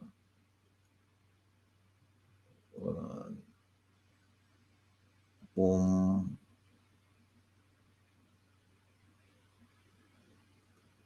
Just bear with me here. I don't. If you're looking for the one with the 15. Yeah, the one that from the company. Yeah. There. Where is it? It's two of them. Yeah, it would be in that group. The one I'm talking about. And then there is another one. That's not the one I'm talking about either. There's another one. This is not the one I'm talking about. This one is being sold by somebody else. There's one we have where it came from. Anyway, here's what happened, folks. Let me put this up. This is the 800.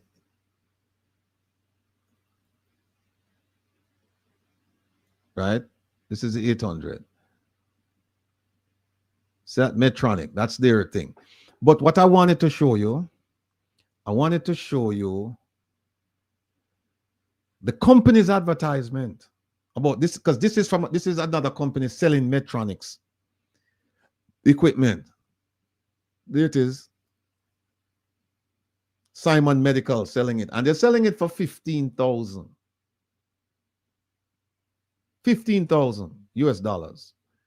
And the one that they sold, they contracted to sell it for $31 million, including a $4 million maintenance fee.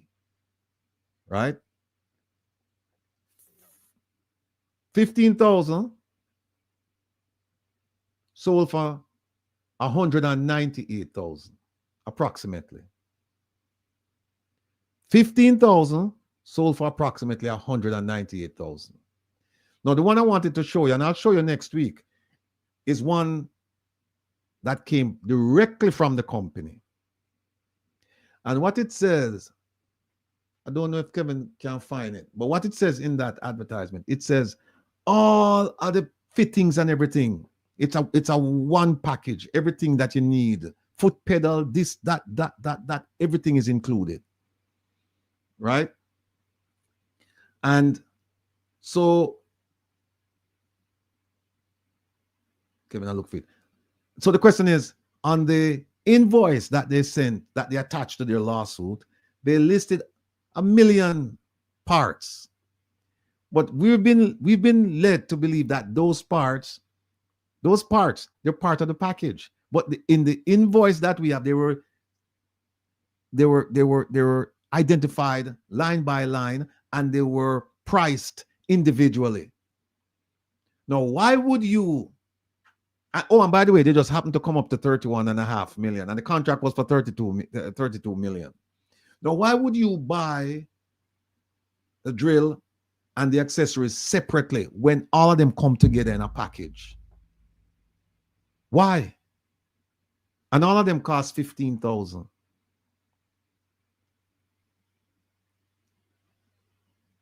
All of them cost 15,000. Well, on the Kevin, I have it right, so I can. If you don't have it, I can send it to you.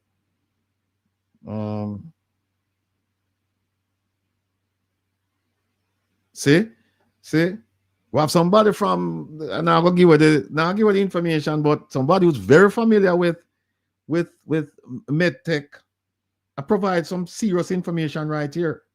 Kevin, here it is right here. Let me send it to you. I just sent it to you.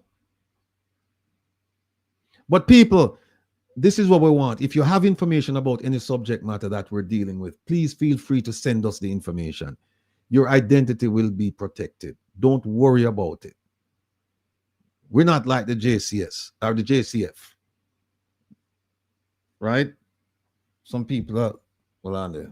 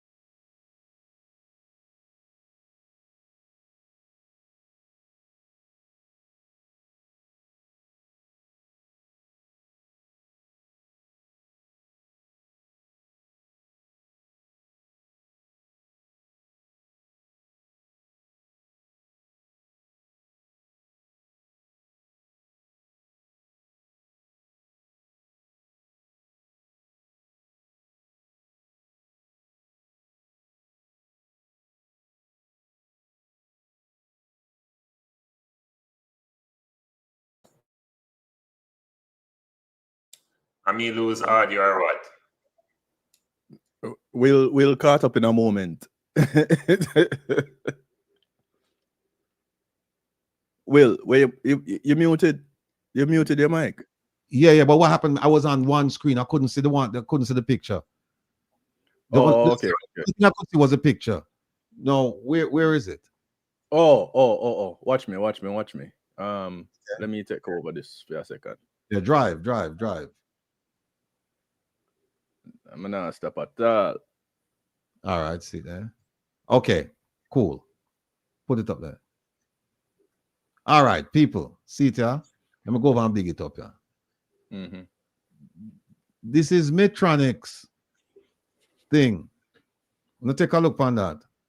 This is a producer, Jonah Carr.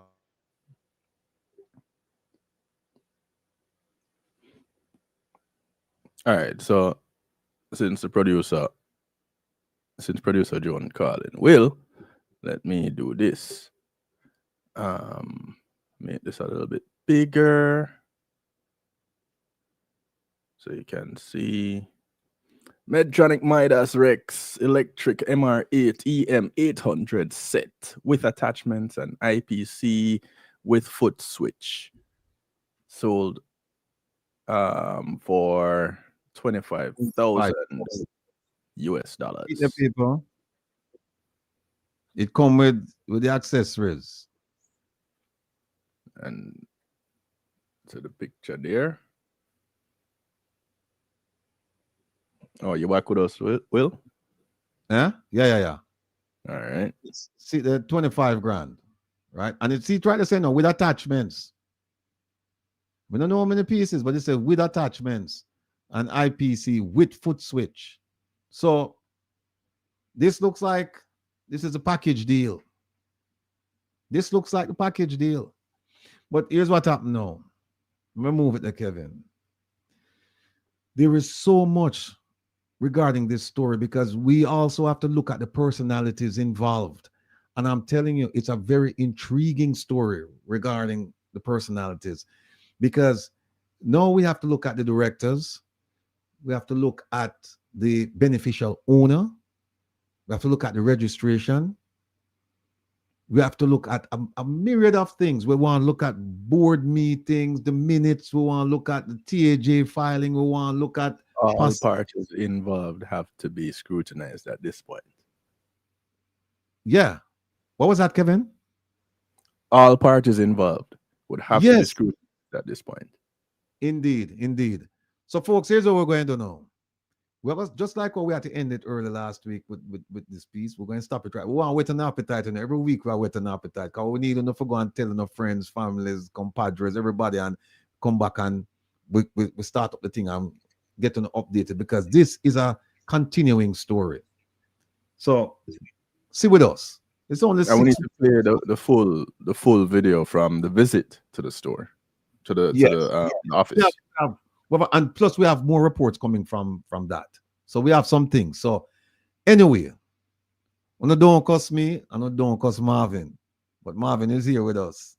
Marvin, welcome.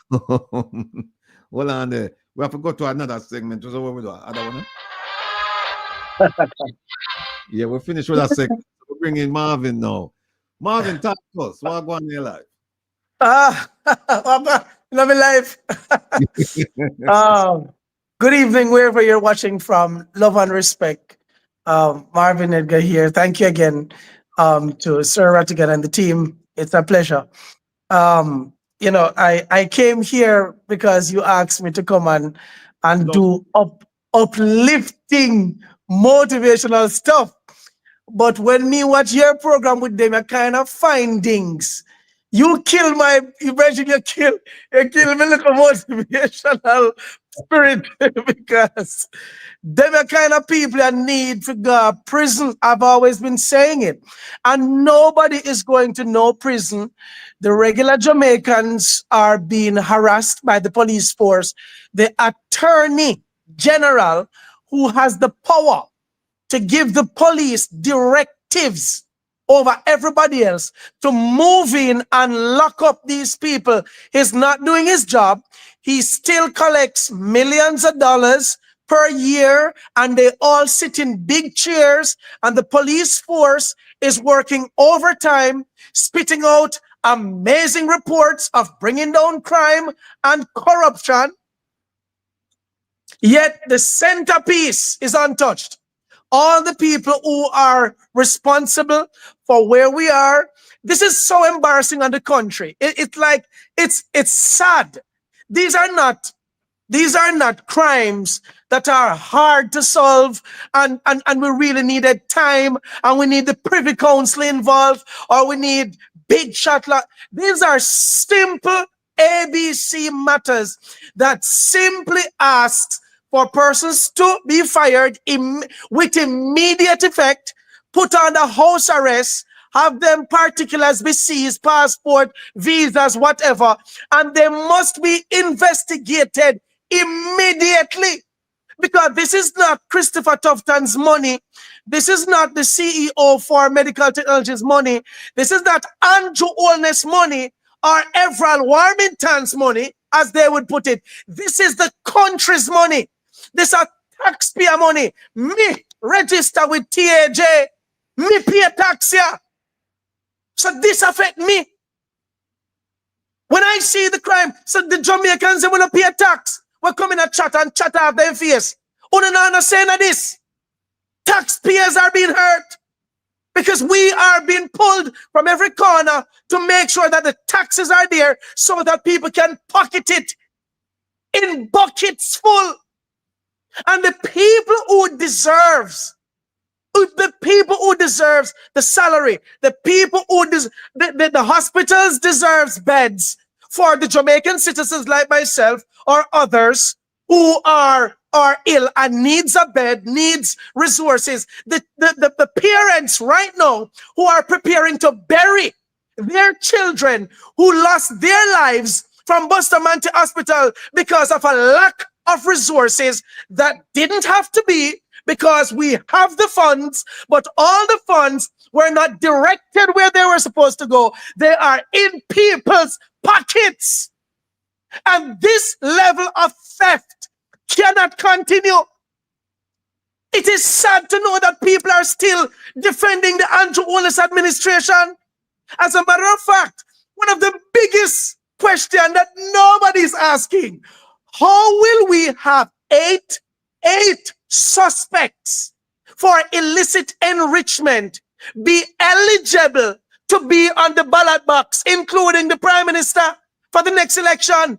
This is saying by the former chair of the Integrity Commission. The findings are there that we have 8 persons who are complicit in criminal activities, and we're having a general election, but there's a muzzle on the mouths of the authorities who were put in place to actually release the information to the public. So we, the public, who pay the public officials to govern the country, are stealing the country's money. And you're telling me that these 8 people are still, including the Prime Minister, are still eligible to go and be elected again? And we still don't know who thieved the money. And we're still finding out every day of other persons being complicit. And Jamaica is keeping. Everybody is happy. Everybody got a party tonight. Everybody got a party. Jamaicans are partying. Jamaicans are listening to some little reports coming out of the Prime Minister's office. Oh, we just gave some people land titles. 9 people get land title. 9. And that is news to celebrate when over 800,000 Jamaicans are considered squatters.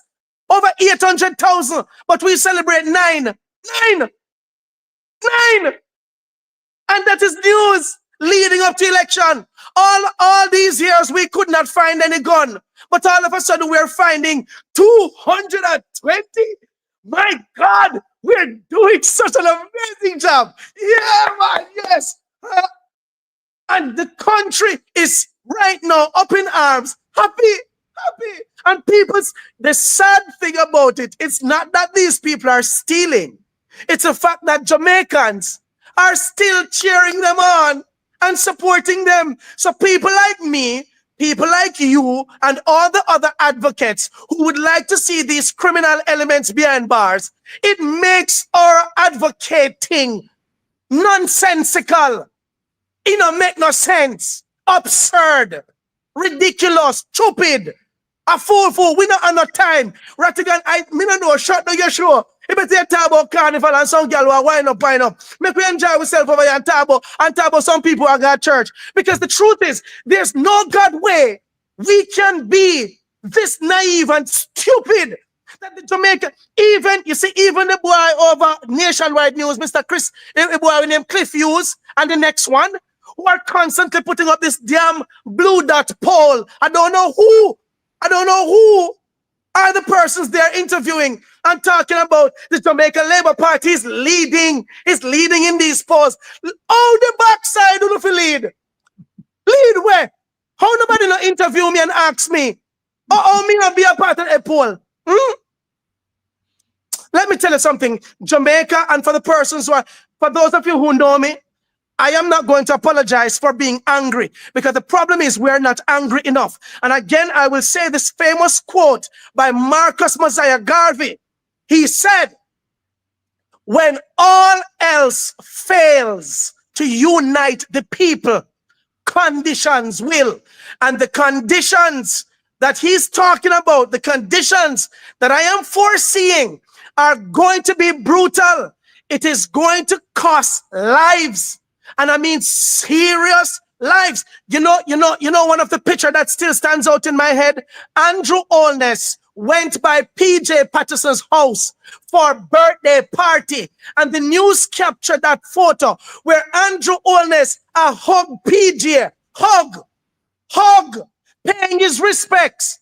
Yeah, and the Jamaican people are busy in the chat and on social media, killing off each other, cussing off each other. PNP mash up the country. PJ Patterson mash up the country.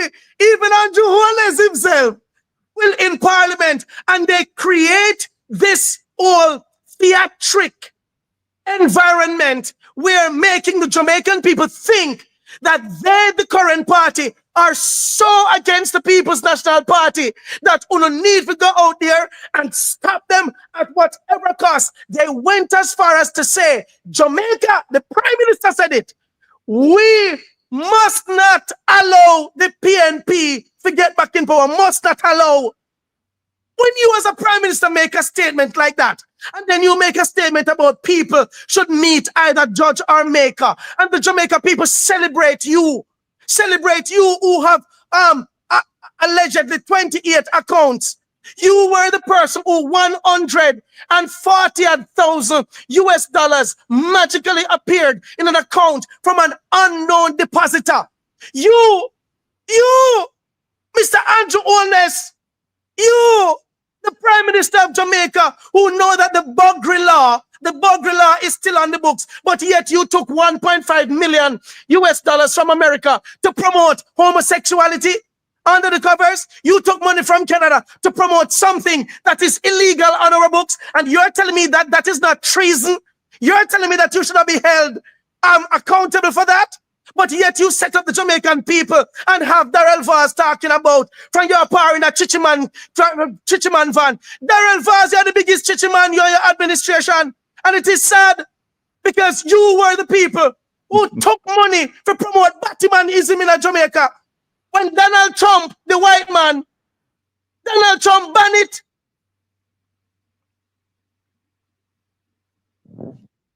Boy, I don't know where you can't be over here, Safa. You don't have much time over here, but me know say you can't if you talk about the reconnection rally. But you were Jamaica. That is where you live up over there. No, man, we're not angry enough, and this is sad. And you know what beats. Just the last thing I want to say. You know what hurts me? That Mark Golding and his administration is planning to do an all-island riot over one topic that I believe, fine, yes, you do. It does have merit. Hold on. Riot or rally? Where am I do? No. Not the reconnection rally, man. Mark Golding, the opposition leader, they're asking for an all-island protest. And I think that the date is set. Protest. Riot is the wrong word. Protest. But based on the words that were used in asking Jamaica to be outraged, I don't think what is going to happen is short of a riot. But I'll go and just simply say it should be the form of a protest, and they want it to be island-wide over an appointment.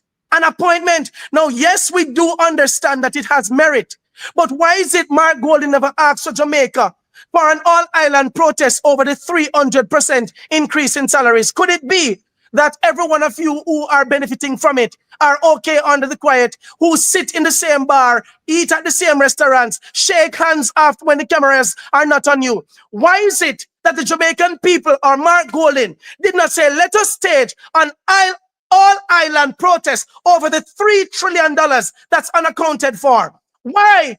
Why is it we don't have an all-island protest over the 151 children that went missing in Jamaica and nobody knows where they went in 2024? Why is it we did not have an all-island protest over all the things that are there? All the things that are there that are crying when the Jamaican people are begging. Why didn't we have an all-island protest when the Prime Minister went and knocked on the people in house out of Bernard Lodge and went the next day and hugged them up? Why didn't we have an all-island protest over the many Jamaicans' monies that are gone missing out of the banking system in Jamaica? Why we not have an all-island protest over that? But no, because the disappointment with Mr. Chung might affect you or might affect who?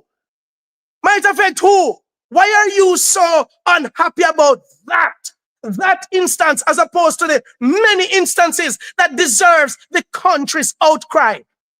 Come on, man. Oh, no, come on, man. Come on, people. I am sticking and tight. Jamaica should be the leaders of the Caribbean. Jamaica should right now be the leaders right now in the Western Hemisphere. We have the potential to be great. Look at our athletes. The Prime Minister went to Usain Bolt's father's funeral to tell Usain Bolt that you are a national hero at a man's funeral. But yet you can have Edward Siaga for money. You can have Bustamante for money.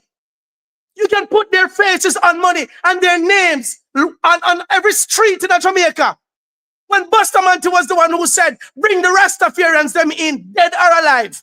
You know how many Rastafarians had to run and hide in those times, and you make these people national heroes? But the Usain Bolts, the Shelley-Ann Frasers, the Elaine Thompson-Hera, and all the other people in Jamaica who have served us so well and done us so proudly, who are well respected globally, all the thing they can get is fancy words and fancy banquets. Come on, man.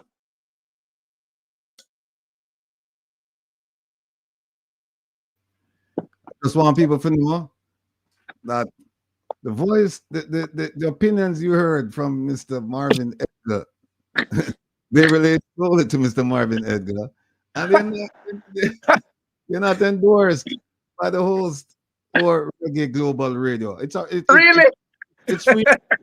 No, it's free speech. It's free speech. It's free to say all that stuff, but we just want keep Reggae Global and the host out that. And we start out the program by saying that. I wish part of it. Now what on there? To say, oh, you see the disclaimer. I'm Marvin know about the disclaimer. Come here, Marvin talk about the disclaimer. Marvin said, no, you're gonna read the disclaimer, and that's fine. Come, you have to do what you have to do. It's the opinions you heard from Mr. Marvin, right? That Mr. Marvin's opinions belong only to Mr. Marvin, and they're neither endorsed nor promoted by Reggae Global Radio or the host. But listen, I know Marvin appealed to a wide swath of the population because some of the things that he says, look, you don't have to agree with him with everything that he says. But at the end of the day, you cannot say that what he's saying is completely off base. You can't say that because the evidence is there. And look, if we had more people with the enthusiasm and the spirit like Marvin, maybe we wouldn't be in this position. If we had more people who jump up and say, no, we can't have this anymore. Maybe things wouldn't be the way they are right now. But we have people who are apathetic. Them just sit back and some people say that's because the government just beat them down over the 9 years. You can't come out and say anything about the government because them find you wherever you are and bring you in front of and make you make apologies and then send you home in disgrace. And so you're made an object lesson for everyone to see that this is what is going to happen to you should you dare to step out of line. So that's the way things are, you know. And so, like I said, I have to say, somebody said I agree with everything you said, Marvin. So you have some supporters here. And you bring them over, your supporters, and you bring them No, but it's not the truth. People can't run from the truth. The truth is the truth. Marvin, supported to me. I agree with that whole lot of things you said, but me have 5 minutes right, and I can't do me this. Me have 5 minutes. Go ahead. Me have 5 minutes. So I'm going to say phone the thing, but we have 5 minutes to do what we need to do. What's up, I'm go there next week? Right. Go ahead, do your thing, man. All right. So anyway, Marvin, big up yourself. Excellent point. Love the passion, love the energy, love the enthusiasm. But ladies and gentlemen, the Reconnection Rally. No, yes. I want you to keep in mind, it is a family fun day. It's going to be June 21st, 2025 at the Randy Williams Entertainment Center. And for the 1,800 of you guys that are watching right now, please, my beg you. No, earlier, a couple of you guys were giving and you were donating, and we said, thank you for those of you who have been donating and have given. So thank you. But we still now feel the kind of traction where we are look, because I told you at the outset that we have millions of dollars of expenses to put on this event, because the location alone and all the added expenses are sending the expense up. So we need your support. So again, remember, you can always visit the OJLDF website and then donate to the cause, because we really, really need you. I'm going to ask you, Will, just to drop up that sharing for me one more time real quick. If you could just share that page so I can show the listeners the donate website again. All right, remember, as soon as you go to the website, just click on the donate button. Will be at the top. If you're in a browser, it will be right there. If you're on a mobile device, it's right at the top. And I really need you to keep in mind that we need your support. All right. So please go to the website. I'm gonna see it on the screen yet, guys. Come on, Kevin. One of you put it up for me. Just put it on the screen real quick. All right. In 5, 4, 3, 2. Nowhere near yet. 1. But anyways, so yeah, there you go. All right. So this is the donate page. Right at the top, you can have the donate button. Also the phone number if you want to reach out to us. If you want to volunteer, and there's a number that we put up earlier, you can do that. But please click on the donate button. Once you click on the donate button, it's going to bring you here. You can put in the amount you want to donate. Let's say you want to donate $100. You put in 100, and then you just put in your name, your card number, and you just hit pay, and that money comes straight to us. We also have Zelle. So you can send the funds to us through Zelle, which is give@aojldf.net. So it's give@aojldf.net. And of course, if you go to the aojldf.net website, you can reach us through messages. I want to thank those of you who have come over to the OJLDF website and have sent us messages. We truly appreciate you. We thank you for all that you guys are doing. So again, let me say a big thank you to everyone out there who have been trying their best to make sure that they support the event. So those of you who have committed to donate things to the event, we thank you. We truly appreciate you. If you have Cash App, you can scan the code, or you can send it to $OJLDF. Yeah. Thank you so much. 8 o'clock, Kevin. I'm not your time now. So with that, I'll turn over back to you guys. Kevin, say a few words and leave it, and then Marvin, say a few, and then we'll lock off. All right. People, ReggaeGlobalRadio.com. right now, 8 o'clock, Saturday Stew. Catch y'all later. Marvin. Yes. Personally, I'm going to donate $1,000 to the cause. I'm publicly saying that, and I'm just asking every single person, because this is important. The country needs this kind of unity, this kind of celebration, where we come together not just to be entertained, but to be educated, so that we can better apply ourselves in this nation. So please, for the persons who are there, a lot of people in Jamaica have no money. The diaspora, you are the persons mostly. I'm sorry to say, but uno get a better salary, so uno can apply. Uno can apply a little bit more than the ordinary person out here. So $10 for you is really $1,500 for a Jamaican, where some of them it rough for them. So we're asking you not to dig deep, just like when a guy at church and your pastor say if you dig deep, we are begging you to dig deep for the 1 year. Please. 1,800 people are here. You come here every Saturday. You're listening to good information. You have to give respect for where respect is due. And we're begging you to do that respect with your cash, not kind. We have had enough kinds. We want cash, not kind.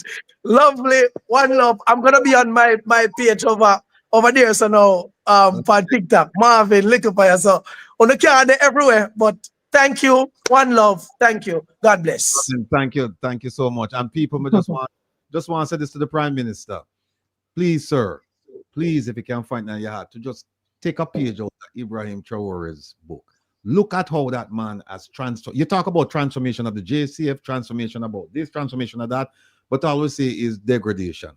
I need you to go and look at real transformation. Take a page out of time book. There's nothing wrong with saying, look, I've misled you people, and so I'm going to do a course correction.